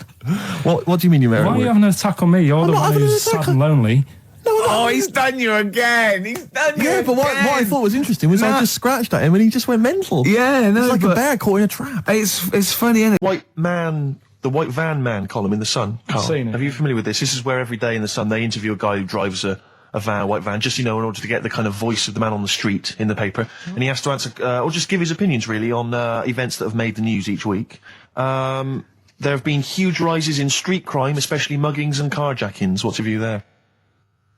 More youth clubs are needed, aren't there? You think more youth clubs? I like that. No? Okay. I like that because it's so 1950s. Yeah, it's sort of like you want a bobby on the beat that'll clip you around the ear. So once they've come out of national service... Yeah! No, I love that. And if you find someone smoking a wood bomb, you make them smoke 50. Yeah, exactly. Oh, this is great. That is great. Did you used to go to youth clubs? Yeah. And they kept you out of trouble? You used to get into a fight afterwards when you came out. But for the sort of hour and a half you were there? You had a bit of pool and some boxing and a bit of pop. Yeah. So more youth clubs, that's good. I love him. I love him. If you're at home, just make notes, because this is brilliant stuff. Honestly, you won't hear more honest, from the heart stuff than this. This is great. Go on. This is not pre-planned. These are your direct responses now. I promise you, Carl did not know what we were going to do. He never knows what we're going to do, and he always answers honestly. That is the beauty of Carl. It's not an act. What is your view, Carl, on New York's former mayor becoming Sir Rudy Giuliani? Sir Rudy Giuliani. Is he happy with it? He appears to be pleased with it. Let it go ahead. Fair enough. Okay. Go ahead. Oh, he's genius. Okay. Is he happy with it? He's like your nan. Yeah. What do you make of a cat that's been cloned in a secret 2.5 million research project? To find out what? If they can clone cats, yeah. Have they had to hurt it? Sorry? Have they had to sort of hurt it to do that? Have they had to hurt it? Yeah, or is it just scraping its tongue for some stuff? I think the cat's fine. The point is that they're cloning another creature, which is potentially very dangerous. Have you seen that film where they bring Hitler back? That cat. What if that cat turned out to be a world dictator? Exactly. What do you reckon of cloning generally, Carl? You concerned about it? When they're cloning for organs, they just grow them for the, Do you know what cloning means? Yeah, it's when you like make something else that's the same, isn't it? Right. Yeah, I mean, it's not going to do any harm. Okay. And finally... When you're on the World Council. Yeah. Finally, what do you make of some city workers who were caught bonking in the glass lifts of the Lloyd's building? What do I make of it? Yeah. Is that a problem for you? Do you think that's unprofessional? Was it the lunch break or...? I think it was lunch break. With their own... All right. It's their own time, I think, fair enough. It only takes 45 seconds to go from the bottom to the top. Is that a problem? They moved quickly. They acted, on instinct. You think fair enough? If that's their natural instincts and they're both consenting, you think fine? Yeah. Okay. Yeah. Thanks very much, Carl. Thanks very much, Carl. Carl, we'll have more of Carl's world-weary opinions next time on the show. Yeah. Now it's time for White Van Man. White Van Man. Yes, for those that don't buy The Sun, they think it's beneath them. White Van Man is a column they have, I think, every day, actually, and they just get sort of some, Joe Public to kind of comment on the week's news. Just seems to me, that it might be interesting to get Carl's views on some of the big events. Not because we think that Carl hasn't got a valid sort of viewpoint. No. Because Carl sees the world differently to some people, that's all, and that's what's interesting. Like an artist does, or a... Exactly, yeah. He's very bohemian in his outlook. Yeah. Do you feel that you're up to scratch on this week's news? I don't like this bit. Do you? No, just relax. Why not? It's pressure. No, because you just have to give us your first opinions. For your honest answer, that's all we've ever asked of you, Carl, and it's all you've ever given us. Your honest, your first from the heart view, yeah? Don't worry, just relax. Just chill in. Are you worried that people are listening and thinking you're an idiot? If my girlfriend's listening now, go and have a wash or something. Go and have a wash. Not very nice, is it? Is it the opposite of Napoleon and Josephine? Yeah, go on. If you're going to visit me again, Josephine, for Christ's sake, wash. Well, I'll ease you in with something fairly easy, a music-based question. Kylie Minogue versus Dido as Queen of the Brits. What's your view there? Go and have a wash. It doesn't really matter, does it? It doesn't really matter. What doesn't really matter? With the Brits. I was watching it the other night, and I think Kylie will be a good-looking old woman. Do you ever do that sort of stuff? Steve, I want to celebrate with you. Every time he opens his mouth and says something like that, I want us to open a bottle of champagne. I know what you mean. Do you know what I mean? It's sort of like we did that. Yes. No, do you do that, though? Look at people, and another person who springs to mind, Jenny Powell. I don't think she's that good-looking now. Who's Jenny Powell? Is she that girl that used to be the assistant on Wheel of Fortune? Yeah, I think she's a bit over the top for a young woman. But when she gets older, I think she'll be a bit of a stunner. Okay. So for you, Kylie, whereas you don't feel that about Dido, is that right? She's alright, she's normal. I prefer Kylie's sister to Kylie. She looks, I can imagine her being hard work to live with. And who, Kylie? Not being washing up and that. Right, sure. Being a bit fussy. Okay. And what do you make of taxes rising in the next budget to pay for NHS improvements? Well, my dad went to hospital to have an operation once. Yeah. So I feel like it's worth paying it, because I've got something. Because people might have to go to hospital. Yeah. Yeah. But it makes a change when it's someone in your family, doesn't it? Yeah. Because you sort of realise... Yeah, a change is as good as a rest. And the weird thing is, if it weren't for my dad, I wouldn't be here doing this show, because when he was in hospital... Well, no, I'll stop you there. Yeah. To be honest, that's all you need to know. You wouldn't be here, true, but no. But well, no, because this was after I was born. So I would be here. But for his more direct involvement was what? Yeah, because when my mum was seeing my dad in the hospital, I got a bit bored, went for a wander, found the hospital radio station, and got a gig. Really? So in a real sense, if it wasn't for Carl's dad, Carl wouldn't be here. And did your dad, while he was listening to you, did he, sort of tap the nurse and go, can you get that 12 for you? Who's put him in that? Yeah. Oh, go on. Okay, what do you make of the real-life Mowgli who's surviving in a Transylvanian countryside? Apparently, I don't know much about this story. I don't know. You know Mowgli, he's the guy from the Jungle Book. Yeah. The little kid that grew up with bears and animals and stuff. Apparently there's a real-life one in Transylvania. What were the things in Gremlins? What were the what? In Gremlins they were... Wait. Okay, this is an example. This is what your girlfriend said. Think, what were the things in Gremlins called? I can't remember. Really... Something like that, isn't it? No, wait. Just really, really think now, Carl. Just with everything with all the brain power you've ever used, think what the things in Gremlins were called. It's not there. There's a clue here. Oh no. Yeah. They're not. What? Gremlins. Yeah. Play a record, Carl. What about the fact that the world's tallest man is living in a semi in Neasden? It's alright, isn't it? Something that someone told me in the week is that, do you know all these tall people like this guy? Yeah. Which is a bit weird they've only just found him, considering he's the tallest man. I think that's a bit weird. Yeah. Someone genius. told me that, do you know the guy who was in James Bond, the big bloke? Yes. Jaws. He's got the same illness as this bloke. Right. And what it is... It's called tall. It's something about... You're suffering from tall. You've got a small tumour or something just behind this part of your head. Yes. Oh, yeah. Just sort of in the middle of your eyes. Yeah. And the pressure on that makes you grow really tall or something. Yeah. So he needs to get it sorted. That's your advice to him. Yeah. Get it sorted. Well, I think we should have a White Van Man session. Oh, White Van I Man think people session. tune in for the White Van Man Yeah, session. people who haven't tuned in, they don't know. If people aren't familiar with this, The Sun runs a column every day which is asking some punter from the street their views on the week's big events, and we just thought, why not hijack that idea but apply it to Karl Pilkington. Karl, I've seen much news again this week. you've not seen much news. Don't worry, I'm sure you have an opinion on it. Just give us it from your heart. So Gladiator. Okay, so, well, on the subject of Gladiator, what do you make of Russell Crowe's appalling behaviour at the BAFTAs? This is, I heard a bit about this. This is, when he got some director or something, because... Director or producer and threatened him, because they cut his bit, didn't they? They cut a poem that he'd done during the acceptance speech. I watched it on Sunday night. Sure. I didn't realise it wasn't live, to be honest. Yeah. But I quite liked the way it was to the point and didn't mess about. He went up, he said thanks. So you're saying that he shouldn't have beaten up the director? Is that what you're basically saying? It's a bit over the top. You thought I mean, if you didn't have time, if you really, I mean, what's the poem got to do with the film anyway? He was an awards. So do you think it's ever justified to beat up a TV director if you're a major Hollywood star? Depends what he's done, but I mean... Right, what would you have to have done, Karl, for it to be fine for him to then beat him up? The thing is, right, forget all the beating up. At the end of the day, it was a awards thing for a film.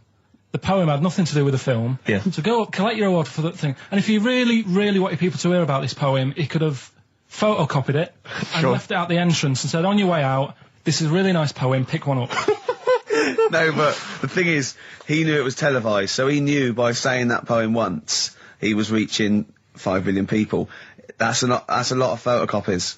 Do you see what I'm saying? I'm not saying he was justified. It wasn't a poem award. If it was an award show for poems, you'd say you can't cut it out. It'd be like doing the top 40 and then going, number one's good, but we haven't got time for it. But it's a films thing. Okay. And he went up and he got the award for the film. Which film was it for? I don't know, but when I wanted to give you results, I said let's give Karl his results. Steve went, no, we should introduce people to Karl again, just remind people what Karl's like. And he's so right. I'm so glad we did this first. Am I right though? Carry on, Steve. Okay, the next topic. What about this big debate over whether Kylie Minogue's had a bum job? I'd have to see it. Next. Okay. Anyway, Karl, look, let's have a little quick session of White Van Man. For those that don't listen to the show regularly, The Sun, as you know, has a section called White Van Man where a member of the public gets asked their opinions on the week's big political and social hot potatoes. Karl, we just thought it would be fun if you answered some of the questions. It's not so much questions, it's just your views really on these big news stories. What do you make of Olympic ski hero Alan Baxter testing positive for drugs? What did he do? Well, he won a gold medal in the Olympics, and what? He was a skier. Right. And he won gold medal, and they've just tested him positive for some kind of illegal drug. But what? I mean, if he did, why take drugs to ski? Why? Because all you do is balance. But imagine it'd be amazing if you were stoned, like going down a hill. Yeah, it's not like you have to... It's not going to help you, is it? It's just like... gravity that's doing all the work, isn't it, with skiing? Yeah, but it's often to do with your athleticism, isn't it? It's no, but it'd be like saying, and we've just found out the people on the toboggan were on crack. It's not going to help them. You sit there and you go with the flow, and you hold on. Could I say the drugs he was taking? That's his defence. Probably he probably wasn't jacking up H or, you know, dropping a few E's or getting stoned. He was probably taking more sort of performance enhancing drugs as opposed to him just like scoring some shit around the corner from someone, getting off his tits and jumping in a toboggan. Doesn't mean that, does it? He wasn't off his nut. Yeah. You tested you? You pissed out your head. But why doesn't he just say, don't be stupid, why would I do that? It's just not going to help me out. But it is, isn't it? Because performance enhancing drugs do. Wait a minute, Steve. Wait a minute, Carl. Right, look at this way. Okay, look at me. Yeah, have I got his attention? Yeah, the lights glinting off your ring there. Yeah. Okay, right. Now keep concentrating. Right, some athletes, you're aware they take drugs. That's to build up swimmers muscle and stuff. Yeah, swimmers. Runners, yeah. Not only do they help build muscle, right, but they can actually, you know, give them a boost performance-wise. They're sort of like steroids and all this sort of stuff, right? So that's the sort of thing we're talking about, okay? Right. So again, he wasn't on a bong before. What? Why would that help you when all you've got to do is balance on skis? Not when you're at the Olympic level. Yeah. There's a lot to do with, you know, your body and your legs. It's practice, isn't it? It's like if you've skied for years, then you've got good balance after a bit. Oh, do you know what, Carl? Do you know what? You've made a mockery of drug taking. Well done. Right, next one, Steve. I hate this. Okay, what about the fact that the pension crisis is going to force Britons to work into their 70s, Carl? You might have to carry on working into your 70s before you can claim a pension. I think it's a good thing. Because you see a lot of old people who look bored. Okay. And I honestly think if you keep your brain busy, you'll live longer. Yeah. It's only when you actually shut down, right, that's when your body sort of dies because it doesn't feel it has a purpose. Yeah. It's like if you've got flu, keep going to work. If you have a day off, you just feel worse. You'll mope about at home. Doesn't do you any good. What about where do you draw the line there? What if you say lose a finger? Pop into work? Depends. If you can't concentrate because it's painful. But what if you're a typist? You're not going to type as many words, but you'll do more at work than you would having a day off at home. Sure. Okay. Right. Steve, it's time for White Van Karl. We should definitely get some jingles. I think the show sort of lacks jingles, I think. Yeah. Noises. Yeah. Funny sound effects. Yeah. Wow. Yeah. What's Mr. Nosy Neighbour interested in? Hello, what's going on here?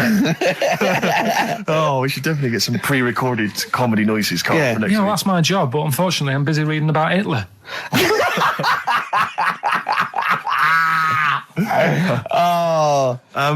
For those that don't know and aren't familiar with this feature, basically The Sun runs a White Van Man column where it asks just people who, you know, every men and women, their views on news stories from the week, and we decided we'd just ask Carl his opinion on some of the same issues. This week... Not like us to rip off another idea and just use it for our own... No, but this time... The White Van Man in The Sun this week is Herbie Crossman from Harrow in Middlesex. Herbie. And he's asked his opinion, Carl, and what's yours, on pop idol Will Young admitting he is gay. Come on, Carl. I don't understand what the big deal is, to be honest. Okay. No. Talking to different people about it, and they've said, it could affect the sales, you know, girls won't like him anymore, which I think is rubbish. Yeah, because it finished George Michael's career, didn't it? Oh, yeah, and I was thinking when I was growing up, right? And Freddie Mercury. I was into Kim Wilde, right? Sure. Now... And her kids. You're not going to tell me America. she's gay, are you? No, but if she was, if they said, she's you know...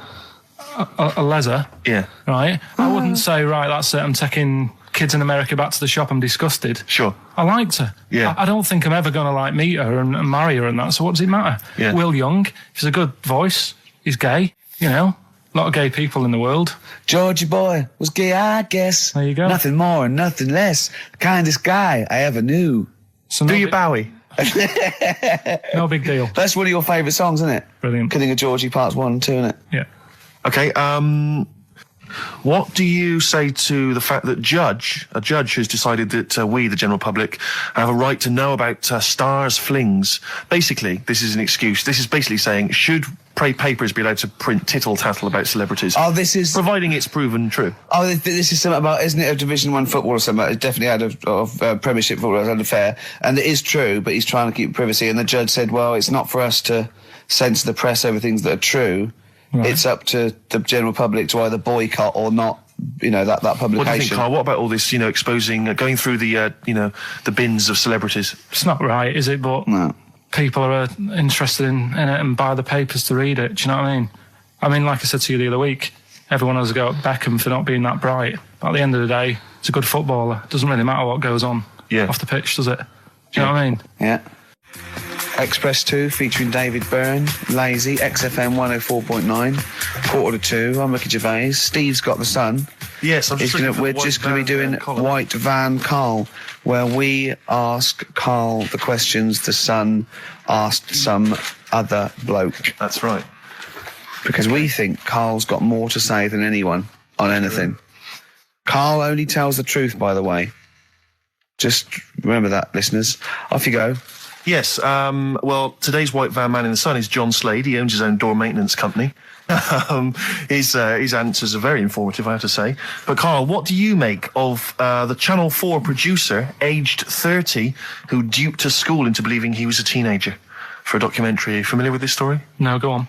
Well, basically a 30-year-old guy kind of fooled the school into thinking he was a pupil for a secret documentary. The school's outraged. Do you think that that's, for you, should anything go when it comes to making TV? I think I've said to you before, there's loads of kids at my school. I remember being in the first year, and kids who, what year do schools go up to? I was in the first year. What is it? 11. 5? Oh, sorry, first year of infants and juniors. No, secondary school. 11. Right, year 11. Kids have beards and stuff. No, not year 11. They're 11 when they first go to secondary school. Right. Well, I'm 11. The kids at the older end. Well, there's a fifth form, and then there's you can leave when you're 16, I think, can't you now? Right. Well, kids who were 16 looked old. They did have beards. I remember going there and thinking some of them were teachers. I think he's answered that. Next one. What's the next one? Tattoos and everything. I think they're kids in the earlier years even. What do you make of the fact that Mariah Carey's £38 million payoff has cost EMI staff their jobs, and we're talking 1,800 EMI staff who have lost their jobs? What do you think of that? Yeah, I mean, is that silly money, Mariah Carey, on 38 million? She doesn't need that much. She doesn't need that much. She has to dress nice, though. It's not her fault. I'd say it's bad business. Okay. Because EMI, did you say? Yes. Right. They've got rid of them staff. Yeah. Mariah Carey's left. Who's going to do the work? do you think Mariah should come back and do some temping? Well, they should have got a loan and paid her. Okay. Do you know what I mean? Vicious circle, that. We're talking about embarrassing stories and stuff, and I don't know if I've told this on the radio before. Have I told you, Carl? I'm not sure. But this was when I was working at the BBC. This is not even long ago, and I'd moved to London, and I was fairly new in London. And I was working at the BBC, and I had this BBC hire car, and I've never told it. If there's anyone listening who works for the BBC, I don't know if I can still get in trouble for it. But this BBC hire car, and it was like I'd been ferrying kind of actors and people and production people around all day in this car. And I was driving back, it was quite late, it was about sort of 7 or 8, and I was driving back, and I pulled in to get some petrol to fill up the car every day. And I went into this garage to fill up some petrol, and I was there, and two blokes came in a white van, right? They sort of pulled into the forecourt, and I was filling up the car, and they went, "Hey, do you want to buy a couple of speakers?" And I said, "Yes, I do."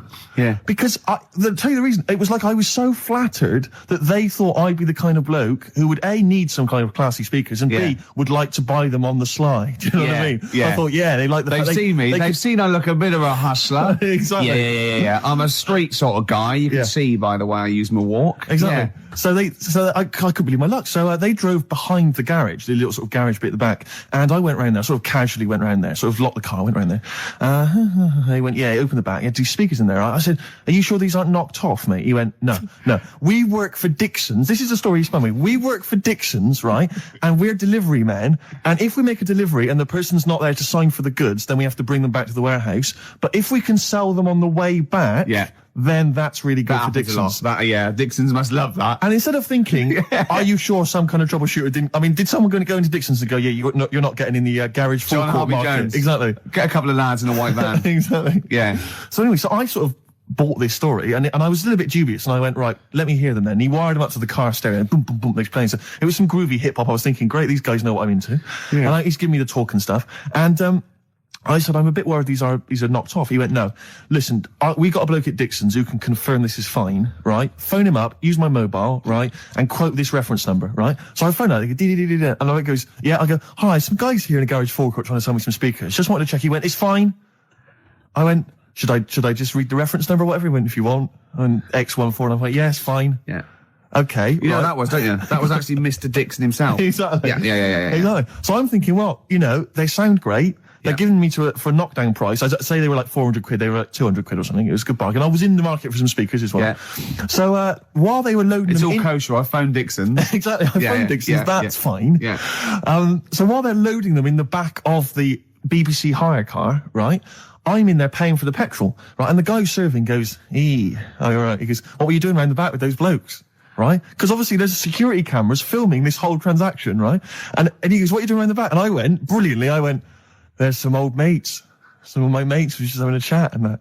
He went, oh, right, okay, like giving me obviously the evil eye. So I went back to the van. So I'm in the car now and I'm driving with one of the blokes who's in the van with me because I didn't have the money on me. So I had to go to the cash point to get the cash, right?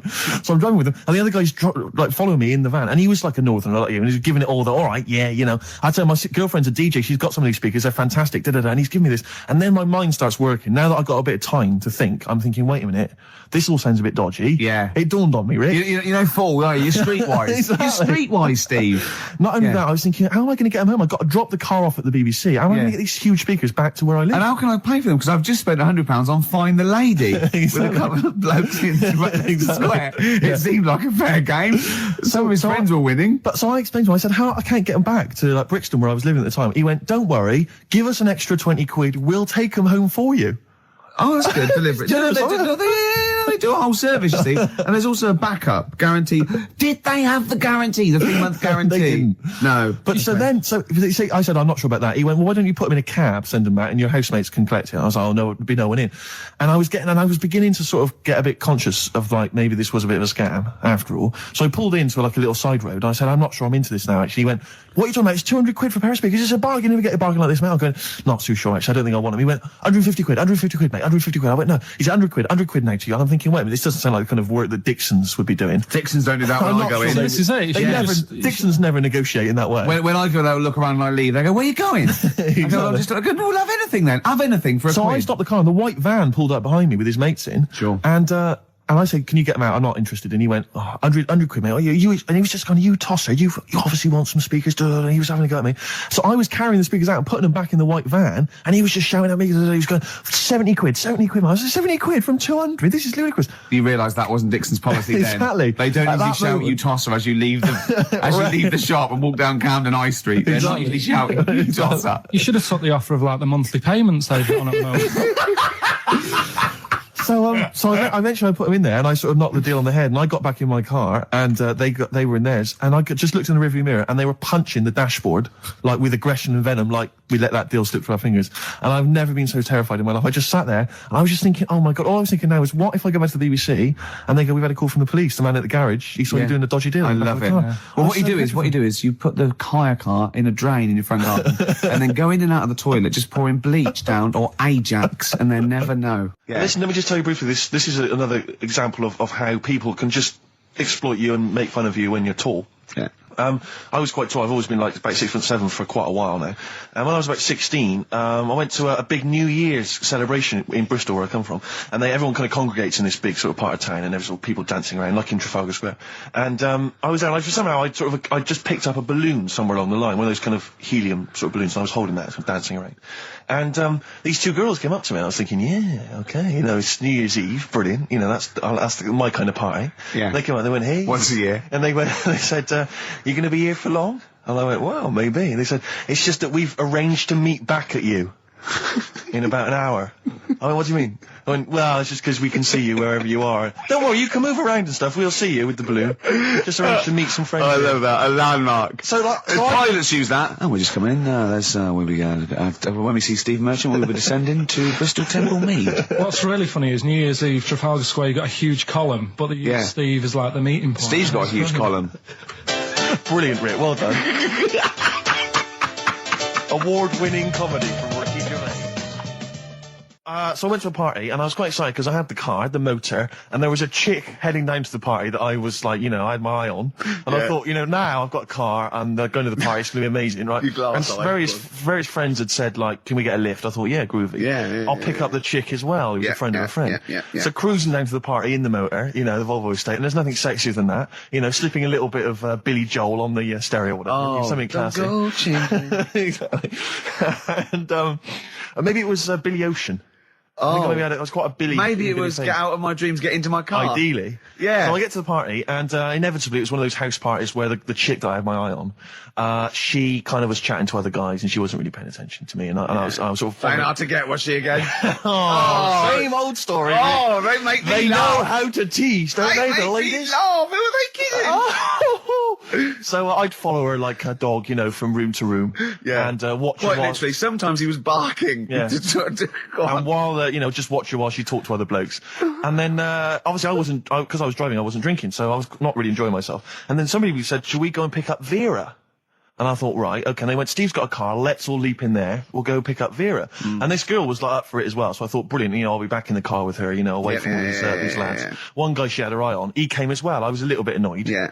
But anyway, he was in the car, so I'm driving down these country lanes, just driving along, and they're directing me, they're saying, go left here, go right. And then suddenly we stop, and one of them goes, just drive into that field, this pitch black field, right? And I'm sort of, well, it is my parents' car. Just drive in the field, Steve. I'm thinking, well, I don't want to, not seem like I'm a hard, cool, crazy kind of guy, because the chick's in the car. So I drove the car into the field, they all leapt out, started running off into the darkness, shouting, Vera, Vera, Vera, where are you? So I'm just sort of sat there in the car, waiting. Wasn't Vera Lynn, was it? Because she likes to hide in fields. Bizarrely, it wasn't. Right. It was just, I was just left in the car on my own with Billy Ocean, and suddenly, out of the darkness, they come back holding a Vietnamese pot-bellied pig that they had stole from a nearby farm, and they knew that the pig was called Vera because someone knew the farmer or something. Anyway, so they got this pig, so now they're going, I'll put the pig in the back of the car, we'll take it back to the party, it'll be hilarious. I'm thinking, well, I'm not sure I want a pig and all its, piggy crap in the car, right, crammed in there. But they say, yeah, so obviously I'm thinking again, I don't want to look like I'm, a nerd. I'm terrified of that, Rick, ever happened. Yeah. So, So you go, hey, bring the pig into the car. Exactly. I'm no nerd. Exactly. Yeah, go on. So now we drive off again. I got this pig kind of squeaking in the back of the car. And, they say, stop again. Let's do some cow tipping. And they do that old thing, about the fact because cows sleep standing up, don't they? So you can push a cow over and stuff. Yeah. So they're having a wild time, hilarious. So this time, now we get to a sort of dead end in the road. And, they say, well, turn around, let's go back to the party. And I'm thinking, fine. Try and do a 3-point turn in this very narrow country lane, right? Get the Volvo estate wedged horizontally across the road. Can't get it out. Just can't seem to sort it out. I don't know what. I'm panicking because there's a pig in the car, right? And, local disgruntled farmers, right? People drunk, partying, probably off their head on some kind of weed, Rick. Was it loads of blokes with, pitchforks and flaming torches Exactly. going, burn him. He's playing with our pig. Exactly that. And so that, I was so terrified that all I could think was they're going to have to send a helicopter to lower a magnet onto the top of the car to lift the car up and put it the right way around. You used to read a lot of comics, didn't you? Yeah. So, do you know what I started doing? What? Crying. Did you really? Yeah. Why? She started crying, just very slightly, started getting upset. And the other guy that the girl fancied, he had to get into the driving seat and sort it out for me by slowly edging forward and backwards. That's the worst bit of the whole story. Yeah, edging slowly back and forwards. He just sorted it out, just slowly worked the car back round, and then we were off. You were just gently weeping. Just gently weeping in the back. The bloke had just taken the bird that you saw from a distance. Exactly. That was basically your wife in your head by then. Oh, yeah. Was it? I can't We believe were it. happily married with a pig for a child. Don't joke, that could happen. I know. The pigs come, if you like. Sorry? What did you say? What did you say? What did you say? When you do what, Carl? What? What did you say? No, what did you say? Because I don't want to have to go to the radio authority again. What did you say then? Just remember. We are going out live, Carl. Yeah, remember Tom Binns, right? What did you say? What I'm saying is, why were they shouting Vera? Because pigs don't come to the name, do they? Hey? I don't know the ins and outs of pig, of how to lure a pig into your trap. Can I just tell you some very, very interesting things about pigs? Please do. Right. One, everyone knows they have a corkscrew-shaped penis, right? A corkscrew-shaped penis. That's the tail, isn't it? Two, they can't look up. They can't put their head back and look up, right? Three, they can have a 30-minute orgasm. Rick, is it only pigs that have got a corkscrew-shaped penis? No, and landlords. Okay. Very handy. Right. But I was in the there was this woman sat next to me. She was a big fan one. She was crunching on some popcorn. Again, that's a crime. Why they're selling popcorn in cinemas? I don't understand why She the needs to noisiest. eat regularly, Why she's have the noise? Why the noisiest food in a cinema? Yeah. I don't understand why that's come about. Yeah. Really makes me angry. Yeah. Exactly right. This- Smoothies. We want smoothies without straws. Exactly. The trailer for that film AI, Artificial Intelligence, came on. Remember that? And the tagline was, David is 11 years old. He weighs 60 pounds. He's 4'6" tall. He has brown hair. His love is real, but he is not. Oh, yeah. And she just went, how old was he again? To her boyfriend. Right? Just ruined everything. War film trailer comes on for some Pearl Harbor or something. She goes, yeah, I don't fancy that. Just announcing this, don't fancy that. Too many war films. So then the trailer, then the opening credit comes on for Crouching Tiger. We know, before that, you know that thing that comes up that says it's signed by the BBFC and it has the kind of certificate and everything, and that certificate to say what age you have to be to see it. That came up, and it said Crouching Tiger, Hidden Dragon, in brackets subtitles. She went, it's not subtitled, is it? I thought this was the most famous foreign film for years. It won Oscars. It was a huge film. Everyone knew it was foreign. She goes, it went, and so the credits begin. It says Crouching Tiger, Hidden Dragon. She went, stupid name for a film. What? She just She wanted paid it. to see it. She was with her boyfriend. So then it starts, right? And obviously it's in Japanese or Mandarin or something. She's like, yeah, and they're all talking in Japanese. Japanese or Mandarin. Whatever it is. So they're speaking in this, Japanese language, Oriental language. And she's going, don't they sound stupid? Hot ching chong chong chong chong chong. Don't they sound stupid? She was going, and then the subtitles come up, and it's quite a weird kind of strange language they're talking. And she was going, can't make the subtitles out either. It's both gobbledygook. Just wittering on every step of the film. I totally agree with you, but what I like in your telling of it, I know you start getting quite I was emotional. genuinely livid. But she went Mandarin or Japanese, some Oriental language. And Well, I don't know what else. It's a strange language. It's a strange language. Well, anyway. Oh, dear. So then I moved. I climbed over several seats, made a big huff of, make a big show of moving. Yeah. Sat next to a guy on the phone, just chatting on the phone. Oh, I'd have gone mental at that. So now I hate that film. I didn't enjoy it. I don't like seeing it. I don't want to even think of it. It's subtitles, isn't it? Well, rubbish. That's why I get videos.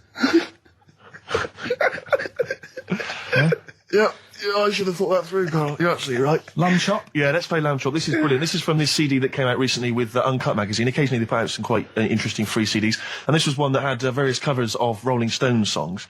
And a lot of them were, quite shoddy, but this was a brilliant, specially done, I think, for the CD. It's Lamb Chop doing a version of quite an obscure Rolling Stones song called Backstreet Girl. It's just beautiful. Let's hear it. Steve, you got any other toilet-related anecdotes? Rick, my life is just full of toilet trauma. Yeah. And Carl, you may not realise this, but The darkness growing on me on XFM 104.9. Oh, it's all going well already, isn't it? The microphones fell apart. Carl's shouting because he got headphones on. His music's turned up too loud. Canfield level. God, it got pre-out. Look at him giggling. Look at him. Look at him laughing. That's so funny because I got a letter here from who was it from? Mike Heel, who sent me a little picture of a little Japanese fella from a film who said looks like me, and he does a little bit. But he says, please can you make Carl laugh? I've never heard him utter as much as a snigger, and I'm worried he may have a genetic disorder. Well, I mean, he has got a genetic disorder, obviously, but he was giggling then. I hope people heard you then. Look at his little face. It was a joy. Oh, I love the things that make him happy. But I love the fact just before the microphone came up and just before the record finished, he had his headphones on, the music was too loud and he was just shouting, Bauhaus, it's not working! Bauhaus, it's not working! Play something else! I went and found Ziggy Stardust by Bauhaus and he said, why isn't it working? Look at him giggling, look, he's lost it! Is he going away? Are you on drugs, Carl? What have you done? He's tickled, look at his little, he looks like one of those shaved monkeys. Look at his little, oh my god, I've never seen a forehead glow. I know, it's extraordinary. Oh. And he's got that red shirt on as well, so the whole of him is just a big glowing... Carl, what are you trying? What are you putting in? I'm going to see if I can get this to work. Go on then. Hang on. Brilliant radio. Dr. I hope Dr. Fox is listening, because I think he's eating his words right now, Steve. Right, I think I've done it. Well done. That's excellent. Right, what let's play Bauhaus now, and let's try and compose ourselves. This is Ziggy Stardust by Bauhaus. It worked. That worked, didn't it? See, panic over. Calm now. You're on holiday soon, aren't you? Yeah. You got to go off early. Well, about.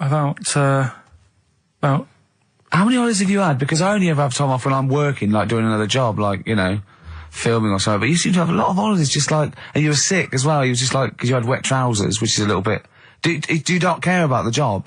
I mean, I've got to ask because You know what I mean? If I was in charge, I'd worry about your motivation because yesterday we were trying to work out what you enjoyed doing, and we got to Manchester United and moaning, and that is the two we came up with. I don't know where you get the moaning thing from. You're always whinging. About what? Everything. When did I last have a moan? Just before we came on air. Right, and why was that? I don't know, I can't remember. Because we were in good mood. We were in a good mood, me and Rick. I'll tell you why. Go on. Because you brought a song in at 10 to 1. Yeah. With a load of effing and jeffing in it. Yeah. And saying, can you edit this? Yeah. Yeah. But that's your job. You could have brought it in yesterday. No, I couldn't. Why not? I hadn't thought of it. But why are you whinging? That's your job. And I didn't come in 10 minutes before. It was a good 20 minutes before. It just took you ages because you were whinging and moaning to even get started. I'm not being dragged into this. You are always... I'm on my holiday now. Well, not yet. No, you're not on yet. You're still working. Well, that's what's funny. This isn't even work, right? And yet it should be. Compared to what I do in the week, this is a doddle. Well, it's because you're not putting any effort in, clearly. Where are you going anyway? Where are you heading? Farnwall. Yeah? What's happening down there? Well, there's a monkey world. You're excited about that? We'll go and see that.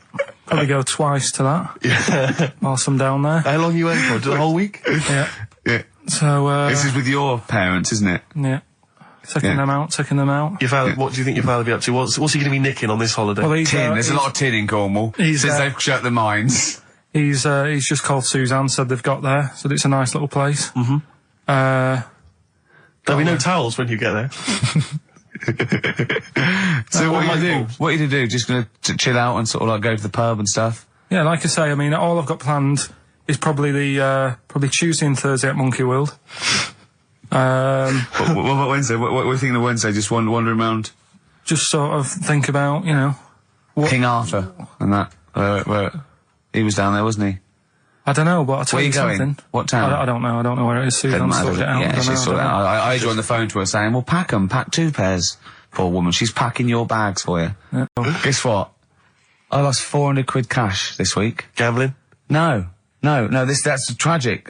This is why it gutted me. It wasn't even on your gambling addiction. No, I had a photo shoot, I had a suit, and I'd claimed back some expenses, and I'd had it in my pocket. And then when I took the suit home, it must have fallen out in the street or the cab, and I remembered it, and I went every pocket twice. And it was just the fact, I don't think about, oh God, that's terrible, that's a terrible blow. I think, oh God, if I had it back now, it would be free money. Yeah. If I suddenly found it now, I'd have £400 that was just free money. And I had a little nap to get over it, and I was... and you were fine. I was okay. But that was good. Someone just found what a gift that is. Oh. Just, I mean, was it in a money clip? Was it rolled up in a money clip? No, it was just literally 400 quid in an envelope. Oh, and that's so a that, treat. I know. See, I'd always hand it in. I genuinely would, unless I found it in the middle of a forest or something. If it was in a street. Do you know what I mean? No, because a bear dropped it. Yeah. But I mean, if I found it in a pub or a cab, I'd just hand it to anyone who was rushing through. Yeah, exactly. Yeah. But I'd hand it in. Well, but there's no way. If they found it in the street, there's no way they could do it. You know, it goes to the police station and it sits there for 6 months. But yeah, exactly. Well, it's a waste of time. Pocket it. But because when I was younger, I remember being outside a post office once when I was about 10 or 12 and finding a purse. And thinking, oh, that's nice. And opening it up, there was some money in there, and a pension book, and so it was obviously an old lady. I found an address, I sent it to her, and my mum said, you know, you've been so good there, you'll probably get a little reward. She'll probably send you a little reward. Nothing. I got maybe a thank you note, but no cash, no moolah, nothing. Really? And I was livid, because I'd been told that I was going to get a reward. I thought I've been a good Samaritan, nothing. So, many moons later, when I was at university, I learnt from that, and this is the most bizarre thing. This explains a lot, doesn't it, Carl? This is like the Mary Celeste. I went to a cash point to I thought, I can't get my card in here. And I realised there was already somebody's card in the machine. They put the code in, but then they just disappeared. They'd been kidnapped or something. So it was just there, waiting, sitting. It said, what do you want to do? And it gave you a number of options. I thought, interesting. Steal or go to heaven? Yeah, exactly. You went, oh dear. Yeah. Well, I pressed balance. Just to check what their bank balance was. Unbelievable. It was a considerable sum of money. I'm not going to lie to you. It was not typical student debt. It was like, I think they were a foreign student. There was a lot of cash in there. A lot of money. Did you feel a slight bulge in your trousers when you saw the amount of money? I couldn't believe my luck. I thought to myself, now then, I could just take that card out and hand it in, or I could teach them a small lesson. Right. And maybe give myself a reward, because last time I did that, I didn't Yeah. get a reward. So if I give myself £30, then I'll take the card out. 30? Give myself 30. You didn't really? Well, I thought that's a good reward. And I went in, I handed the card in, I took out Steve, and that's a little reward for me. And I'll tell you this, don't think it's evil, because I went in and I bought everyone a drink. Well, brilliant. Yeah, I didn't tell them I got the money free. Well done. Excellent. So probably gangsters are quite generous with the money they've stolen from other people. Yes, but someone's negligence, Rick, has lent... Well, the thing is this, Steve, right? I believe it, except that buying people a drink, Carl. What do you think? Well, I kind of thought that when he said it, but then I thought, but they'll be buying him back. So he's still... So in a way, he's still a winner. Yeah. Everyone's a winner in that situation, including the student, because frankly, if there had been a less scrupulous person who found it, they'd have probably helped themselves to a considerable sum. I cannot believe he did that. There was thousands and thousands of pounds in there. What if it was... what if Beadle had jumped out and slapped you with his little claw and said, we've been filming this, merchant? Well, what? So what? How old were you then? I don't know, 19, 20? Would you do it again, or was it just to get the world back for the old lady's purse? Possibly do it again, yeah. You're joking! Well, you've got to think of it this way. You've got to think of it as there was a lot of money in there, and someone less scrupulous than me would have taken a fortune. They'd have cleaned them out. Whereas I just took a small reward, which I thought was more than enough for someone's negligence. And I've returned the card. They've got the card back. Everything's fine. Think of someone else. I could have gone on a spending spree. I could have been buying stuff, all sorts. Yeah, but it wasn't yours at all. Yes, but they probably would have given me a reward. And because, you know, sometimes people forget or, you know, they don't give you a reward, I thought I should take it myself. You had to go at your dad for nicking a loaf of bread out of a phone box. Yeah, but that's because it's for old people, geriatrics and stuff. How do you know how old was your people who you were robbing from? It was on a student campus. Well. Wow. I think it was more... I thought it was excellent behaviour. I thought it was good, honourable behaviour. That's showing another side to him, isn't it? Talking of money, Steve, look at this, right? It's in the paper. A wife has had her beauty insured for £100,000 in case she grows ugly and her husband walks out. Nicole Jones, 26, of Chipping Sodbury, Gloucestershire, says £200 a year, pays £200 a year for a policy. She arranged it as a present for her husband Richard. Her beauty will be judged by a panel of builders. So... Have they been selected beforehand, do you think? Do the insurance company know who they are? I assume they're complete strangers. So suppose, like, in 30 years' time, he looks at her and goes, well, you've lost your looks. She goes, well, have I? Yeah. He goes, well, yeah. Well, have I? They're calling the panel. Somebody else going, yeah. All right, get him out for that. Well, never mind that. It's yeah, she's lost it. Right, 100 grand. Well, 100 grand coming your way. They stand on some scaffolding. Yeah. She walks by. Yeah. And if they wolf whistle. That is amazing. Do you think they'd give her a quote first? Yeah, what if they say, actually, love, you've got nothing to lose. You're not oil painting anyway. Yeah, we can't come round and judge your beauty for at least I mean, that is just open to abuse, isn't it? £100,000. Because I remember, in Japan, they're mad on golf, right? And if you get a hole in one, you buy everyone, you throw a party. And it was costing them like thousands and thousands of pounds. So they were insuring themselves against getting a hole in one. And so miraculously, everyone was going, I got a hole in one. Did he? Yep. Yeah. Paying out insurance. I mean, they could be in that together, couldn't they? They're not. I'm sure they're not. They're probably more honest than you two that would take 20 quid out of a cash point. But, you know. No, 30. 30. Yeah, 30. I like the wording, though. A wife. Yeah, a wife. The word wife. The word wife. I don't know why I just find it's just an odd word. This is my wife. Hello, the wife. Yeah, the wife. My wife. It just seems a word that you have to say if you're 60. You can go, I know. Have you met the wife? And even then, ironically, unless someone, you don't know exactly, are you married? Yeah, my wife is from, you know what I mean? That makes sense, but it's still wife. People go, oh, better get back, I'm meeting the wife for dinner. Especially when you know them. I remember bumping into friends of mine, somewhere at a party, a couple that I knew, and I'd known both of them before they got married. In fact, I'd known her, I think, longer. And I said, where's so-and-so? And he went, the wife will be along in a minute. And it's just this notion that, but what, use her name. I know she is. I know her name. The wife. I used to call her by that, the wife. It's like someone going, you know I'm married. You know I'm married. It's like showing in the eyes of God, we are wed. Exactly. Yes, that makes me more of an adult than you. It's the ownership. Yeah, it's like going, you know I'm a real man. I've got a wife, and here she is. She's my wife. I find it, there's the words that I find hard to say. in a shop, I could never ask for wet ones. Do you know what I mean? If I have to go and ask for wet ones, I won't bother. Or toilet duck. Another one I have a problem with, I never say, Snickers. Why? Don't know. I think it's I grew up with Marathon. Yeah. See, this is so pathetic, I still get embarrassed buying, toilet paper. Really? We know if you go into like a 24-hour shop just around the corner, not a supermarket, big shop, but if you just go in there and you're just maybe buying some milk, yeah, a chocolate bar, because it's like they know what you're up to. No, but they know you're going to use it to, you know, when you're going to the lavatory at some point. It's too intimate. But you just go, I know what you're thinking, I'll be using this after masturbation. Thus saving all embarrassment. He's paying for Father's Day, he's paying for the cottage that he's going away with his dad. Are you really, Carl? Yeah. Right, well, there's no way of us proving if that's true or not. Well, what do you mean? Well, you could be lying. But why would I do that? Well, because you want to show off. I didn't do it on air, you mentioned it. I don't want people to know how generous I am. Just do it, just get on with it. You know what I mean? Yeah. Like charity work and that. Yeah. Exactly. But I'd have thought that you wouldn't have fallen for Father's Day. I'd have thought you'd have known that it was like... Well, we don't. I mean, to be honest, there's a bit of a coincidence, because I paid for it anyway, and it's happened to fall on Father's Day. Right? But don't I mean, buy a Dad's card. not normally that bothered. Don't fall for it. I mean, obviously that and Mother's Day and a plethora of other things were, I mean, literally invented by card companies to make more money. I know. Yeah. That's, I mean, my dad always says don't get him a card or anything. Because he hates it, with all these things that I'd like, you know, rip-off times, really, just ripping people off. Yeah. So it sounds a bit stingy, that.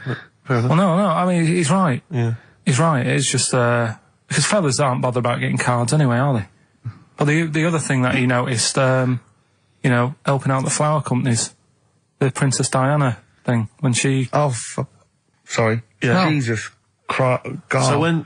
Carl, what do you mean? What do you mean? That's what he said. He said, "Oh, I nearly swore then because I was. You surprise me all the time. No, I'm but just, that is incredible. Sorry, what? I don't understand. What are you talking about? All the flowers that were sort of sold that day, right? Or for people to leave as a commemoration? Or something? They made a mint, didn't they? Who did? Flower companies. Right. So what are you saying? He was just saying, you know, makes you wonder. Whether about what? Whether it was in the floor or behind the hit. Oh. So it's a conspiracy. It's a conspiracy by the flower companies. I would love to see you and your dad just sitting at home watching a bit of Channel 5 when apes go mental, right? With your roast dinner. When's that on? And then talk like, well, yeah, you know, kill Diana, don't you? Flower company's son. Right, quite right, Dad, you're not wrong. What are you talking about? No, I'm not, you know, I'm just saying, it's like you were saying about the cards, you know, on Father's Day and that. It's just a bit, too much of a bit weird. Too much of a coincidence. I'd be interested to see sort of, you know, like the business graph. Sure. On how the companies were doing, then suddenly. Yeah. Yeah. But then by the same token, Elton John, you know, he had the biggest selling hit record, didn't he, off the back of that? I mean, so, is he incriminated as well? If you want, I mean... It's a conspiracy theory you've not kind of analysed terribly closely. You've put it out there, and if people maybe who are investigating want to kind of add that into their inquiries, then they can. Yeah. Sure. But, no, that's all I'm saying. I'm just, you know... Because it's always the same thing, isn't it? Like, I was out shopping the other day, you know, treating Suzanne like I do. You know, I like spending money and that. Yeah. I was in W.H. Smith's. Yeah. Classy. Was it a big birthday? Was it? Was it her 30th? No, I was getting a. Was it 2 biros for the price of 1? I was getting a card for my dad for Father's Day anyway, because I'm seeing him. Yeah. Big Toblerone. Yeah. There was a giant who is it who said Father's Day? They love a Toblerone. I've never understood Toblerone because the only time I see Toblerone is in airports, right, and minibars.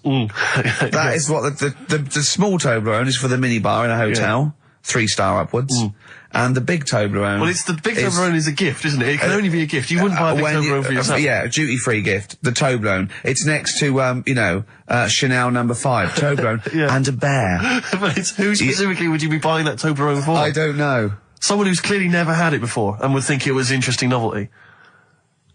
Yeah. Well, this gift's interesting. I'll tell you what, though, Toblerone is brilliant. I mean, if whoever makes that, if they want to send sort of, you know, some Toblerones, I mean, I will eat Toblerone. Well, yeah. I think very much the same about, I think very much the same about fags. And of just course, cigarettes. If you've got any boxes of cigarettes and, that you don't want, you know, duty free or whatever, send them. I'd just like to say that, in no way do I endorse Carl's dad's theory that flower companies were behind the death of Diana. No. Maybe I could say that on air as well, just to save any complaints. I'll tell you what, though, talking about fag packets and that. Now, people come up to me and they say, is Carl for real? And I go, what do you mean? He goes, well, they want to say, is he that stupid? And the answer is yes, right? Some people think that he's putting it on. Some people think that he's a character that we've invented, like we've got an actor in, like he's a Gareth Keenan or a Tim or something. And I go, that we've scripted. Exactly, yeah. No, he's absolutely real, aren't you, Carl? I go, where did he come from? Well, just to tell the story, we came here and, I was much too important to run the desk myself this time round. So they just gave us a tea boy. Steve came in with you, I remember that. Yeah. Why do you remember that? Oh, Steve knows, I don't want to keep going over it, but it's just the way he looks. It's just Were you taken aback? A little bit. Yeah. Right. And he's just developed into my favourite thing. I always say that you get bored with, like, you know, battling tops or, you know, pets sometimes. I mean, I love my cat, but he's not as, you know, Colin. my cat. Yeah. Colin. Actually, Carl's away next week. Is he available to run the desk? No, well, he's actually not as intelligent as Carl, and that's the truth. He's not, you know. Well, he's marginally. Yeah, but and then in the week, he's like one of those little Tamagotchi toys, Carl, because I have to phone him every day and keep his interest up. Yeah. Like I'd give him an interesting fact. And, I got a book out and I found out I'd call Carl like that. And I thought this was a great fact, right? A 2-day-old gazelle can run faster than a racehorse. Right? I thought that was incredible. Sure. Okay. So I phoned him, I said, a 2-day-old gazelle can run faster than a racehorse. He went, what does it do after that? I went, what? He said, well, how fast can it run when it's adult? I went, well, even faster. He went, oh, I thought we could just do it then, but then it sort of lost it. I went, what are you talking about? I went, you know, that's incredible. A 2-day-old gazelle can run. He went, well, no, that's what they do. I went, what? He went, that's what they do, isn't it? I went, what do you mean? It's 2 days old. Right? He went, yeah, but a 1-day-old fly can fly. I'm 30 and I can't fly. It's not what I do. Right? And I went, right. He went, a jellyfish can hold its breath underwater for hours. I went, it doesn't hold its breath, does it? It hasn't got lungs. So he went, what? I know I had him. He went, what do you mean? I said, well, they don't breathe, do they? He went, what do they do? I went, well, they get oxygen directly from the water via osmosis straight into their cells. And it just went quiet. And I went, a 2-day-old gazelle? And he went, yeah. Do you know what I mean? He's just thinking about the jellyfish. Yeah. Well, he was looking up osmosis, and then he was thinking about the jellyfish. But I just think, I mean, if Bambi's anything to go by, this little gazelle spends a whole day trying to stand, and the next day it enters the derby. And you don't think that's incredible? Yeah. See, you know the sort of things I find incredible. Go on. Mirrors. Shiny objects. Kettles. Yeah. Oh, God. Well, listen, remember the time when I told you about the baby that had a baby? The baby that had a baby. The baby that had a baby. Yeah. It's happened again. No, it hasn't. Well, it didn't happen the first time. It was in the papers, I think, on Monday, in all the tabloids. So it's a twin where one has grown and the other one is still at a fetal level. No, it wasn't, though. It had grown. He was saying to his mum... who was saying to his mum? The little kid who was 7 years old. And he kept saying... Yeah. He was pregnant. And he was pregnant? Yeah. I know. What do you mean? And he was saying to his mum, oh, God, I don't feel well. And, like, his belly was all swollen, and they thought he'd just been eating cake or whatever. And he was saying, I can feel something moving about. And they were like, stop messing about. There's nothing wrong with you. Eventually, I think he was in gym at school. In gym? What, Jim was pregnant with him? He was like a Russian doll. He was at school, right? Just about to do sit-ups or whatever they do at school. Yeah. Right? And flew out across the room. Teacher goes, you're a bit fat. You look a bit pregnant. And so best to the doctors took him, said, you're 7 years pregnant or something like that. What? What? Or something like that? You're 7 years pregnant. Or something like that. You say to the doctor, Carl, why don't you think about what you say before you say it? See the reaction I get. Now, the gazelle, I didn't get excited like that. 7 years pregnant. Send it in. If someone's online at the moment, just having a look around, it happened on Monday or Tuesday. Because I told you at the pub quiz, didn't I, Steve? I said I know the baby's had a baby. Yeah. And you were like, yeah, whatever. Well, I just thought you were talking nonsense as ever. Well, we'll find out. You're 7 years pregnant.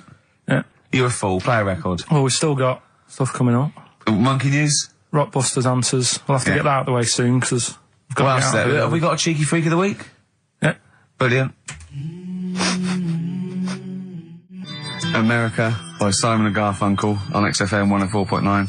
I'm Ricky Gervais, and I understand I'm about to read my words, Steve. Well, once again, there's always someone, and it looks like it's Mike Lamb who has come to Carl's rescue. Lambo's let me down then.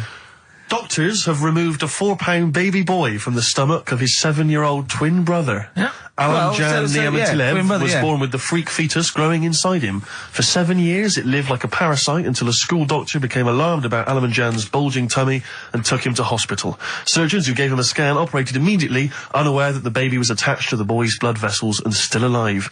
They saved Alan Jan from certain death, but knew the 8-inch fetus was doomed. So there we are. Boy pregnant with his own twin brother by Barbara Davis. That was in the Mirror, apparently. So, I've read on and all the facts are right. I'll tell you what, something else you can have for free. Go on. Another sort of freaky thing, right? I was watching this programme in the week. Right? What? I don't know what it was. But it was about, I just saw this little fella on it, right? What do you mean, little fella? He was doing this history thing. Oh. Right? Yeah, I know what you mean. So, is this he's found out that a Viking was a bit like him? Yeah, that's it, yeah. He was boneless or something, or he's... well, that's the weird thing. What do you think of that, Steve? He's what? He's boneless? No, he was called Harry the Boneless or something. Yeah, but you know what you're going to get there, don't you? That's what I mean. Always have a name, Elephant Man, you know. Harry the Boneless. Where is he? You know what I mean? I'm meeting someone, waiter, what's his name? He's called Harry the Boneless. He's over there flapping around. Yeah. He's over there in the bucket, having noodles. That's what I mean. But, do you reckon you could do that? Do you reckon you could have your bones taken out? I love talking to him! He's brilliant, it's like talking to a 5-year-old. I was asking Suzanne when she was watching it, and she was like, ask me later. Yeah, brilliant. She wanted to know about, What did you said? You were watching this programme about history, right? About Vikings. Like you turned to your girlfriend and said, do you reckon you could have your bones taken out? Yeah. I love that. I mean, that is why you are my favourite thing. What do you mean you think you can have your bones taken out? Firstly, why would you have your bones taken out? If you've only got a small flat or something, and there isn't much room. Yeah. Right?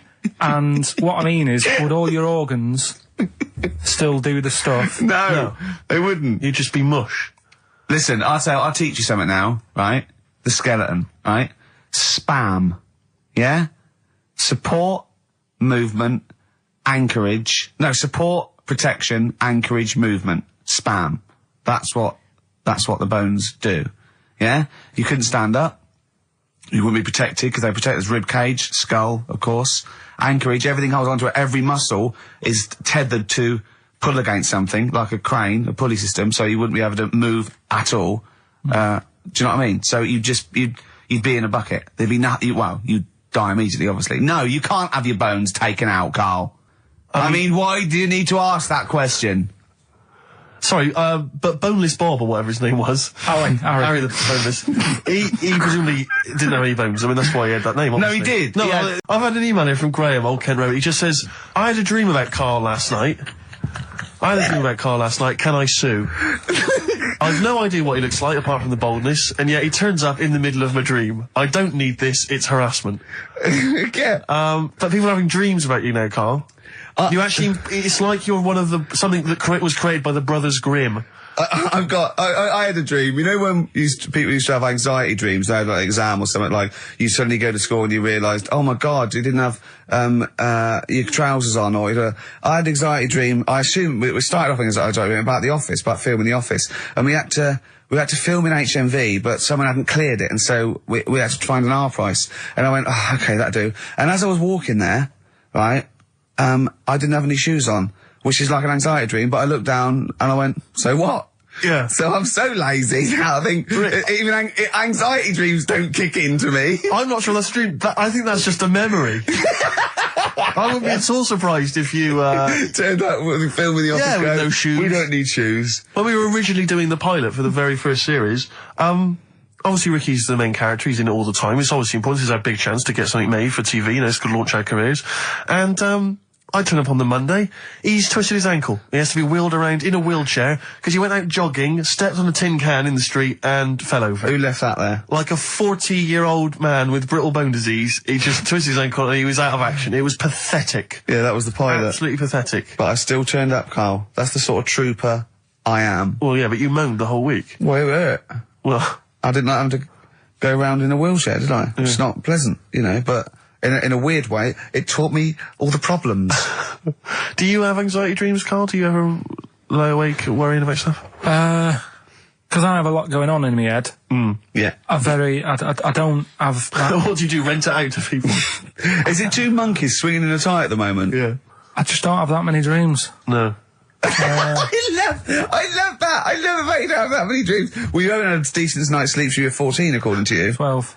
Really? Yeah, so I know what you meant. I know what you mean though now, when sometimes you're so tired, because I'd forgotten that. You're so tired and you think, well, I'm so glad I don't have to go out tonight. I'm going to go and just lay on the couch and then go to bed. Yeah. Have you had one, Steve? Have you? Anxiety dreams, I do have them periodically, yeah. It used to be a lot of, things like running to get to school in time, but, suddenly your feet are running in treacle and you can hear the school bell and you I can't haven't had get them for there. years. I just haven't had an anxiety dream for years and years and years. Don't know. I just don't care. No, you just genuinely don't care about anything. This is the problem. You've just got to a point now where nothing bothers you, really. It's like you're just too lazy and disinterested in anything. This show, your career, my career, Carl. No, I never give up on Carl. So, Carl, so this little Harry the Boneless, what was your point? Was that really your point? You wondered if you could live without bones? Yeah, I saw the little fella on this programme. And the presenter? Yeah, and he was a small fella and he was talking about Harry the Boneless. And I thought, that's interesting little bit of science stuff. Yeah. Yeah. Well, yeah, that's about it on him, really. All right, well, that's just another bonus cheeky freak of the week, isn't it? That's not even the freak of the week either. No. That's still to come. So you've had a pregnant Siamese twin. I know, it's been mad in You've had a boneless fella and another fella talking about him. They're not even involved in freak of the week. No. This is getting mad. Play a record. Let's play a record. Let's have cheeky freak of the week afterwards, shall we? Yeah.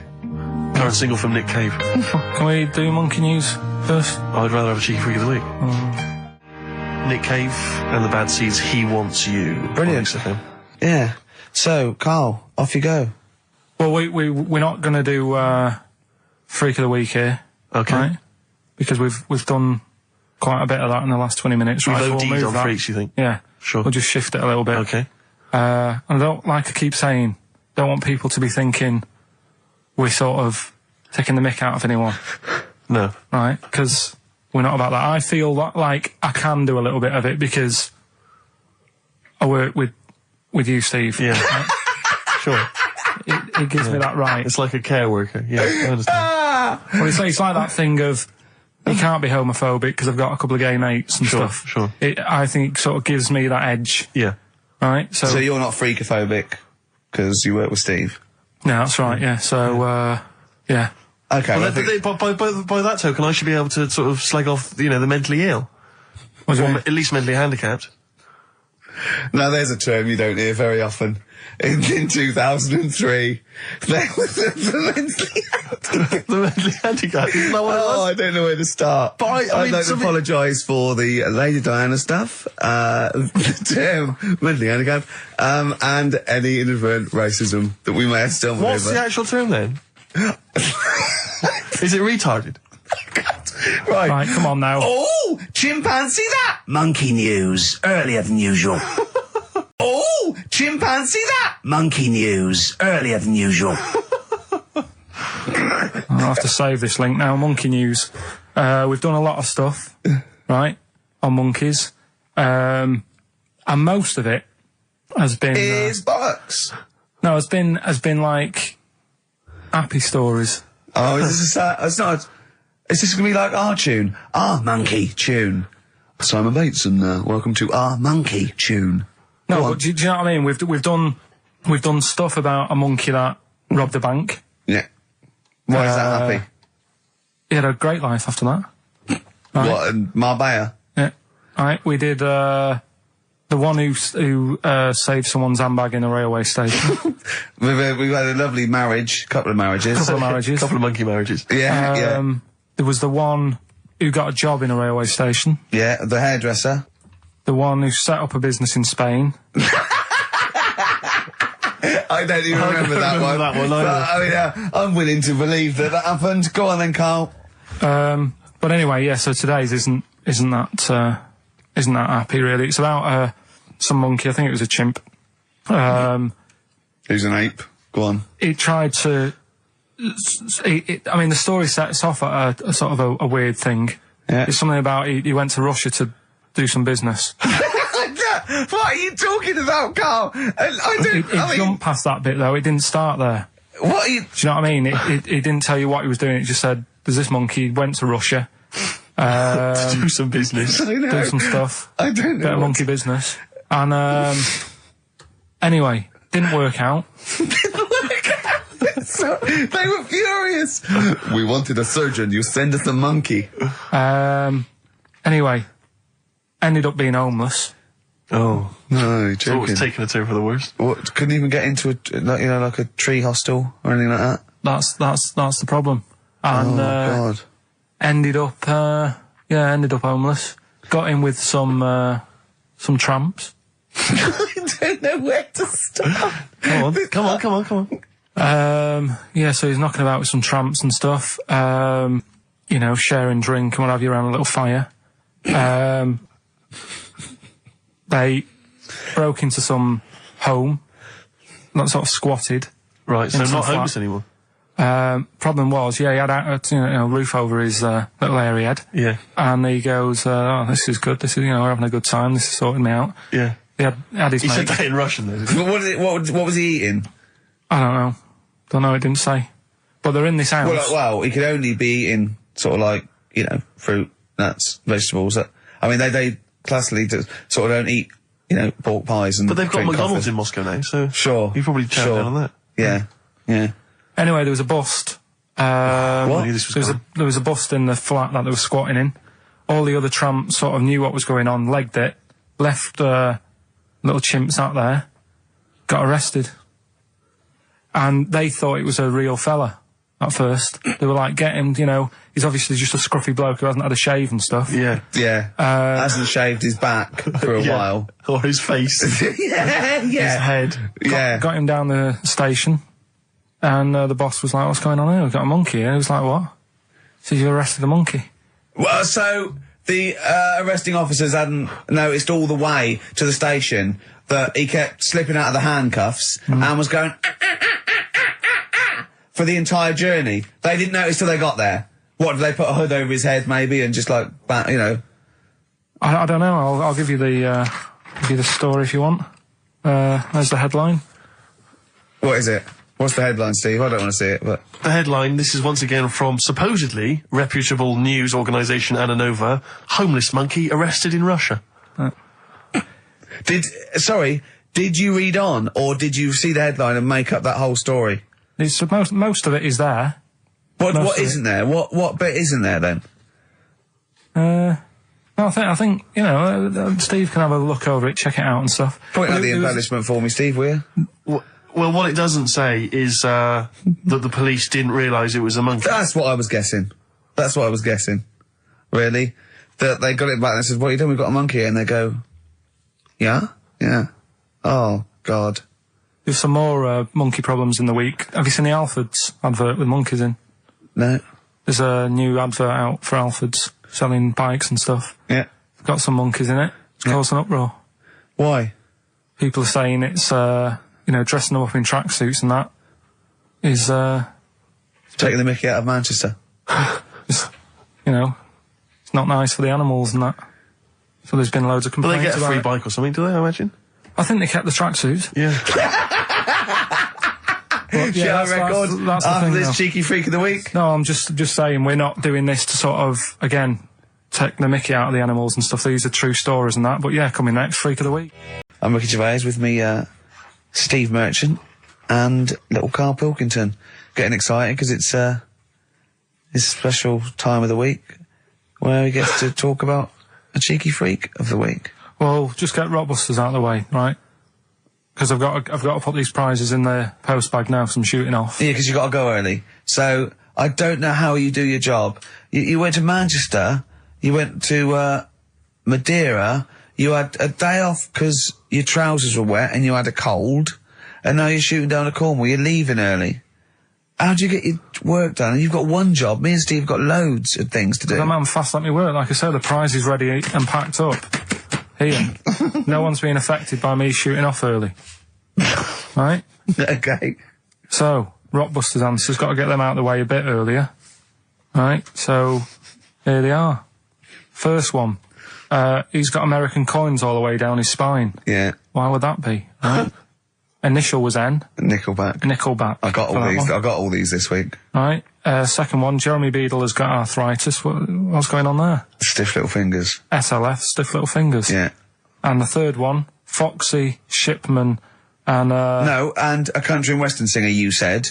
Now, what's the initial? SD. Yeah, so Spin Doctors. Yeah, I got that. And then I said to you, why is it a country and western singer? And you said Dr. Hook. Why is it Dr. Hook? Why does that give anyone the clue Dr. Hook? A country and western singer. It's just what was in my mind. Well, there we are. There you go. So we'll change this to Rockbusters, or what am I thinking? You could have had Dre. What's in my mind? You could have had And the Medics. All right?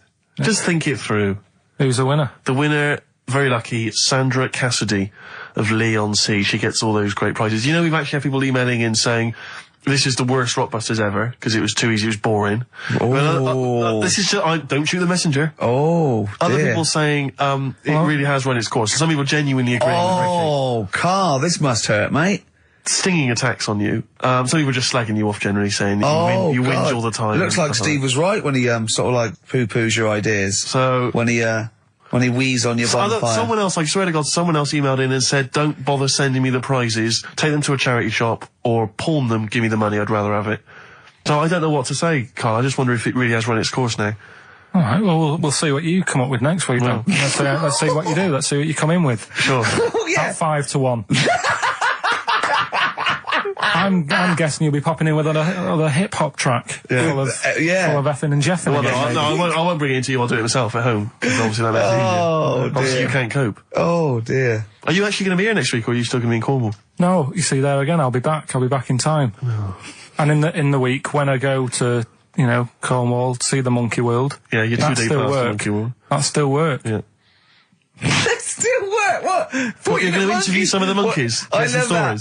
I love that. You were going, could a monkey live without bones? And so I'm going, Carl, shut the please, just look at the monkeys and eat your ice cream. And that's work, is it? Right. Right, are we having Cheeky Freak of the Week? Do you want to do it? What time have you got to shoot off? Could do with shooting off sort of soonish. Okay. To be honest. This is not radio. Have you ever heard that on a radio show? Chris Tarrant going, I can't shoot off right now. I couldn't get a later train. I know! Why did you get a later train? There isn't a later train. So I couldn't get to Cornwall tonight if I had to. If I had to finish this show, I couldn't possibly get to Cornwall. Rubbish. Of course there's a later train. Oh, I've booked it now anyway. Right, well, that's the point, isn't it? Yeah. You're not thought whatever. I don't think the show's lost anything. I think we've still had the, Freak of the Week's coming up now. Oh, Cheeky Freak of the Week. Right, well, we've had some interesting things we've been looking at. This week, it's about the strangest couple that ever got married.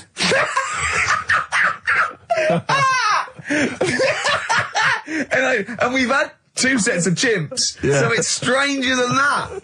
Oh, it's not Dale Winton and Nell McAndrew, is it? It's not your parents, is it? Well, we're going back again to I think this is about 19... something like that. 1940. Yeah, whatever. Yeah. Strangest couple, a fella, right? He had the skin of a lizard. He had the skin of a lizard, okay. And the woman who he married... Which he used as a condom. The woman who he married. Yeah. Airiest woman ever. Right. And that was their act. they used to tour the world, and they'd say, it's like, a couple who've met, they're having a great life. Let's get them out on stage, here they are. And they'd what do you mean out. he had the skin of a lizard, first of all? That's what he said. He had some sort of some illness. So he was called Lizard Man, and you liked that because it was good description. I thought that's good. I'm here. Hello, dude, we've booked a table for two. Who are you meeting? I'm meeting Lizard Man. Oh, he's over there. Yeah. You know he is, right? Yeah. I'm meeting the hairiest woman in the world. She's over there. Yeah. Yeah. So what did they do for their act? Now, bear in mind that we had some Siamese twins last week, and their act was having a bath. yeah. So I hope it's an improvement on that. What did Lizard Man? He came out and ate some flies, did he?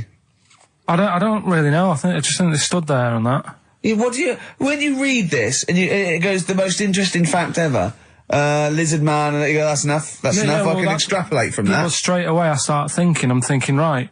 I wonder if they got the wedding photos. Right? And then, like you said, that they had a kid. Oh, what would that be like? Exactly. It'd be like an ostrich, wouldn't it? It would sort of like... That's what I was thinking. What did you think it would come out like, the baby? I didn't think what that looked like. I just was thinking, parents' evening.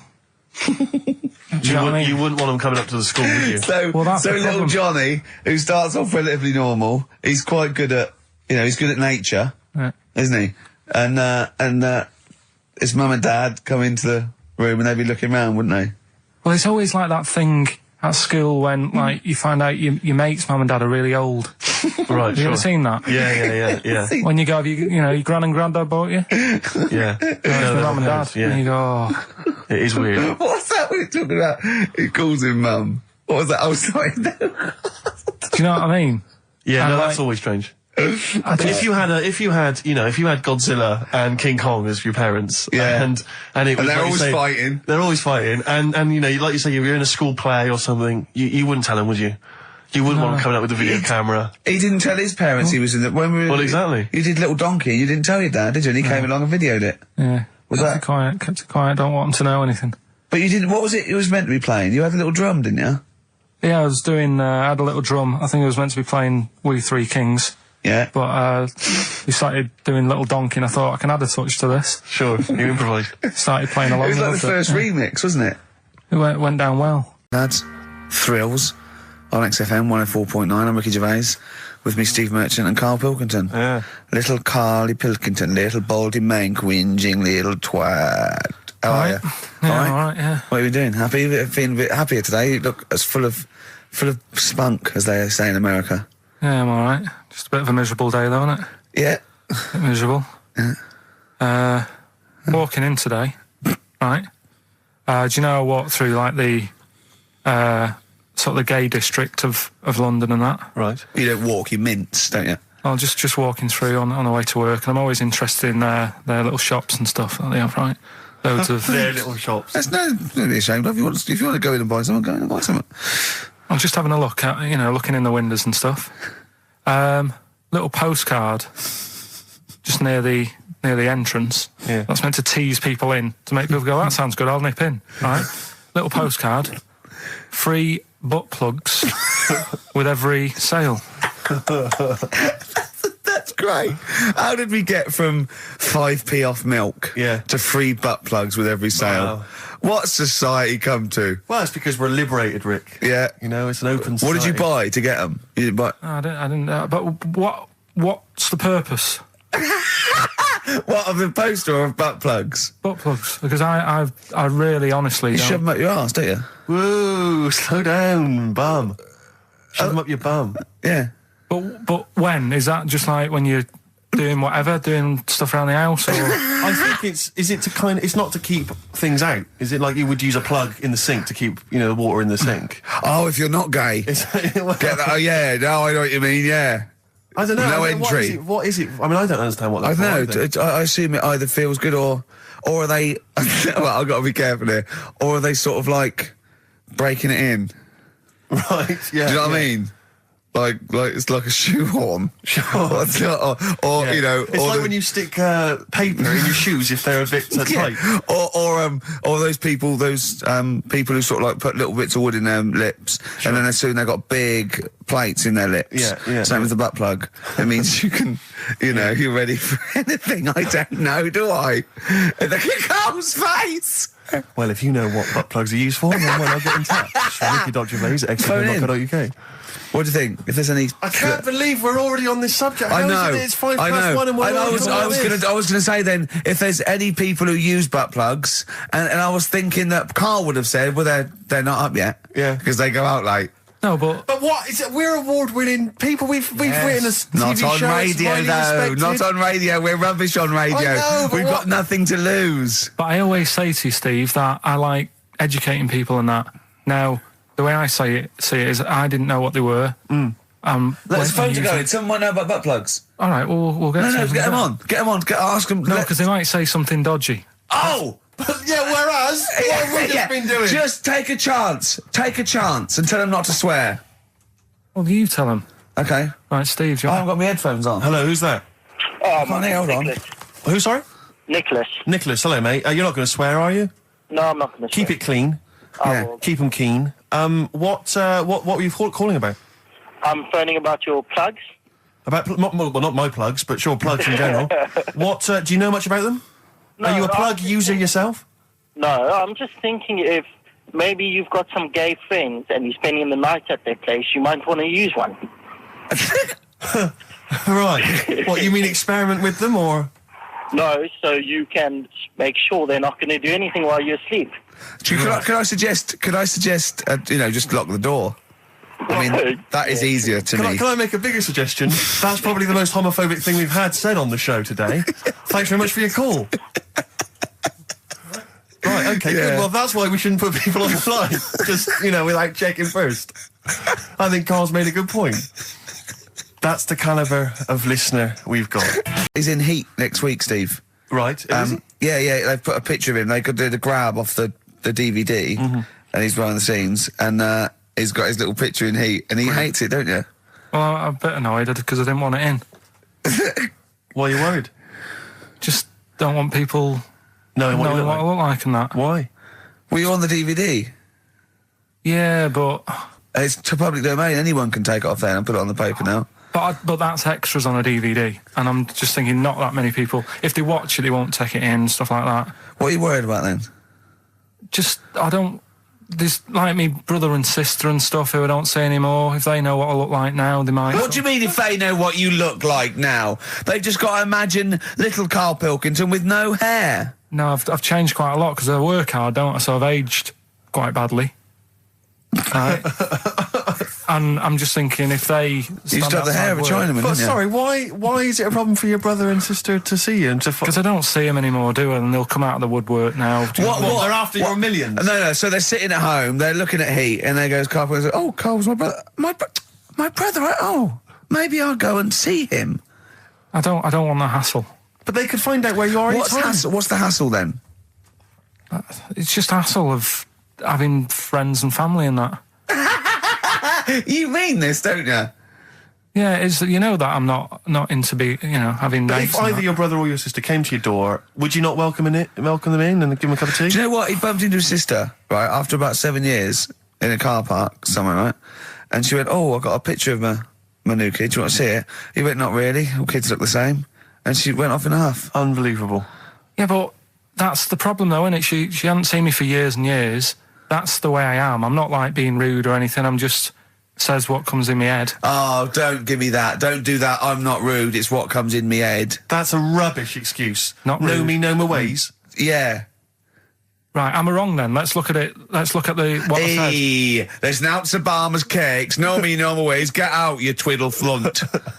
What is that? What sort of philosophy is that? Know me, I'm rude and take it or leave it. I'm not being rude.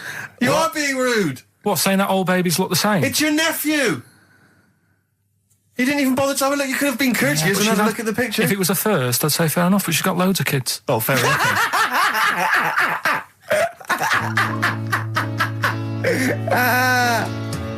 What kind of woman is she?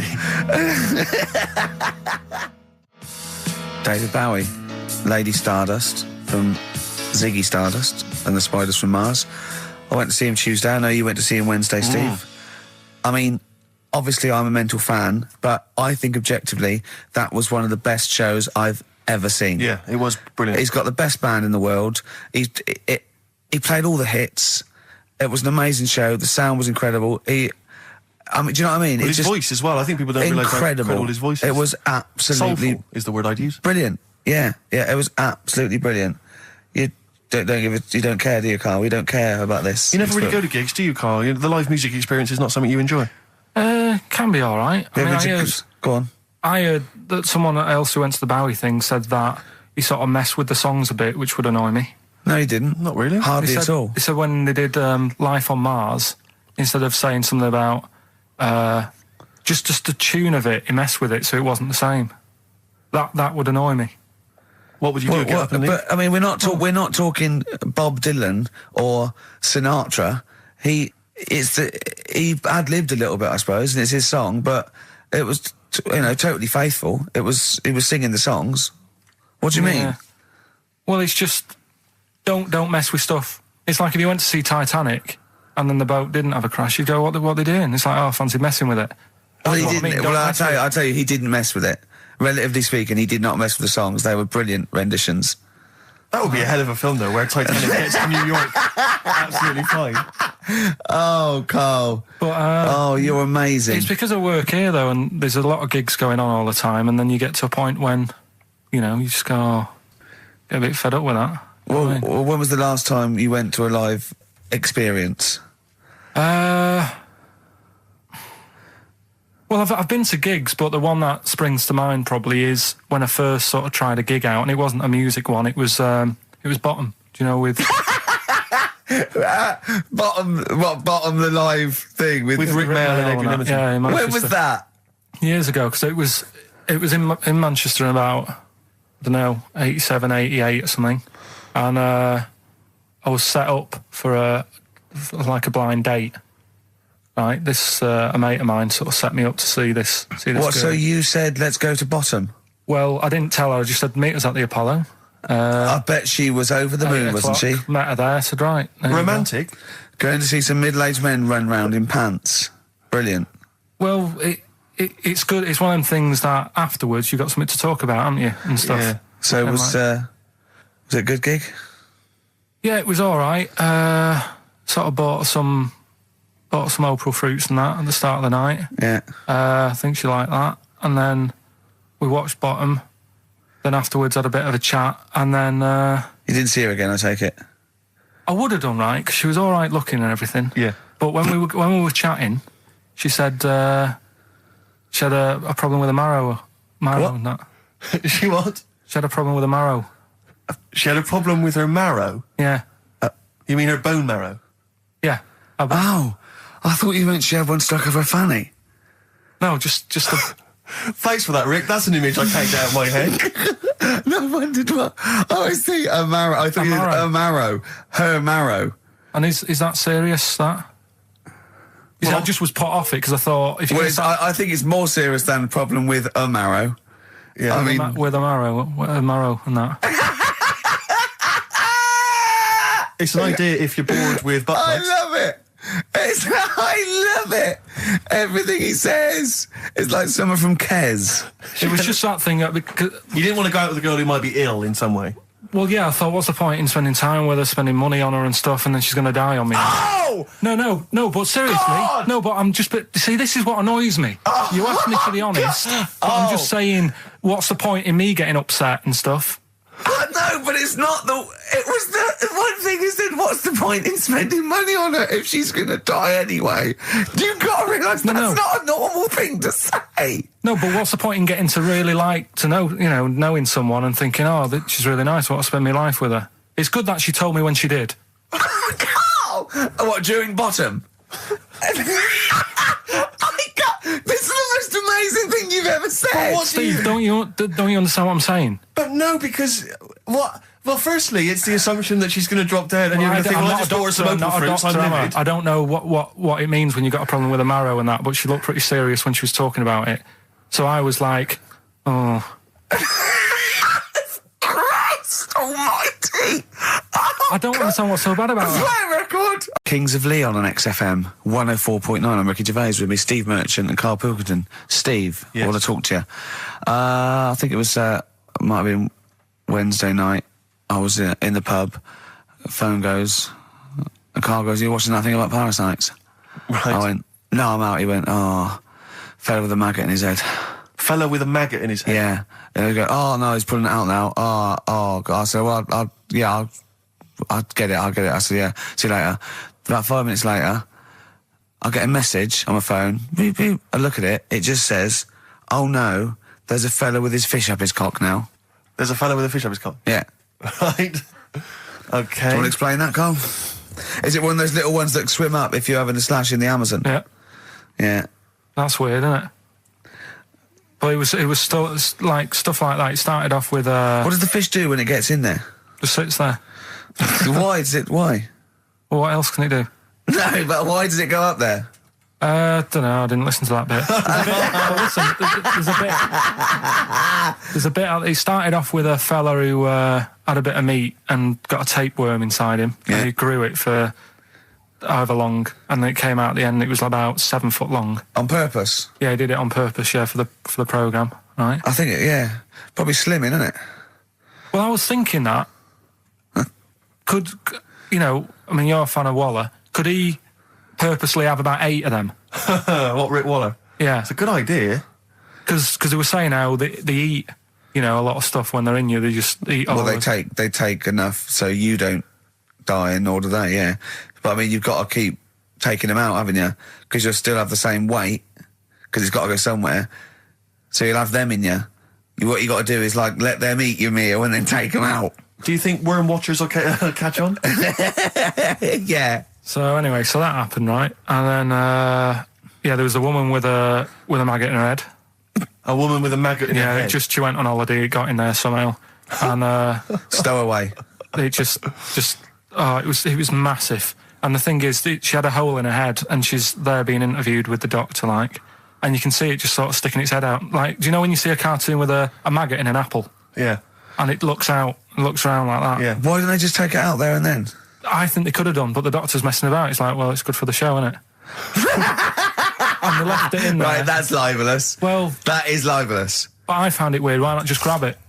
Because there must be a reason. There must be one of those medical reasons that you don't really know about, Carl. Right. And another bit. This was the best one. Right? Grab it.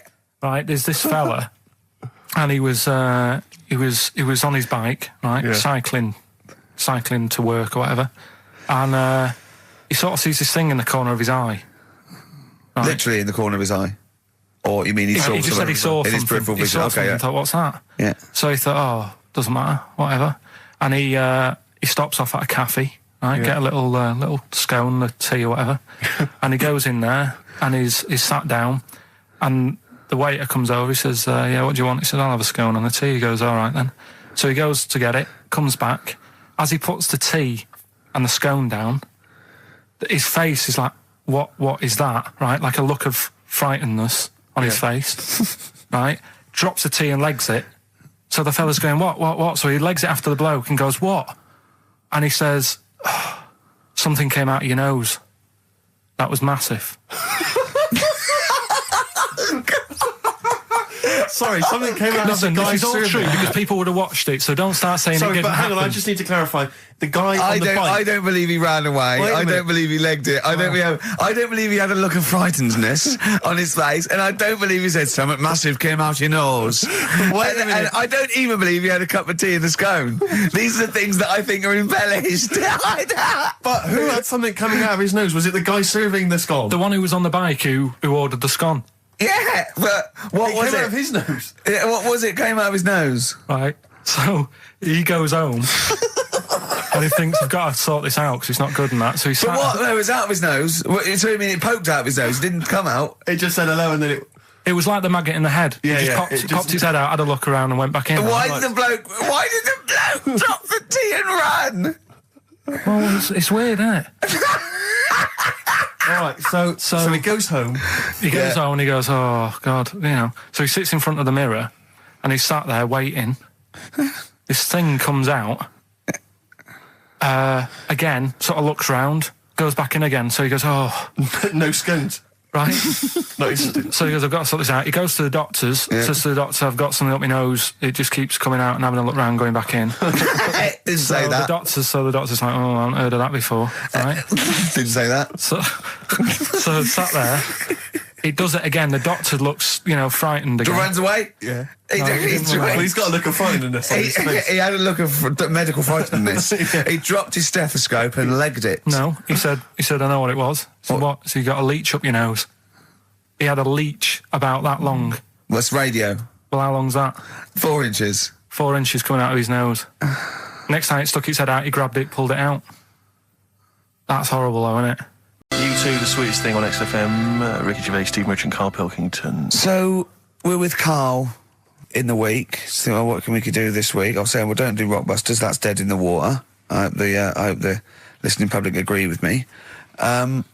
He's going, well, why don't I teach stuff again? Remember what I taught you last week? I went, no, no idea. Were you joking? I went, no. And he went, Ivan the Terrible goes out a fella's eyes. Yeah. He actually said Ivan the Terrible at the time. Yeah. So I can't remember. This was a man who had built something for Ivan the Terrible, and then but his idea of education is telling someone something that knows more about the subject than him, so they can correct him when he's telling them it. And so I said, well, I don't know. And he gets annoyed that me and you are dubious against monkeys who perform bank robberies. And he goes, but you believe in Newton. He doesn't know the difference. I was trying to explain the laws of the universe, right? He was going, what do you do? And so all I come up with, I thought somewhat interesting. When you tell a child maths, you say you've got 3 potatoes and you've got 4 potatoes. I have to do that with science to Karl. So I ended up saying, imagine you're in a shopping trolley with loads of house bricks. If you throw the house bricks out, you'll go the other way. He loved that. Right. He didn't you? Mm. Because I didn't know that would happen.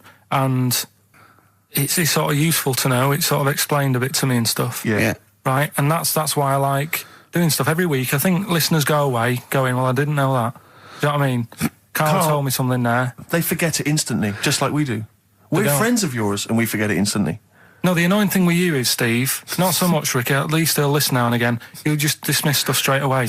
I told you loads of stuff yesterday, But Karl, what you consider education... hang on, what you consider education, I consider tittle-tattle. Well, it's not education. Do you know what I mean? You seem to think it's education. It's just kind of gossip, stories you've sort of half read. Right, all right. Example of yesterday. Goldfish have longer memories than people think they do. Yeah. You said no, it's rubbish. No, we didn't. We said, where'd you get that from? We said, information from? Yeah. There's not enough information there for it to be educational. Because it's also relative. I don't know. Because that as a statement, it has no objectivity. Goldfish's memories are longer than some people think. That isn't a fact. Exactly. Because we don't know how long do people think a goldfish's memory is. Do you see what that isn't a fact? Whereas Newton's laws of physics and the universe are. Right. Yeah, but it was just a little thing. And I taught you more than that. I said about there's loads of Chinese people, if you put them in a line, you can't get to the end of it. I don't know what that means. I don't know what that means. There's loads of Chinese people. We know that, but what? If we put them in a line, we can't get to the end of it? We just say there's about 1 billion Chinese people in the world. But what really annoys me is, right, I read something on the internet the other day, because I'm always trying to learn stuff. Yeah, no, you are. I know you are. Right? Yeah. And you're having a go at me because you're saying, well, what does that mean? Yeah, there was a report on, I think it was on Nova or BBC News website. It said, the world may end in 32 million years. Right, first of all, it says may, it doesn't say it will. And 32 million, who's going to argue with that?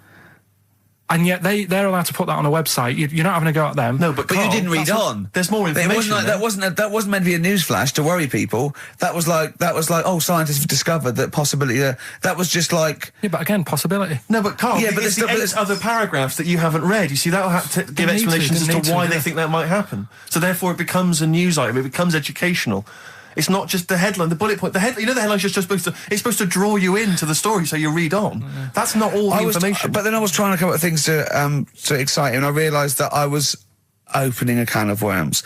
I was trying to come up with facts for him. He was going, give me facts. So I said, oh, okay, why can't an owl, why does an owl have to turn its sort of head 180 degrees?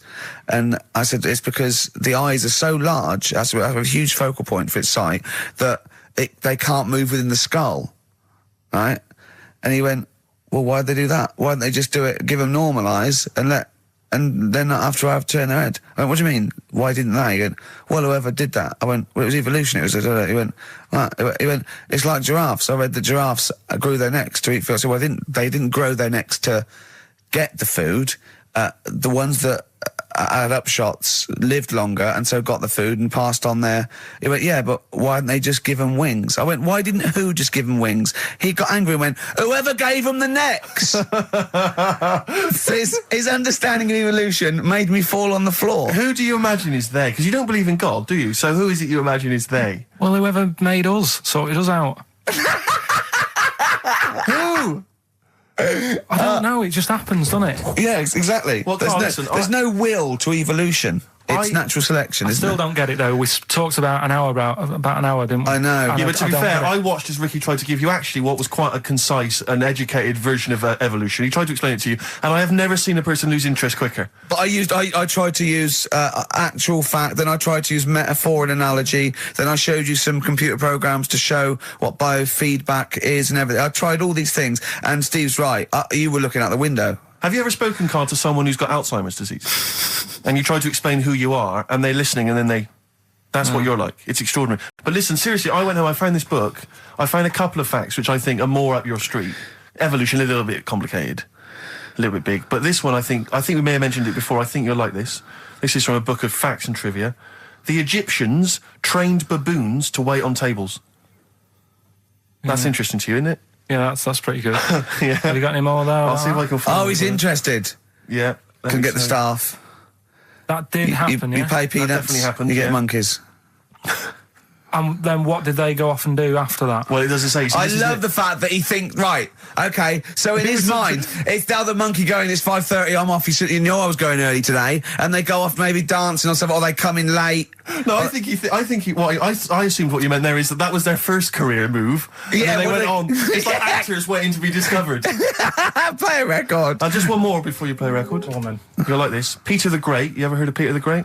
No. Okay, well anyway, Peter the Great had his wife's lover executed. You'll love this, Carl. Right, so his wife had a lover, he had him executed, and he put his head into a jar of alcohol, and his wife had to keep it in her bedroom. Do you understand? That's every time every morning she'd wake up, and there was her lover's head in a jar. Who took his head off? He took his own head off. Play a record. Play a record. She had a lover, and never mind. Never mind. It couldn't be any more concise.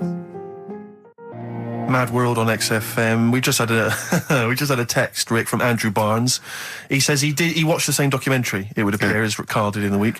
And he says here, just to clarify, the leech nose man got it up there when drinking from a muddy stream. And he goes on, one can only imagine the frightenedness he experienced. Carl. Explain to him once more what happened with Peter the Great. All right, so we've got Peter the Great. Yeah. Okay. And his wife had a lover. That's another man. Another man. Not Peter the Great. She was having an affair with someone else. Right. And Peter the Great, he found out about that. Okay. Yeah. So he sliced off this bloke's head. He killed him. He executed him.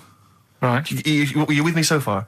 The fella who she was seeing for a bit. Yeah, there's only two fellas involved. There's two people involved. Yeah. One's Peter the Great, the other one's not. Right. The guy that's not Peter the Great, Derek the terrible. Derek the rubbish. Yeah. Right. He's having an affair with Peter the Great's missus. So Peter the Great slices off his head, puts it inside a jar of alcohol to preserve it, and puts it in his wife's bedroom. So every morning she wakes up, she sees her dead lover's head.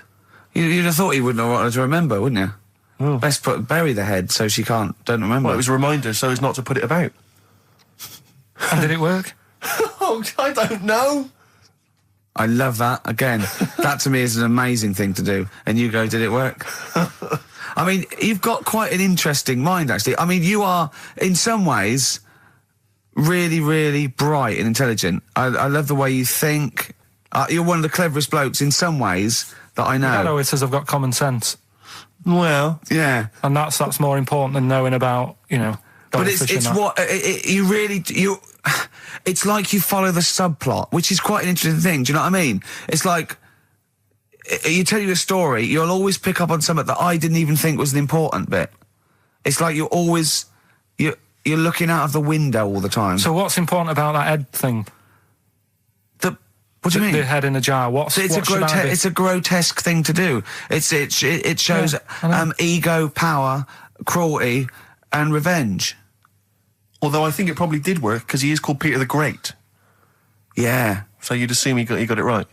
Yeah. I don't see how you can query that. That's the sort of facts you give us. You see now you're on the other side of the fence, and you've got questions just like we've always got questions. No, but in Karl's thing, it would have been. Turns out. Some weird happened, right? And he was still alive. And so she was still having sex with Body. And his head was watching. Yeah. And Peter the Great didn't even know. On XFM 104.9. Right, Karl. This is where he shines. This is what Karl gets Mondays off for. Yeah.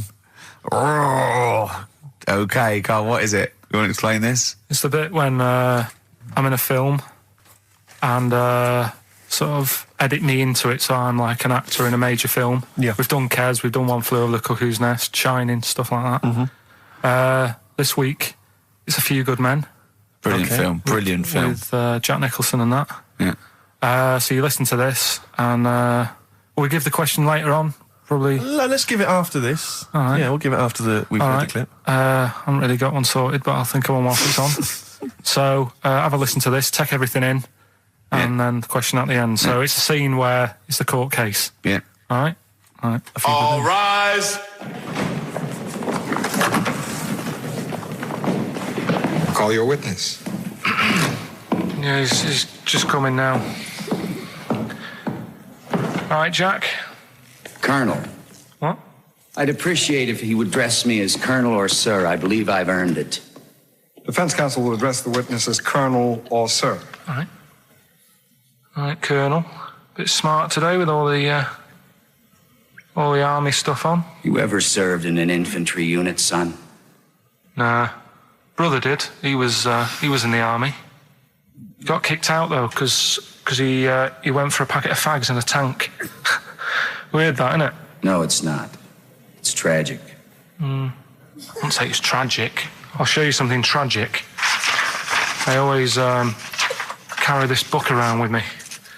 I always show it to people. It's got like the top 50 weird people in the world in it, right? It's all sorts of weird stuff in it.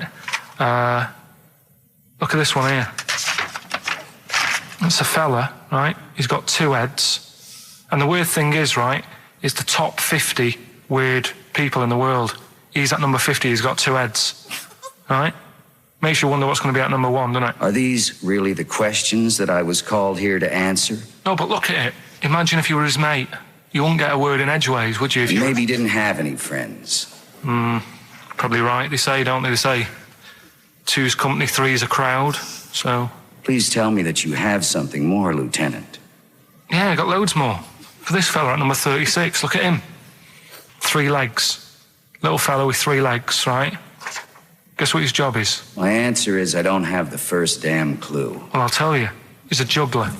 I beg your pardon? He's a juggler. This is ridiculous. I know it's ridiculous. You're probably thinking what I'm thinking. Why wasn't he a footballer? Be great at keepy uppies and that, wouldn't he? I'll answer the question. You want answers? It's just that I'd like to know the truth. Because You can't handle the truth! Gentlemen. Well, I've paid for the book, so I think I'm entitled to know why I don't give a damn what you think you are entitled to! You better get somewhere fast with this, Lieutenant. What about this one, then? This lad here, he's 12 years old, he looks 48. What do you think? No. Why not, though? You said you didn't want to know any more about the juggler. You didn't say you didn't want to know I know what I about said. I don't have to have it read back to me like I'm... Right. Lieutenant, do you have anything further for this witness? Well, just wanted to know if you thought Mr. Webfoot at number 42 should have took up swimming, but... Absolutely. Yeah, you'd say that now, wouldn't you? Forget it. Well, I don't know what to say, really. That's Karl Pilkington in the film A Few Good Men with Jack Nicholson, acting alongside Jack, and I have to say, giving him a run for his money. I think Karl is a really good actor. I genuinely think that.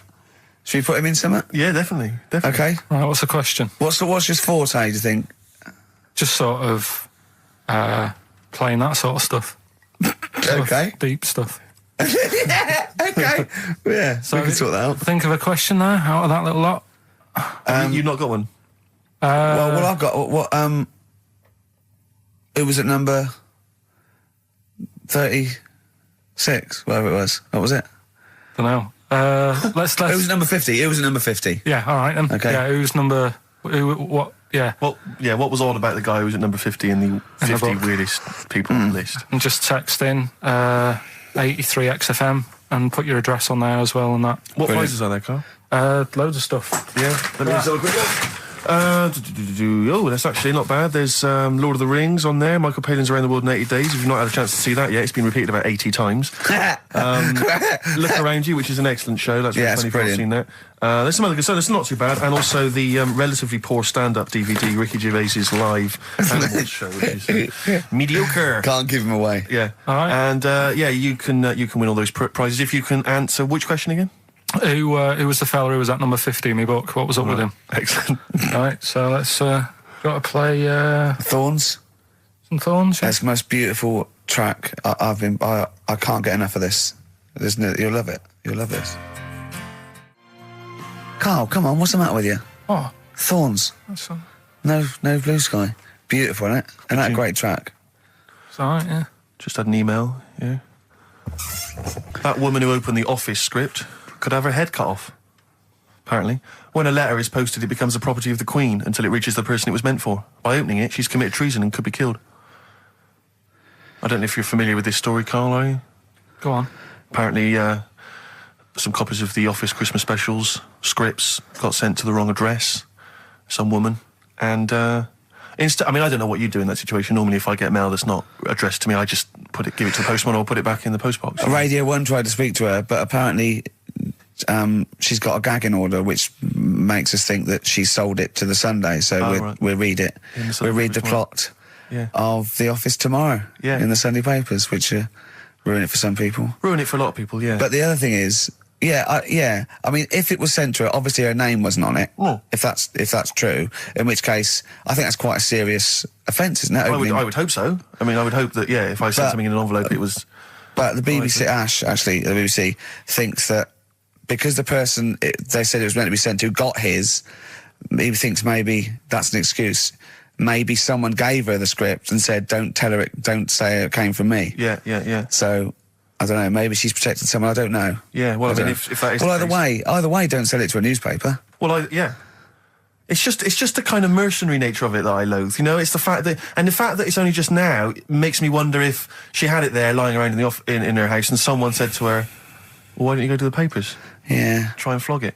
But I just don't think I don't think she's going to get a lot for it, because people are going to see it soon. It's not like it's the Hitler Diaries. Well, they're not very well written. But, I mean... I don't know. I tell you what I'm frustrated by. It's just the fact that it's like we've worked hard to give people some kind of pleasure for this Christmas, you know, because a lot of people are very depressed, Rick, very low at this time of year. They've not got what they wanted. But we're trying to cheer them up, give them a bit of happiness. Yeah, but I think she'll be happy if she gets a lot of money. True. I don't know. I think it's just tacky, really. It's like, well, I just say, if you're a fan of the show and you don't want to know what happens, then don't read the Sundays tomorrow, or at least avoid it when it says we tell you what happened. But the papers might not ruin it. The papers might go, we've got them, but we're not going to ruin it for people. Well, That'd be a nice gesture. Ideal. But I don't know. All I can say is it's a good job that I send out the prizes. Because that Michael Palin Around the World in 80 Days will be going to the person who won it. Yeah. And if someone else receives it, they better not try and, do you know what I mean, keep it. It should go to the winner. Yeah, exactly. Right. That is a very good point. So, be warned. Don't open things that weren't addressed to you. Yeah. Pandora's box. There's some sort of lesson there. Yeah. What happened? All the evils of the world, wasn't it? Pretty much. What? Yeah. Oh, don't try and explain brilliant. it to Carl. No, Pandora's box. Go on. Well, told not to open it, opened it, released all the evils that are in the world now. But did the person say if you open it, loads of evil will come out? It's not true. It's not true. It didn't really happen. It's not like evolution. It's not the truth. But you remember that? Yeah. Speaking of headlines. Here we go. Okay, look. Imagine if Pilkington was on News at 10, okay? We should just explain, you cannot be bothered to read an entire news story. You get everything you need from a headline, don't you? Well, I think it's enough. I think if they did... Well, the let's news- see if this is enough. Let's see if Alright, this, okay. if Trevor McDonald just read this on the news at 10, it'd be shorter and you get back to the football, whatever. Here we go. And here is the news at 2:15 with Karl Pilkington. Bong. Man who walks backwards around lake falls in. Bong. Chinese woman eats dirt. Bong. Man lives in rubbish dump for 10 years. Brilliant. Bong. Czech family says they've got a rabbit with 3 knobs. Right? Right. Done. Sorry, can you just read a little bit more of the Czech family with 3 knobs? Just about a family. Not read it to yourself. Read it out on air. It's just about... He can't read it to himself. I told him to read it to himself. We still hear it. No, he was, because I could see his lips moving. Come on. Just this fella who had 3 rabbits. Right, just think of this is Trevor McDonald. Yeah. Okay, carry on, Carl. Okay, oh, here's the news. Right, good, brilliant. Go on. There's a fella, he's got 3 rabbits and that, and then he checks them out, right? Yeah. 2 of the rabbits have got 2 knobs each. Right. And he goes, that's a bit weird, isn't it? Sure. And they're throwing them around, sort of chucking, showing them around the family and stuff, saying, look at that, that's weird. Picks up the 3rd one, it's got 3. Yeah. So they ate the 2 with 2, because they thought they best keep the 3rd one, because a little bit lucky in that. Yeah. It is lucky. 3 knobs there, yeah. Now here's the sports news, and that's how it would work. Yeah, okay, brilliant. We'll read about the Chinese woman who eats dirt. I'm interested in that. That's it. That is the story, then. What more do you need to know? It's Well, just I want to saying, know a little bit more. Can you just embellish it? 78-year-old Chinese woman. She says she's 78. Makes you wonder. Yeah. With my theory. Carl's theory is that Chinese people don't age well, and so those Chinese people that are saying they're 112 are really only 33. That's why he doesn't want to be recognised, because he doesn't want to walk out from here into Chinatown. Yeah. Go on. It just says she's been eating soil for 70 years. She's ate about 10 tons of the stuff, and it's done her no harm. Kept her grounded. It's probably all right for you, isn't it? Because it passes through, doesn't it? Yeah. Well, they say, don't they, if you're having a kid, let it play in soil and that, because... Well, that's to get it immune, yeah, to get it, yeah. But lots of, like, things with sort of birds and reptiles sometimes swallow soil and stones because it grinds up stuff, breaks down cellulose for them. Doesn't do you any harm. All right, then. One more fact from this book for you, Carl. Apparently, officially, the Second World War is not over. It's not actually over because there's never been an official treaty signed between Germany and Russia. So it's still going on. Interesting or not? Not as good as the monkey one and the woman who eats dirt. And the Peter the Great and that. Sure. But, yeah, it is over, isn't it? Isn't it, though? That's what I mean about you annoying me with stuff that you go, oh, that's interesting. I don't think that is interesting. Okay. There was, what was it I learnt? What was it I learned? Think of that as a question. Well, we're all trying to figure that out. Yeah, go on. Leonardo... DiCaprio? The painter. Da Vinci. He could write with one hand, draw with the other at the same time. Right. Yeah, that's good. It's all right. That's interesting, isn't it? Yeah, it's all right. Well, if you have an interesting fact for Karl Pilkington that you think you might be intrigued by, email ricky.gervais@xfm.co.uk. What have we got coming up? What have we got coming up? More education stuff. Some good tunes and that. Yeah. And a bit of Outcast. Yeah. Outcast. Hey Ya on XFM 104.9. I'm Ricky Gervais. With me, Steve Merchant. And over there, Karl Pilkington. Now we've got a new feature. Well, I don't know if it should become a feature every week, Rick. I'm not sure it's got legs for that. No. But maybe in the absence of Rockbusters. Basically, I was looking through the pigeonhole, and we got a lot of stuff sent to us, a lot of junk, stuff we don't really want. Yeah. And a lot of people, for some reason, they send us... Begging letters, a lot of that. We get sent a lot of CDs by people, bands, artists, who have not yet been signed. Maybe they've knocked something together in their bedroom. They got a band... And they just, for some reason, they want our feedback. They want us to sort of give them some thoughts on what they think, where they're going wrong, stuff like that. And I just thought, I was having to clear out, and I thought, why not just give them a little chance, Yeah. Just throw them a bone, Rick. Honest critique? Honest critique of some of the artists that sent us stuff. Okay, go on These are then. bands that have not been, they've not got a record contract. This is exciting. Okay, name the 3 bands Well, I'll first. tell you, no, we'll go through them individually, and I'll hear a little snatch, and then I'll get your opinions, both from you, Rick. I know you've been in the music business, you've got a good general knowledge of music, you've got good taste. Big time, and big also time. Karl Pilkington's views as well. Yeah. We know what to think of them. So this first band is called Kellerton Road. I'm sure they're very excited. As I said their name then, they probably can't believe it. They're phoning each other now. They're getting so excited. All friends are phoning them now. Yeah, Turn your exactly. phone off. They of can't people in believe this that. band. You don't want to... Yeah. Well, okay, then. Kellerton Road. Kellerton Road. Play a track from them. So that's Kellerton Road. I think that's a track called Secretly. And looking on the back here, there's 6 of them in the band. They all pretty much look the same. They've got the long hair, the usual sort of look. What do you make of them, Rick? All right. Yeah? Quite like that? Good, yeah. I mean, bit generic. The chorus is a little bit simplistic. I like good production, good Reminds you of musicianship. something maybe like the Thrills, that sort of thing? Yeah. I mean, yeah, good. Jukebox or junk box? What's a junk box? I'm just trying to make it sound snappy. Jukebox or junk box? Don't, because you haven't got it. Don't ever stick to what you're good at. Okay. What, being sexy? Just sort of watching Doctor Who and stuff. You like that, don't you? Yeah, I love it. Okay, then, right, what's the next one? So, well, let's just ask Karl Pilkington's opinion. Karl, what were your thoughts? Yeah, it's all right. Yeah? Yeah. That's it, is it? Yep. Is that why you're no longer right for the enemy? Go on. So what's this next one you've got for us then, Karl? Toffee. Toffee? It's called Born Depressed. Oh, dear. Brilliant. Is it about you? There we go, I quite like that. Yeah? I sort of a bit glammy, bit underground. Yeah. What do you make of the name, Toffee? I don't like the name. It's not great, is it? No, but I quite like that track. Quite like the track. If I'm just that's looking at the representative. CD, they've made it themselves, and basically the band feature on there completely nude. Oh. What do you Well, we know what we think of that. What do you think of that, Karl? I'm not happy with that. Let's have a look, though. Have a look there. Well, that's no point, is it? There's quite a lot of blokes and there's one naked lady. Just having a look, though. Yeah. What are you looking at the blokes? What are you looking at? Why are you looking at the blokes? That's knob. Just having a look. But you look at their knob. I can see by the way your eyes are looking. I'm looking at the woman's knob, though.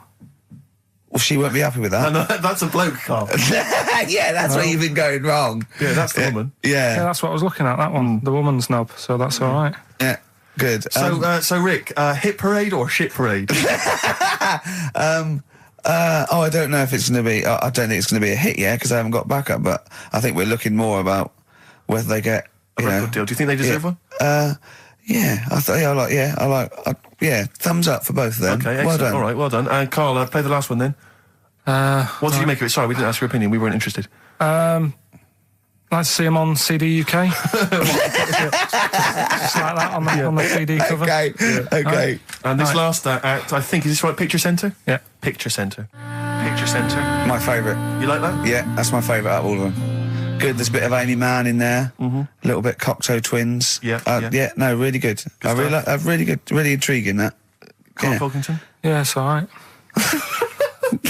If you didn't like it, what would you say?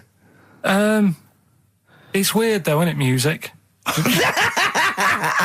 No, do you know what I mean? It's like, it depends what you're doing. Do you know what I mean? That's all right. If you're just having a game of crib or whatever, it's just on in the background. That's the thing with music. I don't think you can sort of slag any of it off. It's times, and it depends what mood you're in and stuff. Yeah. So this it's is a pointless feature. It's a pointless feature. We'll do it well, I again didn't come up with it. No, I don't. All right, don't slag it off. Okay, we'll do that again then. I was quite enjoying that, but okay. No, do you understand what I'm saying? Well, That it's not worth having an opinion about music. Well, I'm not that bothered. I'm just saying. imagine if he was on the panel of fame and going to be your pop idol. Yeah. That'd be great. He'd go along, and Nicky Chapman go, yeah, you've really improved. I really like that. I don't like what you're wearing. Dr. Fox, you were hot, baby. I loved it. Like your legs, like all your boobs and all that. Brilliant. Come to Karl. Not bothered. All right. Yeah. Brilliant. No, we'll keep it up. Play a record. Yeah. Oh, come on. This is my favourite. Can I change? Well, this is my favourite out of all four of them. Lynyrd Skynyrd. Yeah? Yeah. Yeah. Slam dunk this puppy. Jet. And roll over DJ on XFM 104.9. All right? Karl, just an email, a question for you. Can you please let me know which school Karl went to? What school do you go to? Cessav. What? Cessav. Cessav? Yeah. What does that mean? It was on Cecil Avenue. Cecil Avenue in Manchester. Yeah. It's just he says, I'd like to know so that I don't send my kids to the same place. He also says, he says, P.S., does Karl look like Gollum in Lord of the Rings? Yes. He does, doesn't he? Yeah, that's very good. Yeah, in fact, I was just putting a little bald wig on you, wasn't I? Like he needs one. Yeah. So, if you Just want some to of the fun and games we have when the songs are on. Yeah, did it hurt? Just a little bit. The bit that worried me is when you said, let me just staple it. Yeah, well, I was trying to get it under your chin because it looked funnier. And he was scared.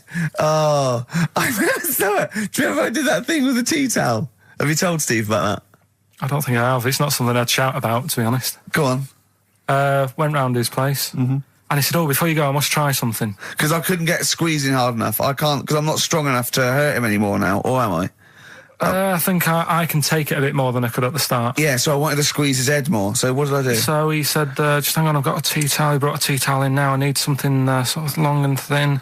What can I get? He's asking his girlfriend, where's that there? Comes in with a spatula, right? He puts the tea towel on my head and manages to sort of put the spatula in and turn it round so that the tea towel is tightening on my head. Yeah.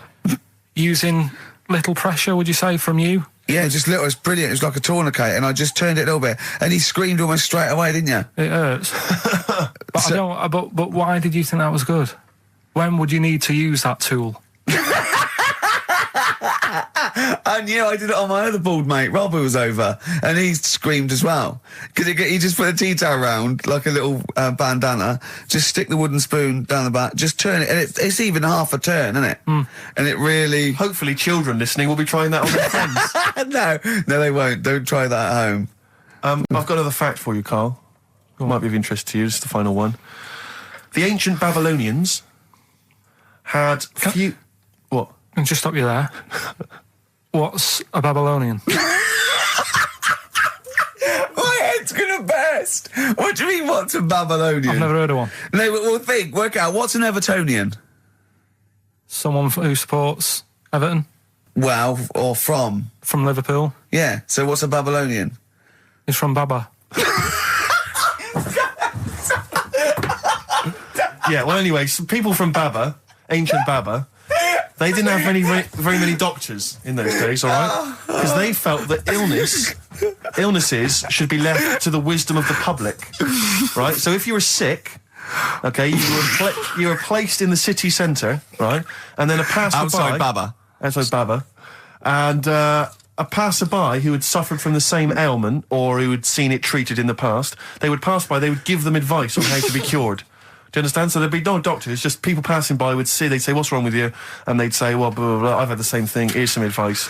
And pedestrians were forbidden to pass such an individual without inquiring about the complaint and prescribing for it if they knew how to. So hang on, so there's someone ill. Yeah. It's outside the town hall. Yeah. People walk past, go, what's up with you? They go, oh, my foot hurts. And they go, you've got to do this to get rid of that. Yeah. And were they ever right? Well, what do you mean? Were they ever right? Well, how do we know? What are you telling me? What? What have you just told me? What am I meant to take from that? You just said strangers sort of say, you've got that wrong with you. I think he's sulking. I don't think he's ever going to take anything we tell him again because we don't... No, but I don't like the fact that goes, monkeys can do armed robberies, and we go, no, they can't. I don't understand what the problem is. But how is that different from telling me that a Chinese woman ate dirt? How is that not the same sort of Because that's weird. Someone sat in Trafalgar Square going, I've got a headache and I go take some Nurofen, isn't shocking.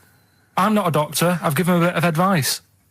But neither is the dirt lady. She's not particularly interesting. Neither of them are particularly interesting. I'm just trying to give you an example of the same sort of drivel you feed us every week. Would you sort of have tea round at her house? It's weird. The Chinese woman... Right, so it's weird. Okay, now we're getting somewhere. It's weirdness that you're interested in. See, I thought that you were actually interested in sort of interesting sort of stuff. But if it's weird, it helps. If it's weird, it helps. Yeah, I mean, it doesn't have to be major news. The other day there was something about this fella who, I think he wanted to be an actor, right? And he was trying all his life to be an actor.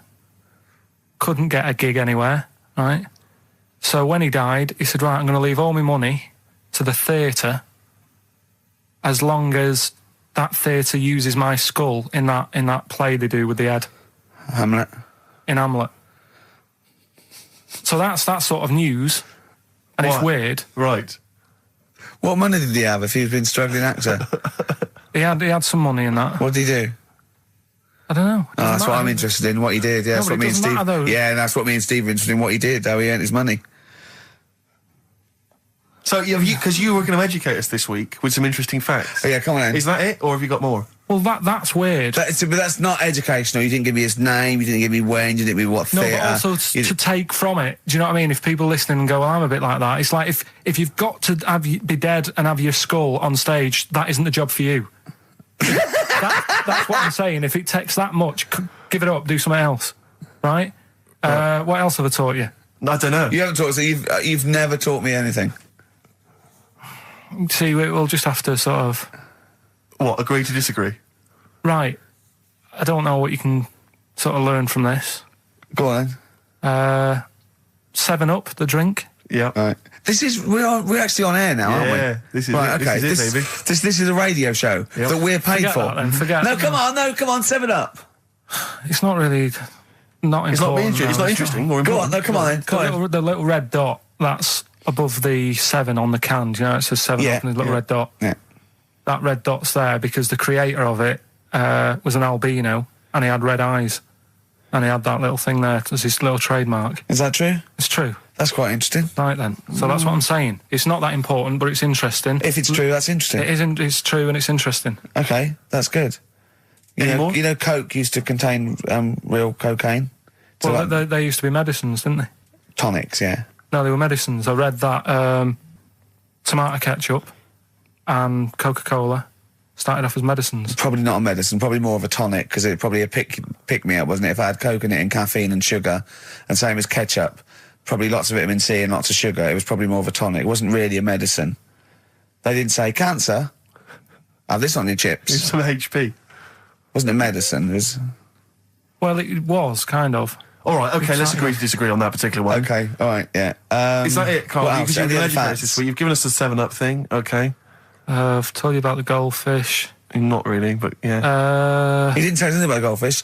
This is your fact, right? You know what? Goldfish might have longer memories than some people think. That's not a fact. That under no circumstances would imagine Magnus Magnusson saying, what animals might have longer memories than most people think? This is goldfish, correct? Imagine that as a question. How is that a fact? If you ever have children, are you going to educate them with this kind of drivel? Is this how you're going to raise your kids? So their minds just pump full of this That'd be my rubbish? job. I'd keep them interested with stuff like that. Right. Yeah. Suzanne does the proper stuff. Yeah. So you agree there is some proper stuff? Yeah, but I wouldn't make him do it. I'd just sort of leave the book there, and then if he read it, I'd go, that's good. That is. What book would you think? What, the 50th freakiest people ever to be born? Give him that to start with. What would you tell me your favourite was? The little fella who's playing the keyboard? That or the three-legged fella. Yeah, okay. So he's learnt that. That's the first day at school. What would you teach him the second day at school? I don't know, because why do owls have to turn 180 degrees to look the other way? Because they've got big eyes. Yeah, and what's that mean? What do you mean? What's it mean? Can I just... I don't think you should have children.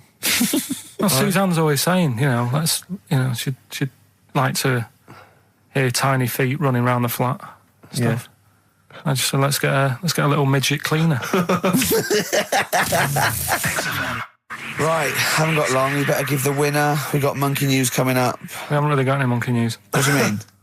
What do you mean? There's nothing going on, seriously. What do you mean? The last few weeks I've kept telling you. No, right. This really annoys me when you say there's nothing going on, because you call it monkey news, but it's not monkey news. You have stories, dubious stories. But shut up a minute. About it's always chimps, which annoys me. You call it monkey because they're apes, right? And it's often from the 18th century, so it's not news anyway. So don't tell me there's no monkey news what I'm this saying week. Is, if there's monkey news worth doing, I'll know about it. And there isn't anything, so let's leave it. Right, okay, you are going to give me some monkey news, I'm telling you, you are going to give me some monkey news, or we're not leaving. Right, well, my mum sent me some. Right. I got a little letter from her doing the usual sort of stuff, telling me what she'd been up to and that. It was a little thing about somewhere in Lincolnshire or something. Right, good. To do a bit of monkey throwing. What do you mean? Because some fella got attacked by one once, and sort of to remember him, on this certain day, they go, oh, it was today, wasn't it? And that fella got attacked by a little monkey and that. And something about chucking monkeys about. That's horrible. I don't know if they're real. I think it's just like to remember. All right. But that's the only sort of stuff that's knocking about out there. But it's not. That's not. I've got my mum and dad on it, looking all the time for stuff. There must be more monkey news than that. There isn't nothing. I mean, there's bits and pieces. There was a bit about Donna Rare, how when she has a kid, she's going to let a gorilla look after it for a week or something. But apart from that, it's dead out there. Well, I don't know what that means. She's well, that's it. Well, it's not true. She's not going to let a gorilla look after a child. No, it is. Apparently, a fella works with them or something, and this is rubbish. It's not rubbish. How can she let a gorilla look after a baby for a week? Well, forget it. Sorry, have you ever heard her speak? Can I just give you a little fact here? Someone's emailed in for you, Carl. They've sent an interesting fact for you. I think you're going to be interested in this. Don't read it on the email. Let me read it for you. I think you'll be excited. An interesting fact from Carl. That's from Toby. He says, Attila the Hun punished some fella who annoyed him by cutting off his arms and legs. You'll love this. And stitching his arms back where his legs should be. And vice versa. Look at his face. Look at a little smile that's just cracked on his lips. That is the kind of fact you've been waiting for all day, isn't it? So go on, again, so... Attila the Hun, right? Some guy didn't like. He cut off his arms and his legs, and he stitched his legs on where his arms should be, and his arms where his legs should be. Look at him looking at his body, trying to picture it. Yeah. I'll let it sink in for a little while, then I'll ruin it for him. Carl, what are you thinking? I'm just picturing it. Well, he would have died. It would have been tokenistic. There's no way that person could have lived through it. So it was just for Attila the Hun's fun. He probably put him on a stick outside his gate or something. There's no way in those days that he could have gone through complete limb amputation and... So would he have wore a jumper for pants? Who's the winner of the competition? From Walthamstow, it's Joe Ogden. Well done, Joe. You got the correct answer, which was what? The fella with two heads at number 50. Number 50. Is that it? Are we off? Yeah, that's it. Yeah. All right. Cheers. More of the same drivel next week. Bye. Bye. There was a woman about 4 houses down. Right. Rough. Now, she used to wear leggings. Yeah. No, they're a bad idea. They are a terrible idea. I agree with you there, Carl. If you're a lady of what the colour? normo persuasion... Were they pink? No, they were sort of black, but with all bits on them. Oh, right. Do you know what I mean? What, toast and just horse droppings? Yeah, go on, yeah. And she used to... she's quite a big woman. Sure. Pauline Quirk, I think they described her as. Looked like a light bulb. It is those kind of women that are attracted to leggings. Yeah, I know, yeah. They are drawn to them like a moth. Yeah. She used to wear them, and that's what I remember when I read this piece. And she used to work on one of those sex line things. Right. She used to do that. But what, was she, an engineer? The weird thing with her was she had big eyelids. Right. Go on. That were too big, and this is what I was thinking. What right? do you mean she had big eyelids? How big do eyelids have to be for you to go, they're big eyelids? What was she shoplifting with them? Would she come out of Dixon's with, like, radio stored in them? What do you mean she had big eyelids? It was another one of them popular things around our way. Do you know? Like, what do you mean popular things? They go, oh, I'll tell you what, they're all the rage. Can I get some big eyelids, please? No. It was just like one of them things that people suffered with. Just big eyelids. They could hardly open their eyes. What do you mean? What do you mean? That's one of them popular things around where I grew up. People had big eyelids. They could hardly open their eyes. What does that mean? What sort of freak town were you born in? You had webbed feet people with big heads. You got women with big eyelids. What does big eyelids mean? Are you confusing her with the horse? Yeah. Did she have hooves? Look, what? That might be the last one ever. Basically, it's about this monkey. Oh yeah. In the jungle. Yeah. It's got a gig out of hairdressers. What are you talking about? What are you talking about? It's got itself a nice little job going in hairdressers. As what? It gets people sitting down, and what it does before the people have their hair cut, that it sort of sits there, and it goes through people's hair, makes sure it's clean, and people are loving it. Right. So it's a pet monkey. It's nothing to do with it getting a gig in an hairdresser's. It's a pet monkey. It's not working at Monkey and Guy. Yeah. No, seriously, it's in there. I think it might have started off as a job, and then. So what does it say? It says junior £15, stylist £35, and monkey £63. Sorry, I didn't quite follow. Yeah, but before that, I've never had that much luck with hairdressers. Before that was another place, and it was run by sort of these sort of wannabe gangster type people. Oh yeah. But they'd you're going what for do you mean by haircut. wannabe gangsters? Well, sort of just petty crime stuff. You'd go in for a haircut and then you'd walk out with a video recorder. Do you know what I mean? You don't have to take it. No, but they'd sort of spend ages flogging you that whilst cutting your hair. It was their thing. It's like, right, sit down, you alright? Yeah. Oh, you So for the weekend, what are you thinking of? Maybe a Sony. Yeah. So that's when I stopped going there, because it was like, just what a haircut. I don't want to be hassled. Which one said that you had the hair of a Chinaman? It's the fella who works in a railway station haircut. Well, you should know. I mean, he's been around a bit, clearly, if he runs a shack next to a railway station. Oh, dear. It's like, the two of you are just, you are like children. You're infants. Your mentality is ludicrous. And you're embarrassing us in front of our special guests. Oh, yeah. I can't believe it. Now, of course, last week we've some tattoo here. We've had a number of letters, Rick. I'm just reading them now. Never get to go swimming. Bong! Dwarf to live in a glass box. Dwarf to live in a glass box? Yeah, it's meant to be art or something. It's not though, is it? What? Meant to be art? Why is... Yeah, whose idea is this? Is art, or is someone hired a dwarf to live in their box? It's just a box, and he can even leave when he wants, apparently. He can, go, I'm hungry, I'm going for a walk, and he puts a little note. If it's Damien Hirst, he might end up in 4 bits. So just be careful. But to me, that's like that thing when I said to you about the woman in the jar. What woman in the jar? The woman in a jar. They go, come and see the woman in a jar. And then it turns out it's a big jar. So it's like, put me in there as well then. Exactly. It's not special. Yeah. And that's the same with him. It's a big box, he's a small fella.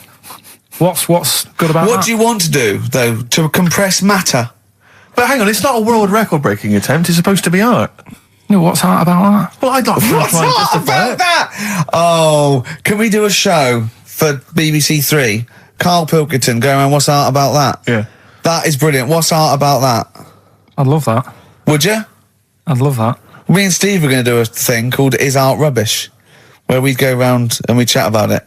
Yeah. But we can hand that over to you if you want to do that. If anyone from BBC 3 is listening, Karl Pilkington, what's art about that? All right? Weird, isn't it? And what would you go around like Sensation and things like that, and Saatchi and going... Dali and that. You put a sheep in formaldehyde, what's art about that? Our butcher does it. All right. Really good. What do you make of the So Solid crew's Ashley Walters being jailed for 18 months? Obviously not a very good example to his young fans. He should have got more. Do you think? I had a dream about him the other night. Go on. About the group itself. Okay. I had a dream that... Were they all there? Because there's a lot of them. I couldn't remember all their faces to feature in a dream. I had a T-shirt on. He had etc. Exactly, He had etc, yeah. I had a T-shirt on. You had a T-shirt on? Yeah, and it said on my T-shirt, So Solid Poo.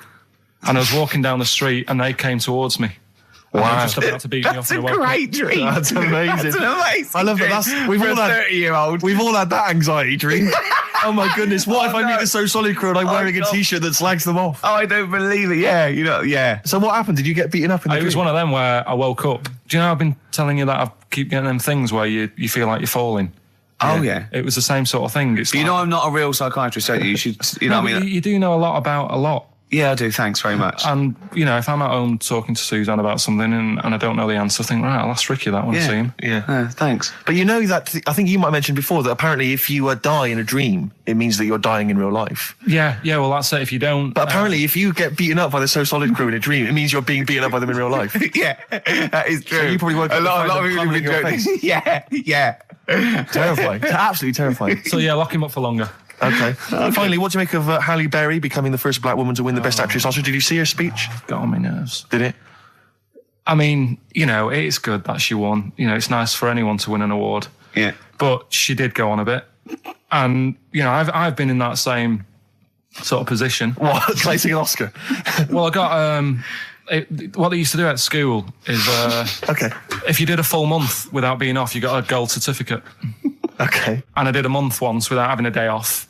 And I went up, and I didn't make a fuss. You didn't start crying. Got a play record, mate. Well done, though. Were you the first kid in your school to do that? I don't think anyone else got the certificate. It was only because I was never in. They tried to encourage me to come in. It was just for you. They mounted an entire ceremony just to encourage you. Right, educating Ricky. This is my favourite bit now. You're just going to tease us, aren't you, with 3 headlines? If and I'll choose one, then we got the other 2 as well. Yeah, that's the way it works. And at the end of it, you learn some stuff. Like I say, I'm struggling a bit with knowledge. Yeah. At last he confesses. Yeah, go on. So the 3 headlines for you to pick from, we've got, first one, we'll have a big fire tomorrow. I got a feeling there's some vegetables involved. Yeah, go on. Maybe. Second one, he's a bit of a nuisance. Okay. Right. And third one, I'll bacon in the morning if you're sick of having me here. Oh, that one. I'll bacon in the morning if you're sick of having me. Right, I'm having that one. That's brilliant. Right, well, it's a saying. Do you know cold shoulder? Giving someone the cold shoulder? Yeah. All right, if you have someone round at your house and, you know, you try to get rid of them and they're hanging around and stuff and you're like, oh, I wish they'd go, I'm tired and that. Well, years ago... when? Literally years ago? Well, ages ago? Sort of, Olden times. I think it said medieval times. Yonks ago, then. Yonks ago. Yeah, medieval, yeah. We're going back quite a bit on this Well, one. you know when you find out these books, why don't you just pop down when it was? Just make a note. I don't think it says all the time. It just sort of says, you know, a few years back. Yeah. No, it doesn't. Well, never. All right, I'll make an effort next week. Okay. Right? So, it's annoying that, because my girlfriend said to me, just make a note at the time and they'll stop having a go at you. Yeah. Yeah? And I kind of thought, it's all right. Didn't listen? I don't think it matters anyway in this one. We're looking at the saying, right? So it's giving someone a cold shoulder, right? And what it is, right, ages ago, there wasn't enough houses for people. Right. Because there wasn't much money being made. You know, there weren't big businesses. People weren't earning good money like they are now. So there wasn't as many houses, right? So what you ended up getting is like, you know, the rich people having a nice place to live. Oh. And the poor people were like wandering about, you know, looking for places to live and that. And what they ended up doing is they had like, people would go around to the mate's house and say, look, I haven't got anywhere to live. It's a bit cold. Can you let me stay? Right?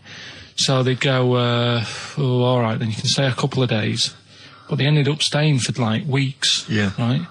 So to sort of get rid of them, what they'd end up doing, they'd be making the dinner and they'd be making a lovely dinner, like a bit of meat, nice warm meat and nice veg, gravy. And this happened every time, did it? This is where the saying came from. This is what happened, Rick. This is what happened every time. It was in that vague book. The book of vague sayings and stuff.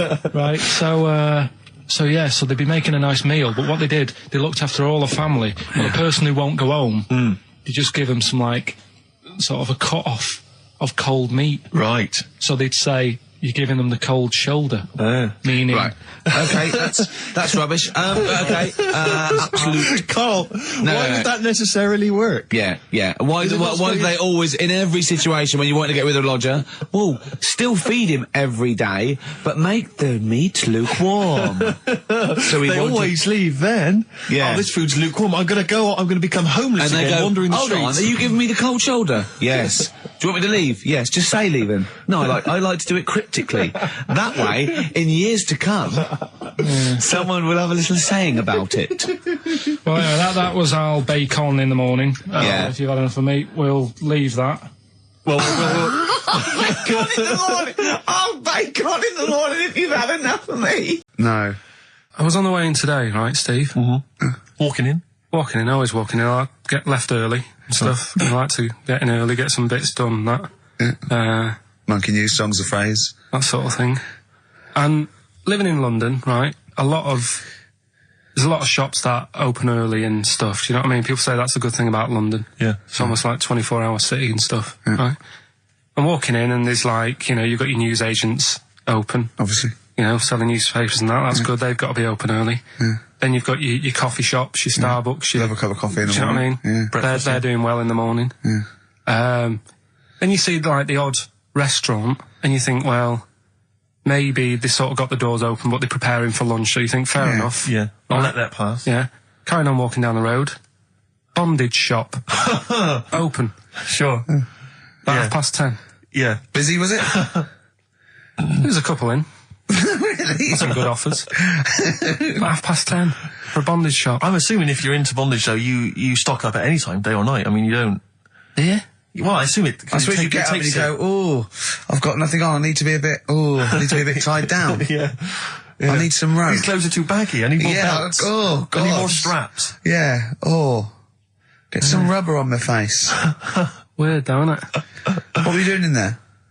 So just having a browse. I didn't go to school much because my mum and dad had a caravan. Right. No need, is there? No need when you've got that sort of fun at home. And I used to just go away for weeks. Really? Yeah. Is that true? Yeah, honestly. Where'd you used to go? Portmaddock. But And, so you didn't go to school much? No, I did, but not as much as everyone else. no.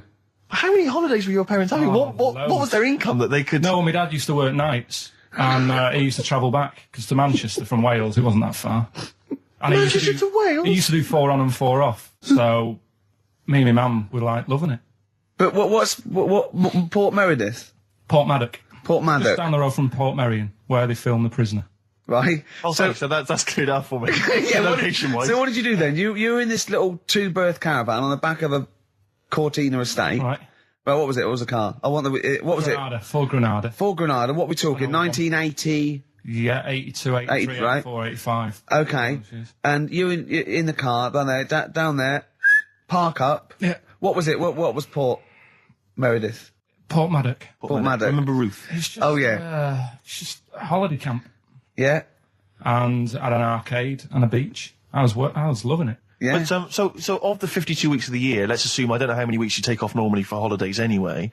Let's just say, I don't know, you go to school 45 weeks of the year maybe?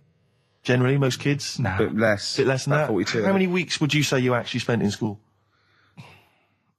Well, how many weeks do you have off for summer? Well, we'll work that out. That's what About I mean. 6 off for summer, about 3 for Easter, about 3 for Christmas. Put it this way, I'm surprised I'm not Welsh, to be honest. Right. So I was there more than was in Manchester. Did the school authority not come and check you out? No, they didn't. Didn't get Manchester, I suppose they didn't care, do they? Not really. Yeah. They're lucky you turned up at all. Why did you just turn up for the last day when you could take in your best toy? Did you know that when you could take in any game? Just play with everyone else's. Why, I break my stuff. Sure. Yeah. Yeah. No, that's a Cool. good Well, this point. answers a lot. This does answer a lot. The fact that you spent most of your time on the beach as a kid. Teachers were no good at my school. We were talking about it yesterday. About So you were teaching them a lesson by going off for the summer. Yeah. Anyway. And did you go to university? No. No. Did you go to sixth form or college? No. When did you leave school? When I was about 15. Right. What, you just went on holiday and didn't come back? I just got a job early, didn't I? Where was it? Portmaddock? Getting there. No, I was a printer. BM Print in Trafford Park. Well, that's great. That's a little interview there. Yeah, little next, I'll be interviewing Steve Merchant. But I thought, right, what they could have done... Remember when I studied Che Guevara? Yeah. Right? And don't be offended by this. It's just an idea, because they did it with Che Guevara. Remember when they cut him up? Yes, they cut him up, yeah. What was the reason for cutting him up? Well, they cut up Che in order to try and, you told us that they were going to send bits of his body to Fidel Castro and various other people, wasn't that right? As a warning, wasn't it, though, to all the people, like, one to... Yeah, my understanding was that they cut him up in order to, so they could bury him in different places so that there'd be one shrine. There'd be not one place that you could go to in order to sort of make you into a martyr. A little bit like that. I've like I can vaguely see where this is going. 6 queues, and it's like, number 1, you can, go and pay respect to her head, or whatever. Oh, God. No, but I just was thinking the way of speeding it up. I'm not having a go, because they haven't done it, so it doesn't matter. But they did it with Che Guevara. Yeah. Everybody would have felt like they've got close to her, and it would have speeded it up. No, I mean, but I can understand. Can I just say that genuinely, Carl is not being disrespectful here. This is his best idea to cut down the queues. So don't phone in. He's not suggesting we should have done this. He genuinely is. But I mean, he's not doing it to be nasty or wacky or he thinks this is a good idea. So Can I just throw a thought at Che Guevara, who was like a powerful man who did a lot for the world and what have you. Yeah. And Have you heard that? I feel slightly responsible for this because have you heard of the quote, a little knowledge is a dangerous thing? yeah. Okay. Steve, next one. No, just a very quick question. I can understand those that have queued for 12 hours to see the head. I'd be a little bit annoyed if I got there to find a toe. I'll tell you what, though. I'll tell you what they could do without chopping her up. They could put about 9 queues. Each could see each hip she had. That's true enough. Because she's had about 9 of them. Yeah. So it'd just be, if you want to see the whole body, it's a 12-hour queue. If you just want to see a couple of the hips. Here's another suggestion for you, I've just thought, right? What? Instead of everyone queuing to see her, why not put her on a trolley and wheel her past everyone else? Running. So yeah, you could have some students on Rag Week and you combine it, like when they're always pushing a bed. You know, they could just run it along the queue. No, that'd be fantastic. That'd be disrespectful. Right, as opposed to the chopping up. So Sure. no, Right. but just an idea. Just I apologise now if anyone's offended. Anyone offended, I'm sorry. But Yeah. Okay, What's your last room 101? Oh God, it was holidays. Holidays. Well, you want to put holidays in room 101? people who are sort of annoying on holiday. Oh, yeah. Do you know when you go away? Oh, yeah. It's sort of touched on this before. Is this going to be the Scouse guy? Yeah. Go on. Oh, it's so long though. I mean, it was a holiday when we went to Tunisia. And the Scouser pissed you off. Surprise, surprise. Yeah. Yeah. But the annoying thing was, you know, when you go on it was a cheap holiday, and like the lesson here is, you know, if you want a good holiday, you got to like spend some money. Yeah. And we didn't on this one. We spent about, I don't know, 400 quid for 2 of us for like a month or something ridiculous. And we got there and, you know, you get to the hotel and you go, we have made a mistake. You know, it's a ropey hotel. You know, you can tell like the blinds and stuff as you walk in, they're all dirty and stuff. And you think, well, let's make the most of it. You know, let's not get down about it. It's a holiday. It's for a rest. And you try and make the most of it. And we had to meet, you know, like you have one of those things where you get to your destination and the rep says, right, you know, go and unpack your bags and that. Go and sort yourself out in the room. And tomorrow morning we'll meet up at 10 o'clock. And I'll go through, you know, the best sort of place to go for camel rides and, you know, the best deals I can get you. That sort of thing. Can anyone here walk like an Egyptian? So she says, right, tomorrow morning, meet 10 o'clock in the discotheque. So we get up and we have breakfast, and it wasn't a good breakfast. The kitchen was, like, bit horrible. The food wasn't good. And it was run by sort of midgets. What do you mean it was run? Not there's anything wrong with that. There was little fellas running around, and the annoying thing was one of them sort of started to fancy my girlfriend. How did he manifest his affection for No, you're not saying there's anything wrong with midgets, though, are you? Just saying it was strange that there was but even midgets shouldn't be cutting in on Karl Pilkington's territory. I know. But it's also that thing of, you know, they've got little fingers. And it's sort of ruined. I'm so sorry. No, I'm not. It is a bit of a phobia of mine. Okay. Do you know what I mean? They are nice people and that. Sure. Oh, God. But the annoying thing is... So what was he doing then? How did he... I don't understand how he was chatting up your girlfriend. Was he crawling under the table so you couldn't see? He just kept... Whispering to her from underneath there. Stop it. Just sort of, you know... Wait, I don't want to get a complaint on our last show. There's not many midgets. What's going to happen? Can we just finish this and start up again in a couple of months? Oh, yeah. So if you want to know more about the midget theme restaurant, then we'll talk you in... I mean, I was watching athletics, right, the other week. Yeah. Right? And I was watching it because there's a lad who I went to school with. He's, like, winning gold medals and everything now in the Olympics and stuff, right? So I was looking out for him. Now, if you went to school with him, I'm assuming he's got 3 legs or something? No, he's normal. Just a regular guy? He used to push me on my go-kart, and so I feel like I was there from the start, training up a bit. Yeah. And watching the programme, and there was swimming in it, and I was watching that for a bit, getting a bit annoyed, because that butterfly stroke, Yeah. I don't know why they do that. No, nor do I. It's just hard work. It doesn't make you go any faster than, let's say, that stroke. The crawl. Yeah, don't do that. That stroke on radio doesn't work. The crawl, yeah.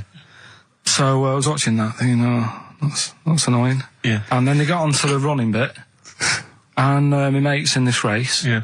Now, they do the side shot, don't they? So you can see who's in the lead. Sure. And then they do that front shot, where it's absolutely pointless. The only reason to do the front shot, I think, is to keep women interested. Because you can basically see his tackle, going from left to right, being battered all over the place. Why were you looking? Seriously, you had no choice. If you wanted to watch it was like, I was interested if he was going to win, but it's like, you know. But why did you turn over and watch Charlie's Angels instead? Because I wanted to see if he won the race. Or flip back at the end. Just flip back to get the result if you don't. Well, yeah, or at least turn away or close your eyes. Well, On the front shot. No, I wasn't. I just. Suzanne was happy. Suzanne was loving it. Yeah. And I was like, whoa. Yeah. Just go to the other shot. But they were showing you the front shot and running along there. They could have just shown the top half, but they didn't. Sure. It was there. It's just heads moving along at 25 miles an hour. Yeah. Well, I think you're meant to see the running, the actual legs moving. It's athletics coverage, isn't it? It's not like... But they don't show you a shot from behind. Did you want that? Oh, no, I didn't want that either. It sounds like you were disappointed. There was a Vietnamese snake that went inside of a soldier. A little, like, maggot or some sort that you have to get out of your body because it causes problems. Yes, and so in order to get it out of the body, they strapped bacon to his head. Yeah. That is great. This doctor... And did that work? I think so. They had a picture of him smiling. Oh, God, what, the worm or the bloke? The bloke. Oh, dear. Honestly, I hope someone knows the story. And right. It was about 3 years ago, I reckon. Okay. And, yeah, it did work. GI bacon. So this is why so what the worm burrowed out of his head to get the bacon? Get to the bacon. Right. A couple of emails. Different people have visited various tourist attractions. Oh, yeah. Let me see who's this from. Not quite sure. But thanks very much indeed for it. So there's a link here. It's apparently in Devon. Barometer World. Brilliant. It's the world of barometers. It was established in 1979. And by one bloke who had a lot and thought, I can charge £1 for this, definitely.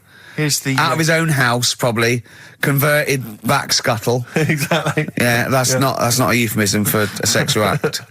But look at the webpage here, Rick. There's a picture of a beautiful barometer being held by a beautiful lady. Lovely. Who's definitely his daughter. Yes, definitely. Come on, Kathy. Hold that. Dad, no. Come on. Undo your top a little bit. Dad, definitely made to do that. Yeah. Oh, that slight look of I hope no one I know sees. Yeah. Just check out Barometer World. Barometer World. Yeah, that's available. If you want to check that out, www.barometerworld.com. That's now, all the barometers. Do they work? They're to do with checking, is it the air pressure? Well, everything. But I think that's what it's based on, isn't it? Sort of low and high pressure, so it's going to rain, it's not going to rain. Yeah. Or going to be windy, but I wonder how accurate they are. I think in the days before satellite sort of weather surveillance systems, probably essential. Yeah. Nowadays. As essential as hanging some seaweed out by the back door? Probably. I think it's probably similar. I think it's the same one as holding a needle and thread over a pregnant woman. If it goes clockwise, it'd be a boy. Yeah. Yeah. The thing about a barometer is how far into the future can it predict? Exactly. How do you know? If it's a case of you may as well stick your head out the window to see if it's raining. Exactly. This barometer goes, oh, it's going to be windy and rainy. When? The barometer goes, soonish. Yeah. So can't say, but it will, well, within the 7 days. I don't want to be specific because you'll have me. Yeah, you'll yeah, I don't want to, but I mean, I'm just a barometer. I'm not really a weather person. The information. Yeah, brilliant. What's in there? What's happening in there? What chemicals are being affected? How does it work? I don't know. I assume it's probably something. Wait a minute, let me email Barometer World. What could it be? It could be quite interesting. It could be mercury that's based on a sort of temperature. It goes up with. Oh no, but it's not temperature, is it, barometer? It's pressure. So it's probably just very fine. It's like a fine, very, very fine needle, isn't it? This is almost as embarrassing as last time we were on. We couldn't figure out what the name of the leader of China was. Was it the King of China? The Prince of China? Oh, this is where we were trying to imagine what it'd be like if all the Chinese people at once jumped up and down and made a big tidal wave. Tidal wave. But if you do know what the name of the leader of China is, we don't mean the name of the particular person in charge, but if it's a king of China, the emperor of China, the chancellor of China, the prime minister of China, isn't it? No, that was Japan. Yeah, this is it. I don't know what's the big guy in charge. Is he still the chairman? I know Chairman Mao was important. I think he was just the chairman. I think he just governed all the big meetings. Yeah, I don't know. He just kept the minutes. Head Chinaman? Hey, Chinaman. The major Chinaman. The top Chinaman. Number one Chinaman. Do you know what? We're going to be honest here. We know so little about China. It's true. We know so little about China.